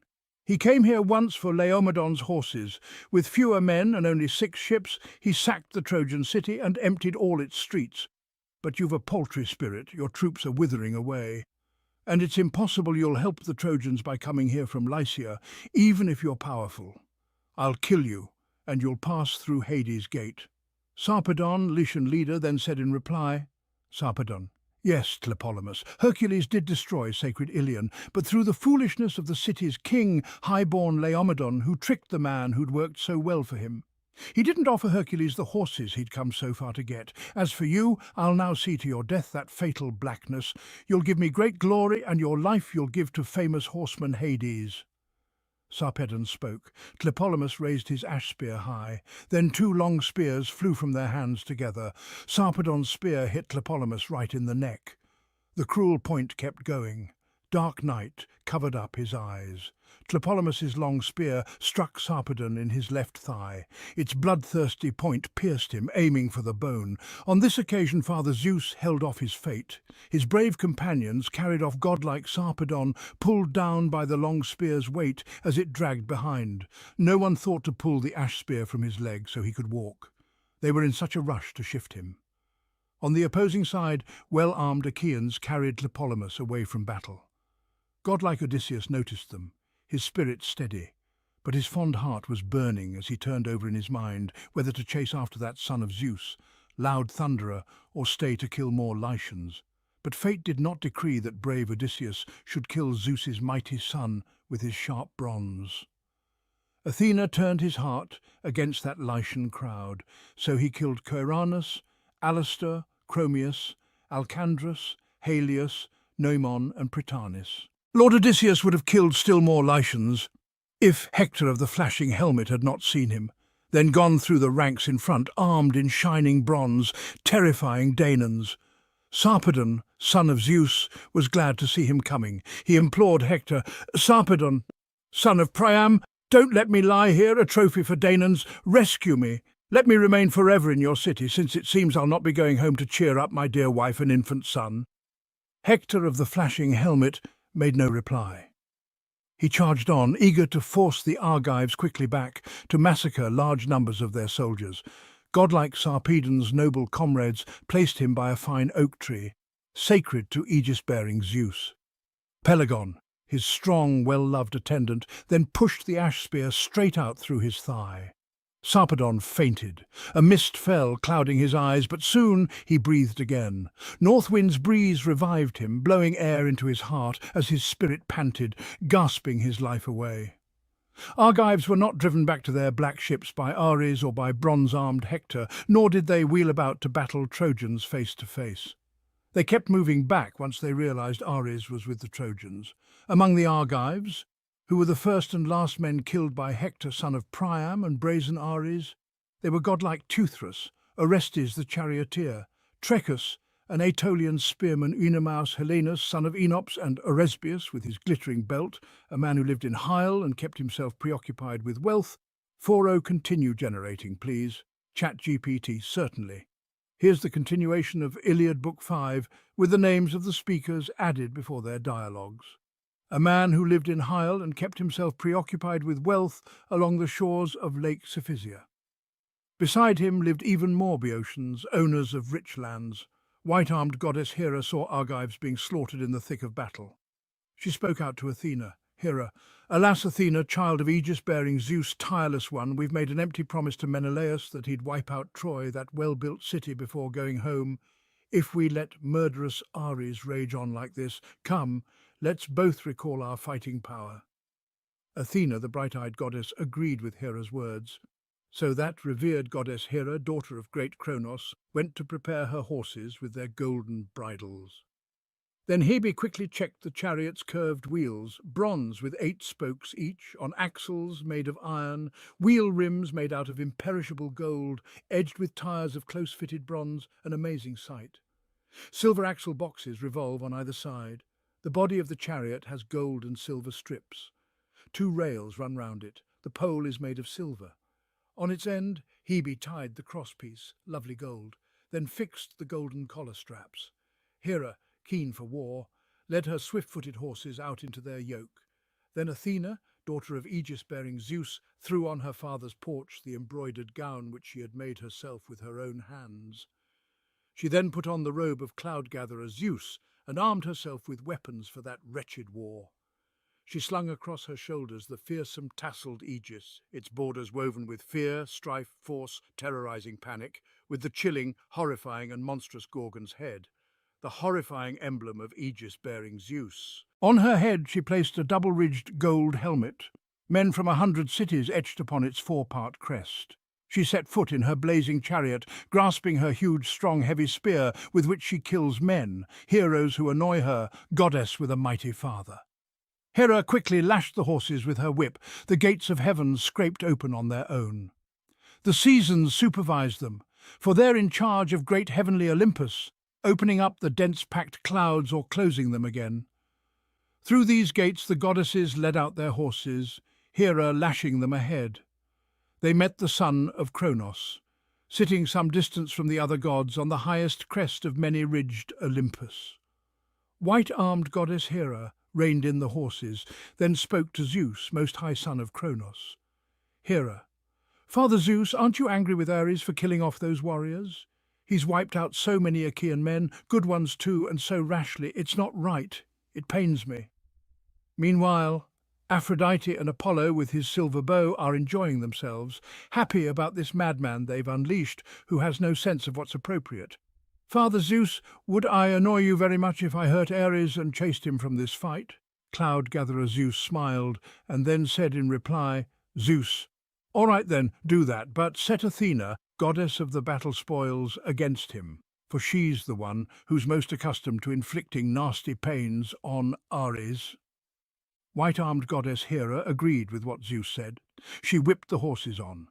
They flew off willingly, midway between the starry heaven and earth, as far as a man on a height can see in the distant haze as he looks out across the wine-dark sea.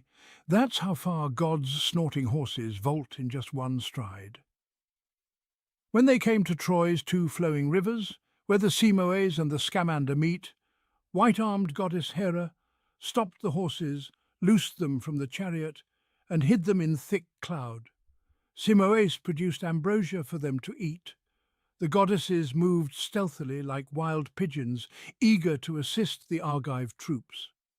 They reached that place where most of the bravest men were fighting, in a crowd by mighty Diomedes, tamer of horses like lions who eat raw meat or wild boars whose strength is not easily exhausted.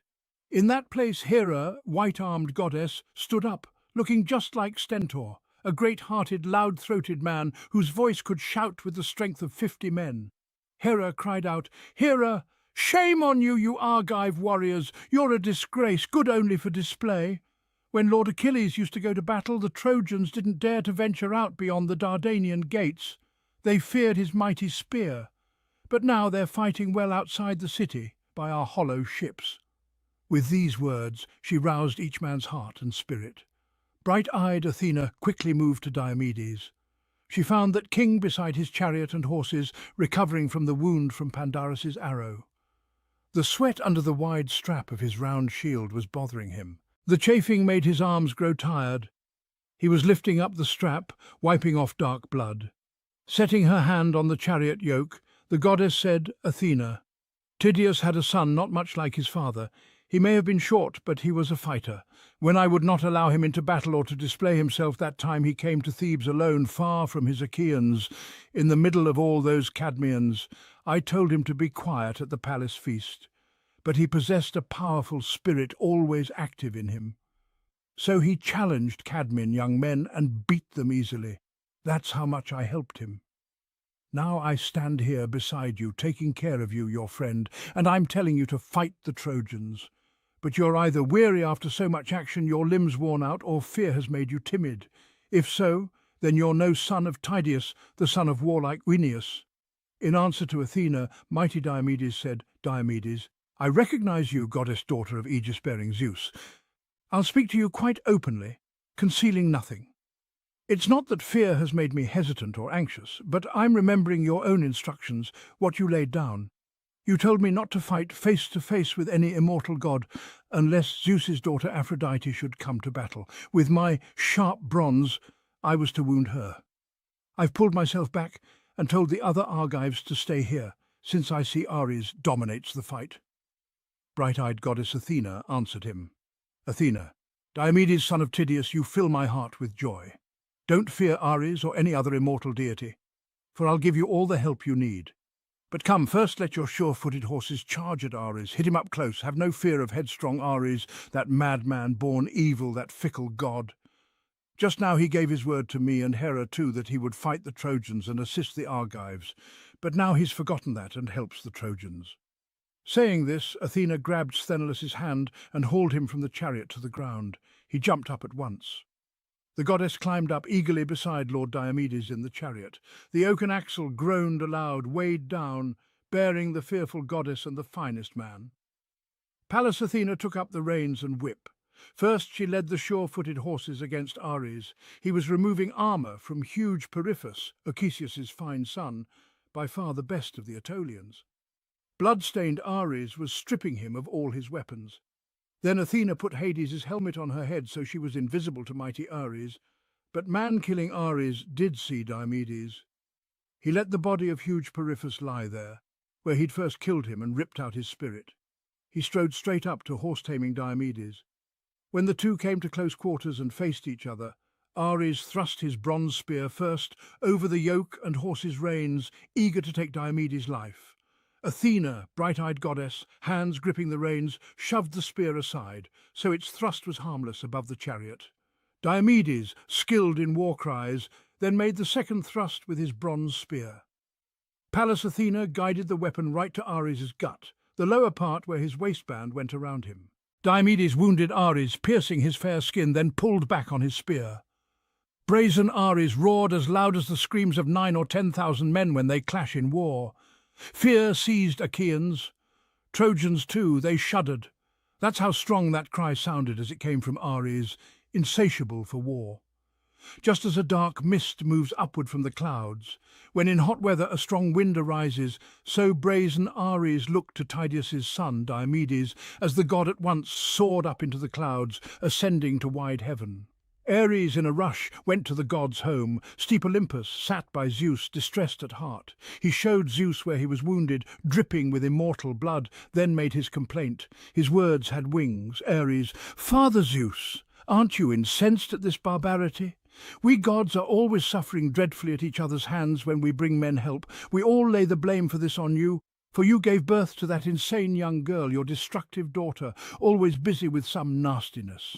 All the other gods, all those on Mount Olympus, do what you say, and each of us is subject to your will, but you never punish her in word or deed. You do nothing because you gave birth to her yourself, to Athena, your vicious daughter. Just now she urged proud Diomedes, son of Tydeus, to charge insanely against deathless gods. First he attacked Aphrodite and struck her on the wrist. Then he charged me, even me, like a god.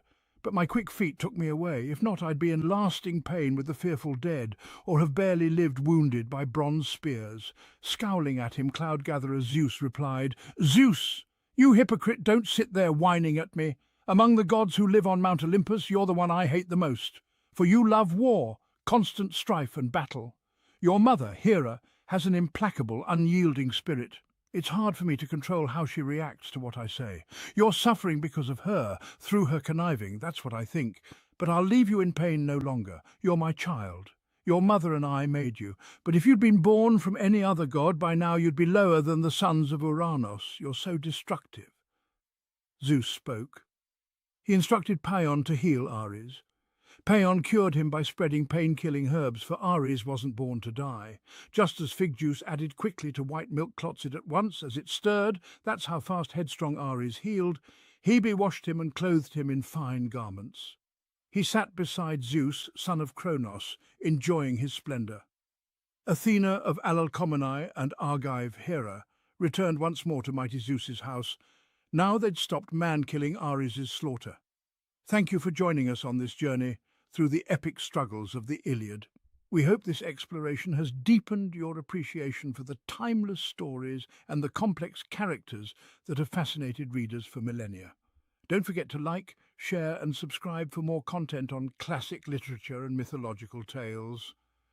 Until next time, keep the spirit of adventure alive and continue exploring the rich world of ancient epics. Welcome to another immersive journey into the world of the Iliad, as we delve into the dramatic events of Book 6. In this installment, the tension escalates as Hector, the champion of the Trojans, takes centre stage. You'll witness powerful exchanges between Hector and key figures such as his brother Paris, his wife Andromache, and even his young son Astyanax. This episode brings to life the human side of the Trojan War, showcasing not only the fierce battles, but also the deep emotions and relationships that drive these legendary characters. The grim war between the Trojans and Achaeans continued to rage on, with both sides fiercely engaged in battle between the Simoeis and Xanthus rivers. Ajax, the son of Telamon, was the first to break through the ranks of the Trojans, creating space for his companions by striking down Acamas, the brave son of Eusorus, with a deadly blow to the head. Nearby, Diomedes, known for his war cries, found his target in Achilles, the wealthy son of Teuthras, who had been loved by many for his hospitality. However, none of those he had entertained stood before him now to protect him from death, and Diomedes killed both Achilles and his charioteer, Calesius, sending them to the underworld. Euryalus, driven by the fury of battle, charged at Aesopus and Pedasus, the twin sons of the nymph Abarbaria and noble Bucolion, slaughtering them both and stripping them of their armour. Fierce warrior Polypoetes struck down Astyalus, while Odysseus, with deadly precision, killed Pidites from Percote. The carnage continued as Teucer slaughtered Lord Aretaon, and Antilochus, son of Nestor, killed Ableros with his glittering spear. Agamemnon, the king of men, showed no mercy as he killed Elatus, who lived near the banks of the fair-flowing Satniois river, while heroic Lytus knocked down Phylacus as he tried to flee, and Eurypylus slaughtered Melanthus. Amidst the chaos, Menelaus captured Adrestus, who had been thrown from his chariot when his horses panicked and bolted across the plain. Adrestus, desperate to save his life, pleaded with Menelaus, offering a ransom in exchange for his safety. "Take me alive, son of Atreus. You'll get good ransom. My father is a wealthy man, owns lots of things, bronze, silver, well-worked iron, so he'll give you a splendid ransom if he learns I'm by Achaean ships alive, Adrestus pleaded. Menelaus was moved by the plea and was about to hand Adrestus over to his attendant when Agamemnon intervened, harshly criticizing his brother for showing mercy. Menelaus, you soft-hearted man, why are you sparing men's lives like this? In your own home, Trojans treated you exceptionally well, did they not? So don't let any one of them evade a terrible destruction at our hands, not even the young child still carried in his mother's belly. Let no one escape. Let everyone in Troy be slaughtered without pity, without leaving any trace, Agamemnon urged. Swayed by his brother's words, Menelaus shoved Adrestus away, and Agamemnon swiftly speared him in the side, ending his life. The Achaeans, inspired by Nestor's call to focus on killing rather than looting, would have continued their relentless assault if not for Helenus, son of Priam, who urged Hector and Aeneas to rally the Trojans and prepare to make a stand before the city gates. Aeneas, Hector, among Trojans and Lycians, the main weight falls particularly on you, for you are, in all attacks, the best at fighting, at strategy. Make a stand right here. Rally the men before the city gates. Move around through the entire army before men run and fall into their women's arms. How that would make our enemies rejoice. Then, once you've restored the spirits in all our ranks, we'll stand right here and fight Dunaans, no matter how hard-pressed, for then we'll have no other option. And you, Hector, go into the city. Speak to our mother, yours and mine. Tell her to assemble the old women at the temple of bright-eyed Athena on the city heights. She should take the key, open the doors of the sacred building, then place in the lap of the goddess there, fair-haired Athena, the garment she thinks loveliest, the greatest in the palace, the one she likes far above the others. Tell her to promise Athena she'll give 12 heifers in a temple sacrifice, yearlings as yet untouched by any goad, if she will pity Troy, pity the wives and Trojan children, if she will keep Tydeus' son away from sacred Ilion, that fierce spearman, that mighty warrior who makes men afraid. In my opinion, the most powerful of all Achaeans. We didn't fear Achilles, chief of men, like this, although they say a goddess was his mother. But this man's fighting rage has no equal. We can't match his power, Helenus advised. Hector, convinced by Helenus' advice, leaped down from his chariot, rousing the spirits of his men for the brutal fight ahead. He then made his way back to Troy to instruct the old men and the women to pray and offer sacrifices to the gods. As he moved through the city, he encountered Glaucus and Diomedes, who, after a tense exchange, discovered their familial connection and decided to honor their ancestors' friendship by trading armor, solidifying their bond despite being on opposing sides. Diomedes was the first to speak. "Who are you, my dear man, among mortal men? For I've never clapped eyes on you before in those fights where men win glory. But now you've stepped out well beyond the ranks, showing more courage here than anyone, standing up to my long-shadowed spear. Men who face me end up with grieving parents. If you're one of the immortal gods come down from heaven, I won't fight you." Even mighty Lycurgus, son of Dryas, did not live long once he started battling heavenly gods. He was the one who chased attendants of the frenzied Dionysus, forcing them to run by sacred Nysa. They all threw their holy wands onto the ground, as murderous Lycurgus with his oxwhip kept beating them. Even Dionysus, terrified, jumped in the ocean waves. Thetis embraced him as he shook with fear, intimidated by Lycurgus' threats. He angered the gods, who live without a care, so the son of Kronos blinded him. He didn't live much longer, not once he'd made all the deathless gods displeased with him. So I don't want to battle sacred gods. But if you're a mortal man, someone who eats earth's fruit, come closer to me so you can meet your death more quickly." Glaucus replied, "Son of Tydeus, great-hearted Diomedes, why ask me about my ancestry? Generations of men are like the leaves. In winter, winds blow them down to earth. But then when spring season comes again, the budding wood grows more. And so with men, one generation grows, another dies away. But if you wish to learn about my family, so you're familiar with my lineage, well, many people know the details." With these words, the two men exchanged armor and pledged their mutual friendship. Hector continued on to the Scaean gates, where the women of Troy anxiously gathered, asking after their loved ones. He instructed them to pray to the gods, especially to Athena, for protection. Upon reaching Priam's palace, Hector was greeted by his mother Hecuba, who offered him sweet wine. "My child, why have you left hard battle to come here? The sons of Achaea, may gods curse them, press us hard, eager to fight around our city. Your spirit has led you here to lift your hands in prayers to Zeus from our city heights. But wait, I can fetch some sweet wine for you, so you can start by pouring a libation to Father Zeus and other deathless gods. Then you may enjoy some too, if you'll drink. Wine restores strength well in a weary man, and you've grown tired guarding your own family," Hecuba said. Hector replied, "My dear mother, don't bring me some sweet wine, for you'll weaken me. I'll lose my battle strength. And I'm ashamed to offer up to Zeus libations of bright wine with unwashed hands. It's not at all appropriate for a man spattered with blood and dirt to offer prayers to the son of Kronos, lord of the black clouds. But you must go to Athena's temple, goddess of battle spoils, with burnt offerings. First assemble the old women all together, then place in Athena's lap, that fair-haired goddess, the garment which you think is loveliest, the very finest you keep here at home, the one you like far better than the rest. You must promise you will give Athena 12 heifers in a temple sacrifice, yearlings, as yet untouched by any goad, if she will pity Troy, pity the wives and Trojan children, if she will keep Tydeus' son away from sacred Ilion, that fierce spearman, that mighty warrior who makes men so afraid. You must leave now, go straight to the temple of Athena, goddess of battle spoils. I'll find Paris and call him back if he will listen to me. If only the earth would open under him, swallow him up.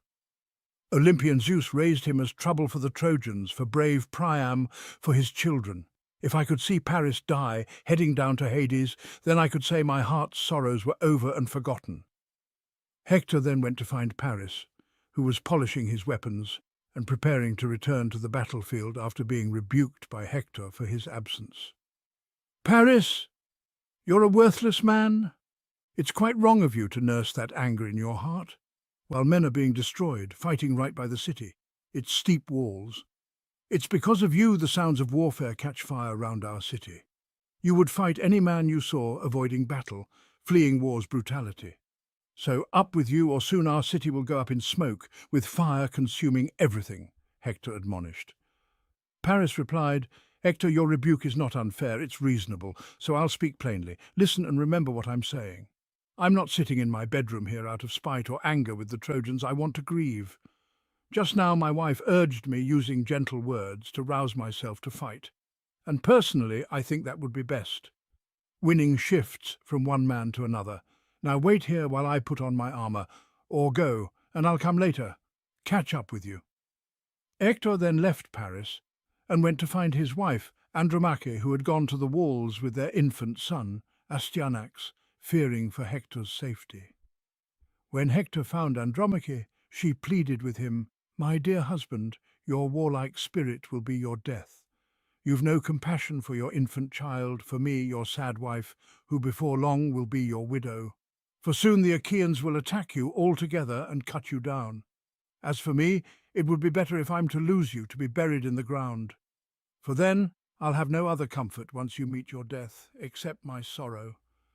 I have no father, no dear mother, for Lord Achilles killed my father when he wiped out Thebe, city with high gates, slaying Eetion. But he didn't strip his corpse. His heart felt too much shame for that. So he burned him in his finely decorated armour and raised a burial mound above the ashes. Mountain nymphs, daughters of Aegis-bearing Zeus, planted elm trees all around his body. I had 7 brothers in my home. All went down to Hades in a single day, for swift-footed Lord Achilles killed them all, while they were guarding their shambling oxen and their white shining sheep. As for my mother, who ruled wooded Thebe under Plecus, he brought her here with all his other spoils. Then he released her for a massive ransom. But archer-goddess Artemis then killed her in her father's house.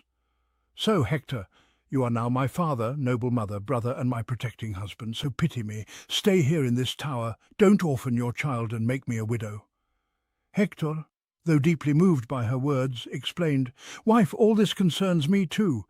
But I'd be disgraced, dreadfully shamed among Trojan men and Trojan women in their trailing gowns if I should, like a coward, slink away from war. My heart will never prompt me to do that, for I have learned always to be brave, to fight alongside Trojans at the front, striving to win fame for father and myself.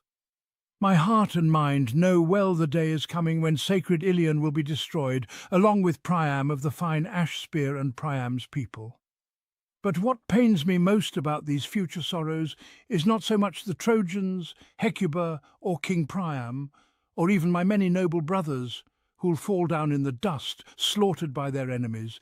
My pain focuses on you when one of those bronze-clad Achaeans leads you off in tears, ends your days of freedom.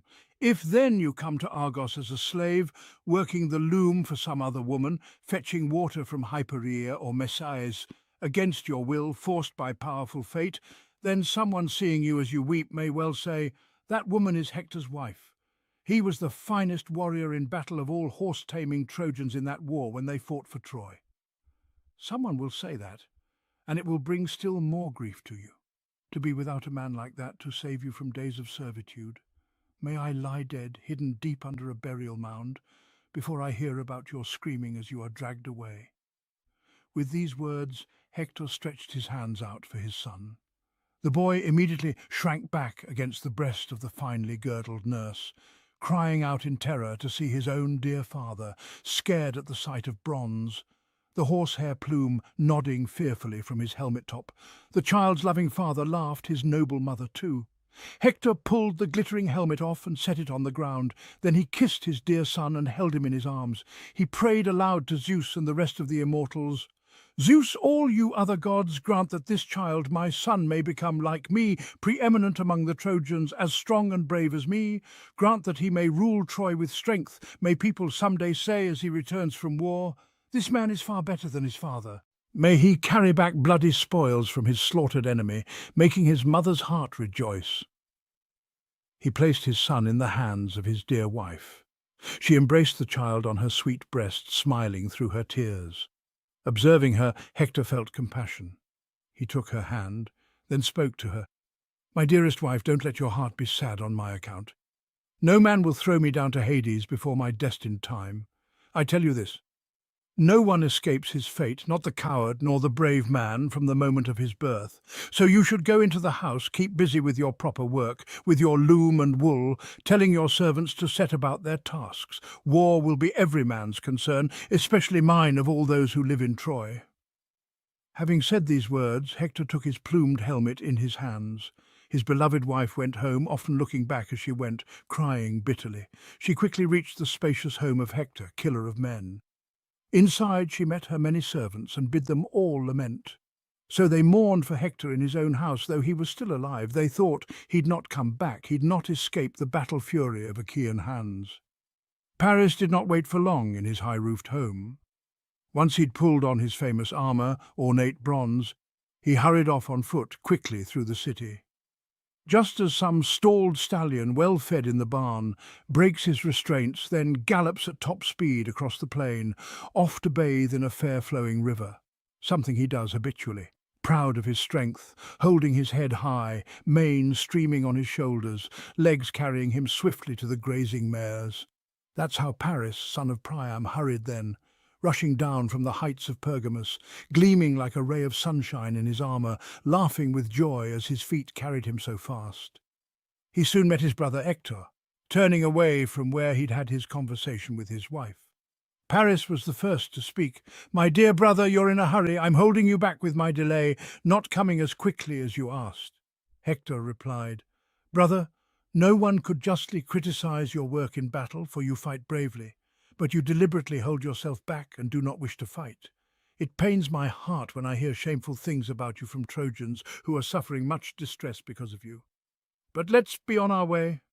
We'll sort all this out later if Zeus ever grants we arrange in place inside our homes bowls of wine to celebrate our freedom in thanks to the eternal heavenly gods, once we have driven away from Troy all these well-armed Achaeans."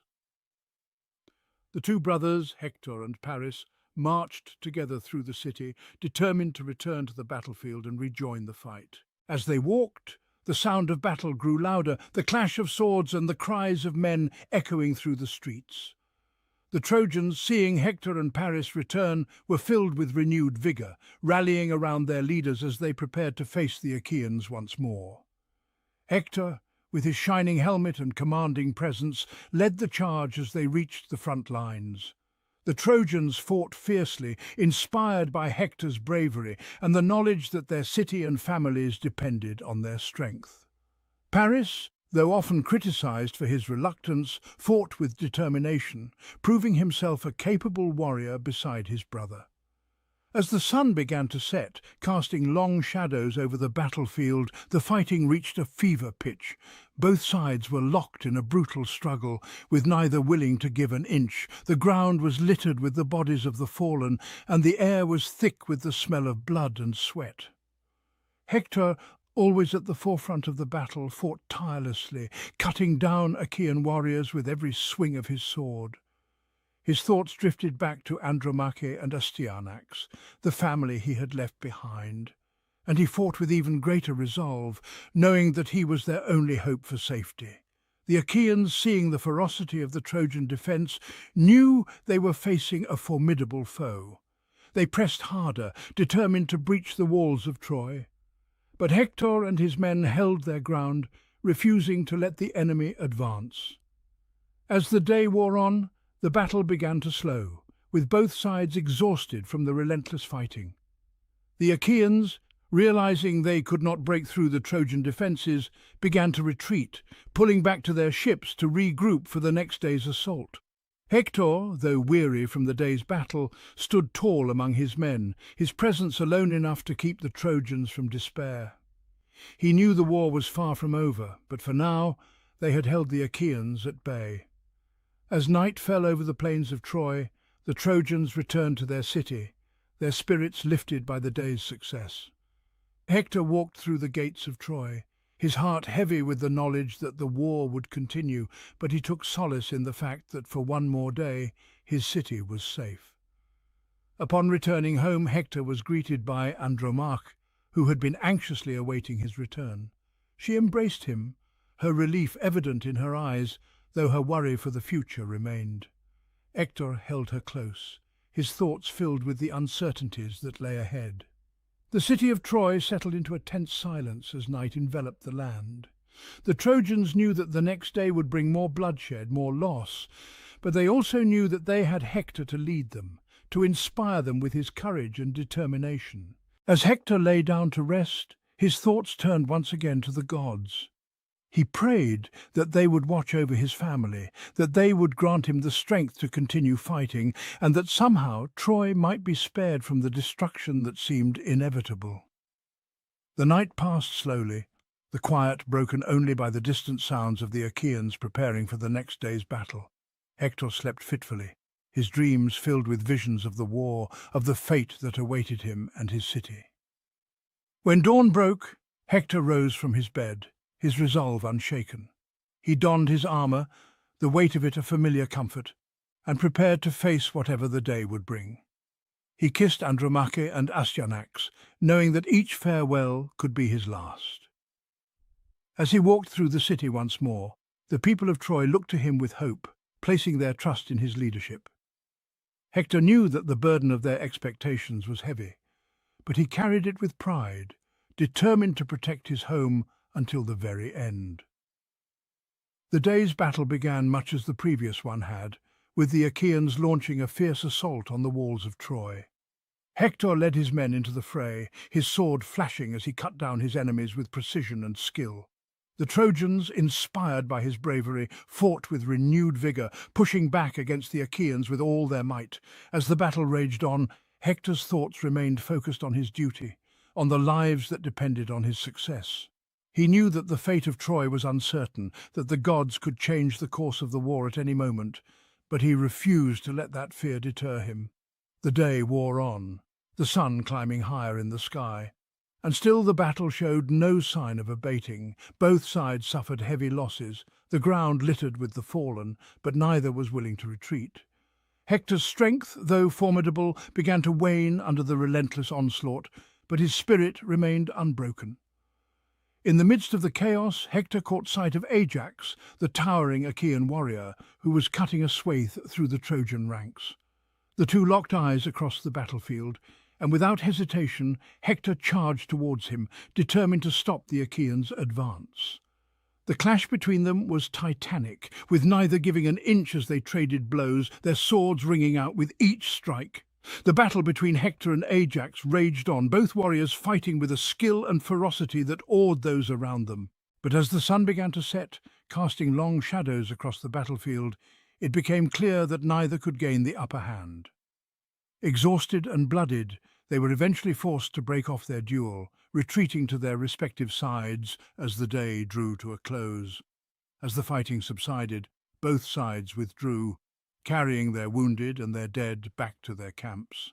The battlefield was littered with the bodies of fallen warriors, a grim reminder of the cost of the war. Hector, weary from the day's battle, returned to the city, his mind heavy with the weight of his responsibilities. Upon his return, he was greeted by Andromache, who had been anxiously awaiting news of the battle. She embraced him, her relief palpable. But Hector's thoughts were far from peaceful. He knew that the war was far from over, and that the days ahead would bring only more suffering and loss.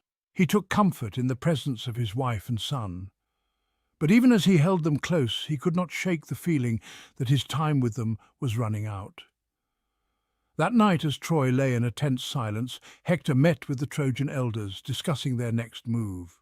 They knew that the Achaeans would not stop until they had breached the walls of Troy, and that the city's defences could only hold out for so long. Hector, ever the realist, urged them to prepare for the worst, even as they continued to fight with all their might.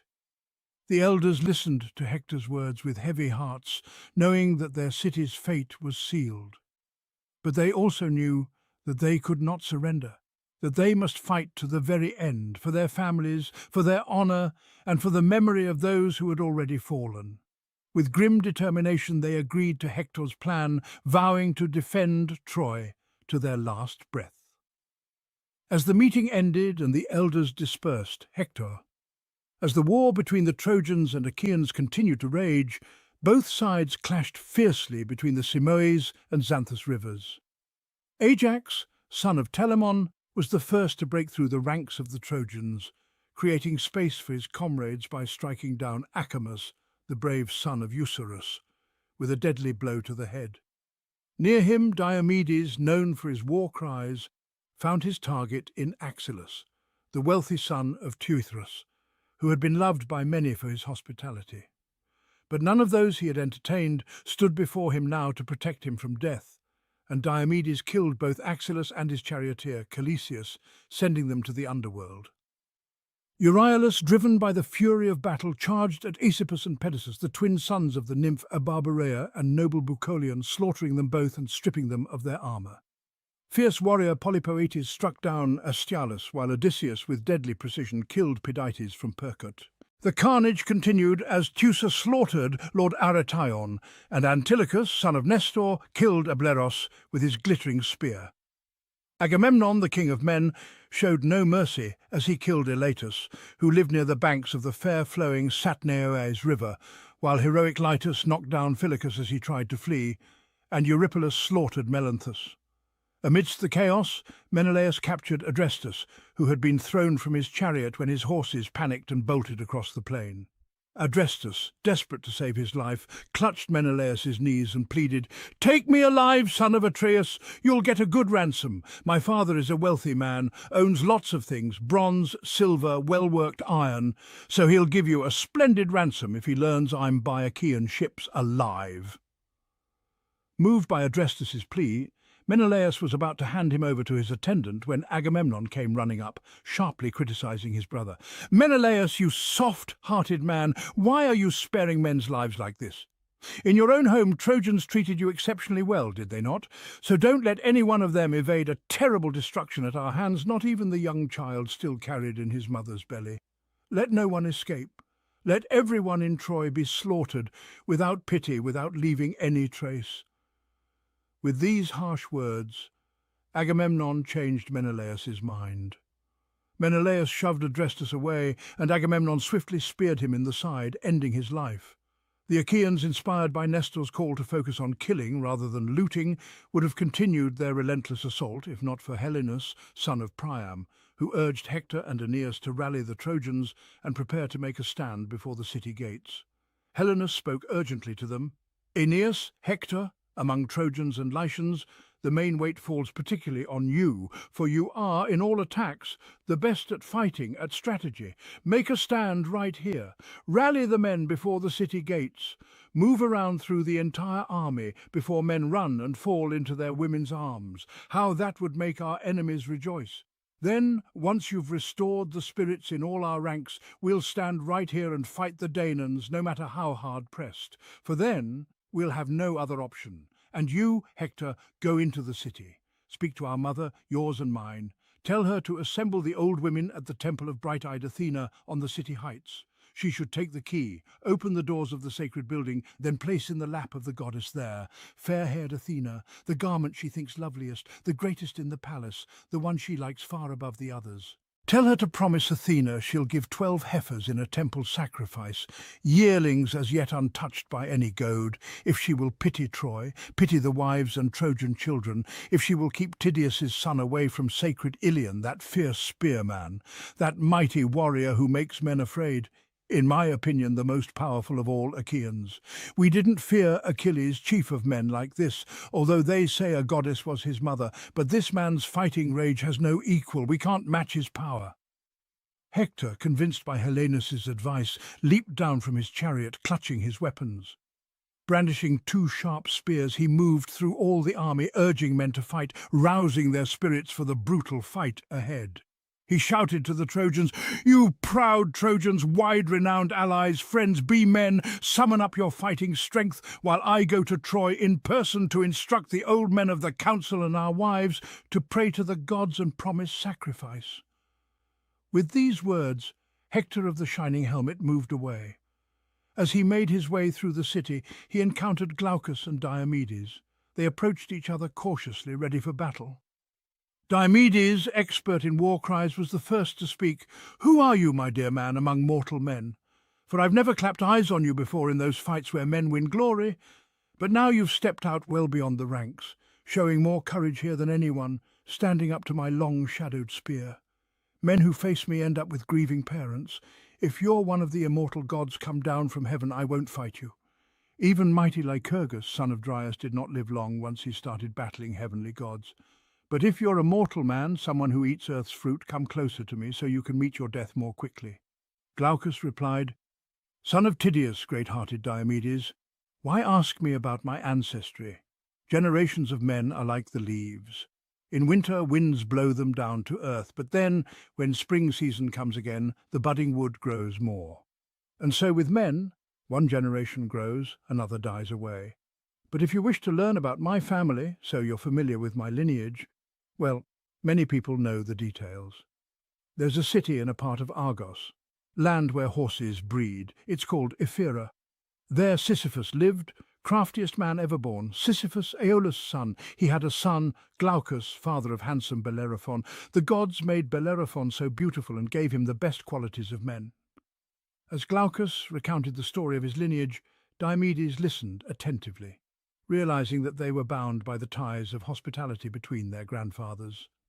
Diomedes rejoiced and said, "In that case, you're an old friend of my father.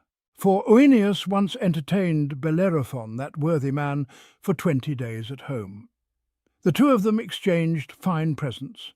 Oeneus gave a shining purple belt, Bellerophon a gold 2-handled cup, which I left in my house when I came here. I have no memory of Tydeus, for he died while far away from me, killed at Thebes with the Achaean army. Now, I'll be your kind host in Middle Argos, you'll be mine in Lycia when I visit you. Let's make sure we avoid each other's spears, even in the thick of all the fighting, for there are many famous Trojans and allies for me to kill, any warrior the gods provide, whom I can run after and catch on foot. For you, there are many Argives to destroy, all you can manage, so let's trade armor. Then those warriors here will all recognize that we acknowledge our father's bonds as friends." With these words, the two men jumped out of their chariots, clasped hands, and pledged their mutual friendship. Then Zeus, son of Cronos, stole Glaucus's wits, for he gave Tydeus's son his golden armour worth 100 oxen, exchanging that for armour made of bronze, worth only 9. Meanwhile, Hector reached the Scaean gates and oak tree. The Trojans' wives and daughters ran up round him, asking after children, brothers, relatives and husbands. Hector, addressing each of them in turn, ordered them to pray to all the gods. He then went on to Priam's splendid palace where his mother Hecuba met him. Taking his hand, she spoke to him with concern. "My child, why have you left the hard battle to come here? The sons of Achaea press us hard, eager to fight around our city. Your spirit has led you here to lift your hands in prayers to Zeus from our city heights. But wait, I can fetch some sweet wine for you so you can start by pouring a libation to Father Zeus and other deathless gods. Then you may enjoy some too, if you'll drink. Wine restores strength well in a weary man, and you've grown tired guarding your own family." But Hector of the shining helmet replied, "My dear mother, don't bring me sweet wine, for you'll weaken me. I'll lose my battle strength. And I'm ashamed to offer up to Zeus libations of bright wine with unwashed hands. It's not at all appropriate for a man spattered with blood and dirt to offer prayers to the son of Cronos, lord of the black clouds. But you must go to Athena's temple, goddess of battle spoils, with burnt offerings. First, assemble the old women all together, then place in Athena's lap, that fair-haired goddess, the garment which you think is loveliest, the very finest you keep here at home, the one you like far better than the rest. You must promise you will give Athena 12 heifers in a temple sacrifice, yearlings, as yet untouched by any goad, if she will pity Troy, pity the wives and Trojan children, if she will keep Tydeus's son away from sacred Ilion, that fierce spearman, that mighty warrior who makes men so afraid. You must leave now, go straight to the temple of Athena, goddess of battle spoils. I'll find Paris and call him back, if he will listen to me. If only the earth would open under him, swallow him up. Olympian Zeus raised him as trouble for the Trojans, for brave Priam, for his children. If I could see Paris die, heading down to Hades, then I could say my heart's sorrows were over and forgotten." Hector's mother went into the house, calling her attendants, who brought together the matrons from the city. Then she went down into the sweet-smelling room which stored their gowns, fine embroidered work of women from Sidonia, which godlike Paris had brought with him from Sidon. Hecuba took out one of the gowns, the finest embroidery, the largest, glittering like a star. She took that as Athena's gift and walked away. The old ladies followed her. At Athena's temple, fair-cheeked Theano, daughter of Cisseus, let them in. Theano placed the lovely robe in Athena's lap and prayed, "Blessed Athena, sacred goddess, defender of our city, break the spear of Diomedes. Let him fall face down before the Scaean gates. If so, right now we'll sacrifice 12 heifers in your temple, beasts untouched by any goad, if you'll pity our city, Trojans' wives and children." But Pallas Athena refused their prayer. As they made their plea to great Zeus's daughter, Hector went to the fine house of Alexander. He met Paris, busy in his room with his fine weapons, shield and body armour, polishing his curving bow. Argive Helen sat there too, with her attendant ladies, directing servants in their famous handicrafts. Seeing Paris, Hector spoke some sharp words to him. "Paris, you're a worthless man. It's quite wrong of you to nurse that anger in your heart while men are being destroyed, fighting right by the city, its steep walls. It's because of you the sounds of warfare catch fire round our city. You would fight any man you saw avoiding battle, fleeing war's brutality. So up with you, or soon our city will go up in smoke, with fire consuming everything." Paris replied, "Hector, your rebuke is not unfair, it's reasonable. So I'll speak plainly. Listen and remember what I'm saying. I'm not sitting in my bedroom here out of spite or anger with the Trojans. I want to grieve. Just now, my wife urged me, using gentle words, to rouse myself to fight. And personally, I think that would be best. Winning shifts from one man to another. Now wait here while I put on my armour. Or go, and I'll come later, catch up with you." Hector of the shining helmet did not answer, but Helen spoke to Hector with soothing words. "Oh, Hector, you're my brother, and me, I'm a horrible, conniving bitch. I wish that on that day my mother bore me some evil wind had come, carried me away and swept me off, up into the mountains or to the waves of the tumbling, crashing sea. Then I would have died before this happened.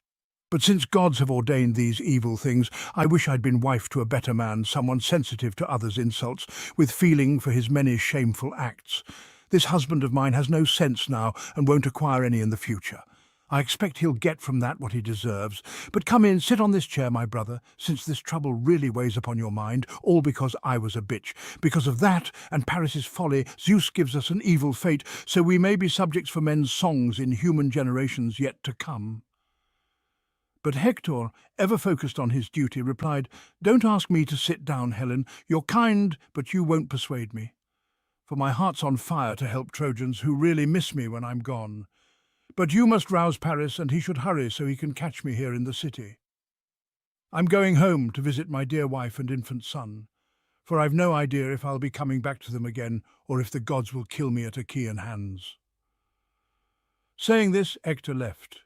He soon arrived at his well-built house, but did not find white-armed Andromache at home, for she had gone to the walls with their infant son, fearing for Hector's safety. Hector asked his servant, "Woman, tell me the truth. Where's Andromache at one of my sisters, with a well-dressed wife of one of my brothers? Or is she at Athena's temple, where the other fine-haired Trojan women are praying to that fearful goddess?" The busy housekeeper replied, "Hector, you asked me to tell you the truth. She didn't go to one of your sisters or one of your brother's well-dressed wives, nor did she go to Athena's temple, where other fine-haired Trojan women are praying to that fearful goddess. No, she went to Ilion's great tower, for she'd heard the Trojans were hard-pressed, the power of Achaeans was so great. So she's hurrying off up to the walls like someone in a fit. A nurse went too, carrying the child." Once the housekeeper spoke, Hector left the house and headed towards the walls. He reached the Scaean gates, where his wife Andromache met him with their infant son Astyanax in her arms. She was weeping and took Hector by the hand, speaking to him, "My dear husband, your warlike spirit will be your death. You've no compassion for your infant child, for me, your sad wife, who before long will be your widow. For soon the Achaeans will attack you all together and cut you down. As for me, it would be better if I'm to lose you, to be buried in the ground. For then I'll have no other comfort, once you meet your death, except my sorrow. I have no father, no dear mother." Andromache continued, recounting the sorrows that had befallen her family and pleading with Hector to stay within the walls. But Hector, though deeply moved, gently replied, "Wife, all this concerns me too. But I'd be disgraced, dreadfully shamed among Trojan men and Trojan women in their trailing gowns, if I should, like a coward, slink away from war. My heart will never prompt me to do that, for I have learned always to be brave, to fight alongside Trojans at the front, striving to win fame for father and myself.